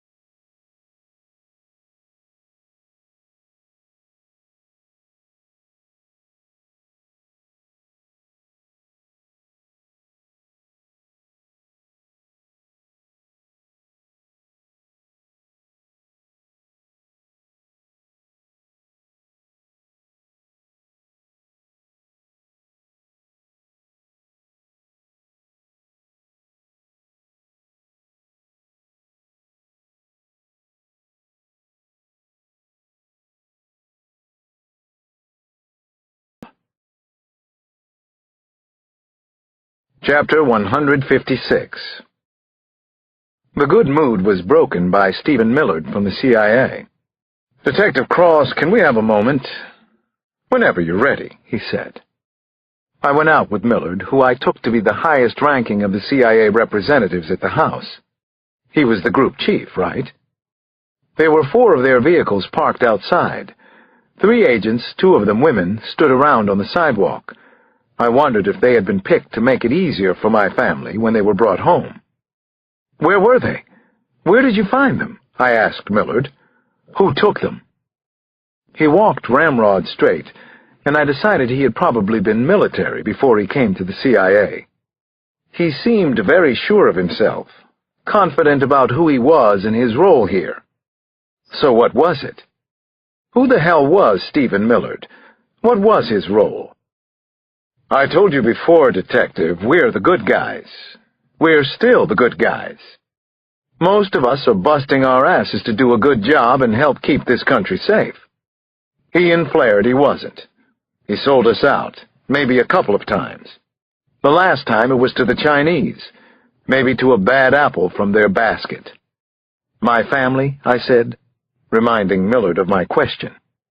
"We had Flaherty under surveillance from the moment he reached Washington.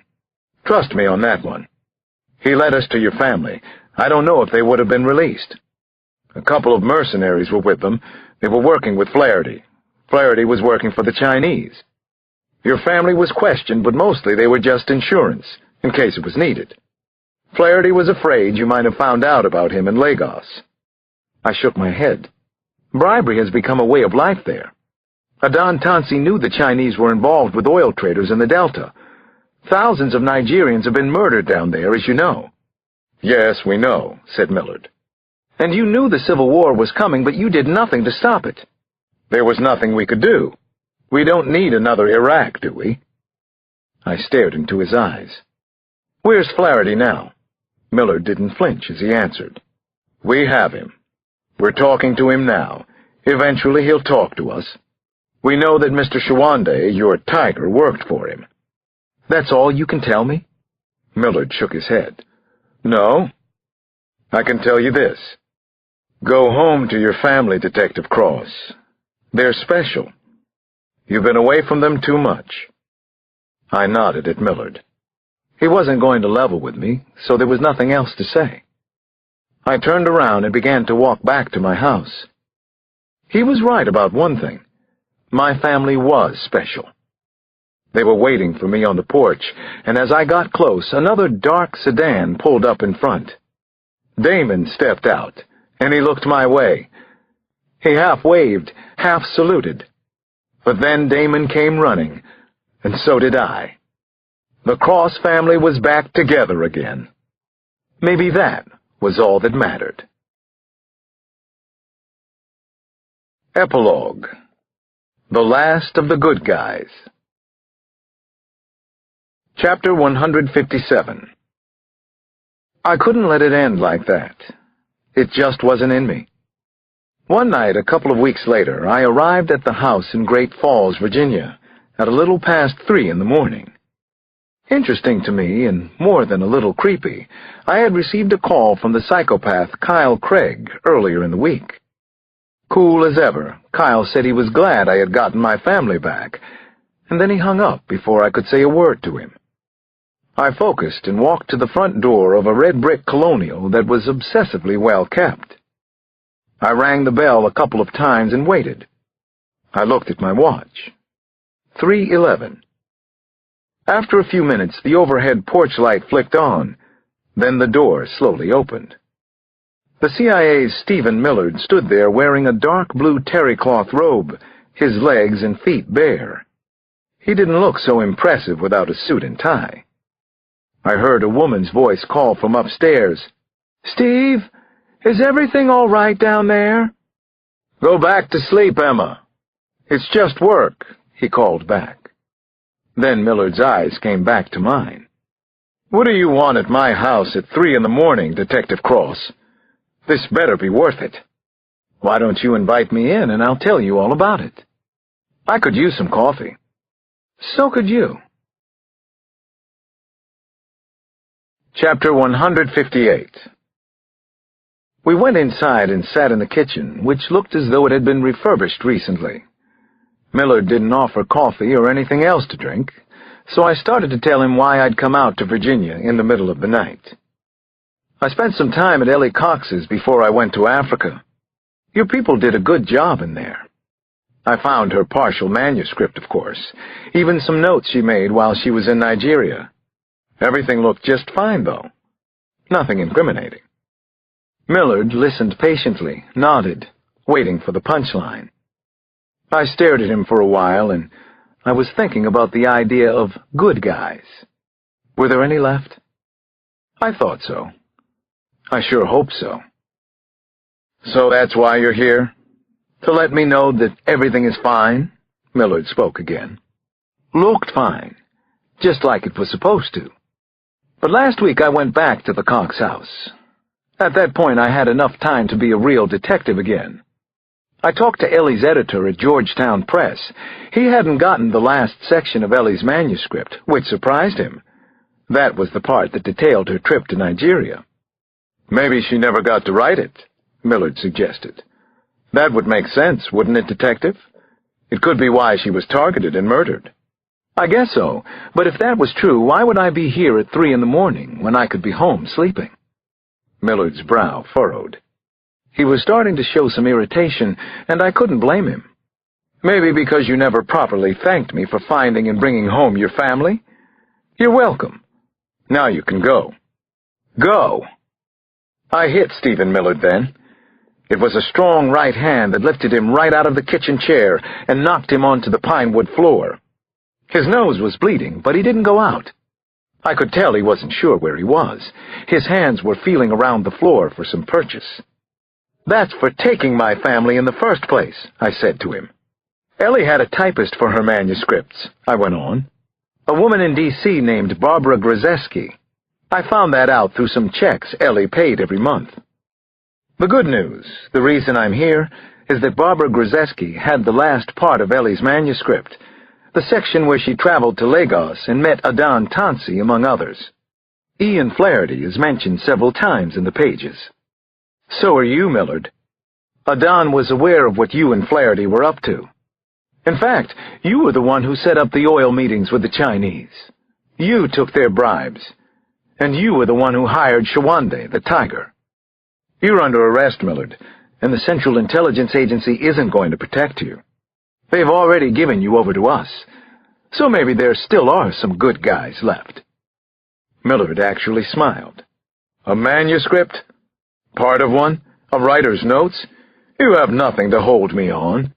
I think we do, I told him. I'm sure of it. I opened the kitchen door and let in several agents from the FBI, including my buddy Ned Mahoney. These were definitely the good guys. I turned back to Millard. Oh, I left out the best part, the most important. We found Ian Flaherty. You lied about holding him. In fact, we have Flaherty now. He's talking. That's why I'm arresting you. You're going down, Millard. You made a big mistake in judgment. What was that? Millard finally asked. Now it was my turn to smile. You should have killed me when you had the chance. I'm very persistent. I don't ever give up. Thus spake the Dragon Slayer. On my way home, at around 5 that morning, my cell phone started to ring. I grabbed it off the seat and answered with my name. I heard a voice that I didn't want to hear, not ever again, but especially not now. You are so damn impressive, Alex. I'm awfully proud of you, said Kyle Craig. Believe it or not, I was right there in Millard's house with you. Guess I'm kind of special myself. And I don't give up either. Then Kyle clicked off. And as always, he was scarier than anyone else.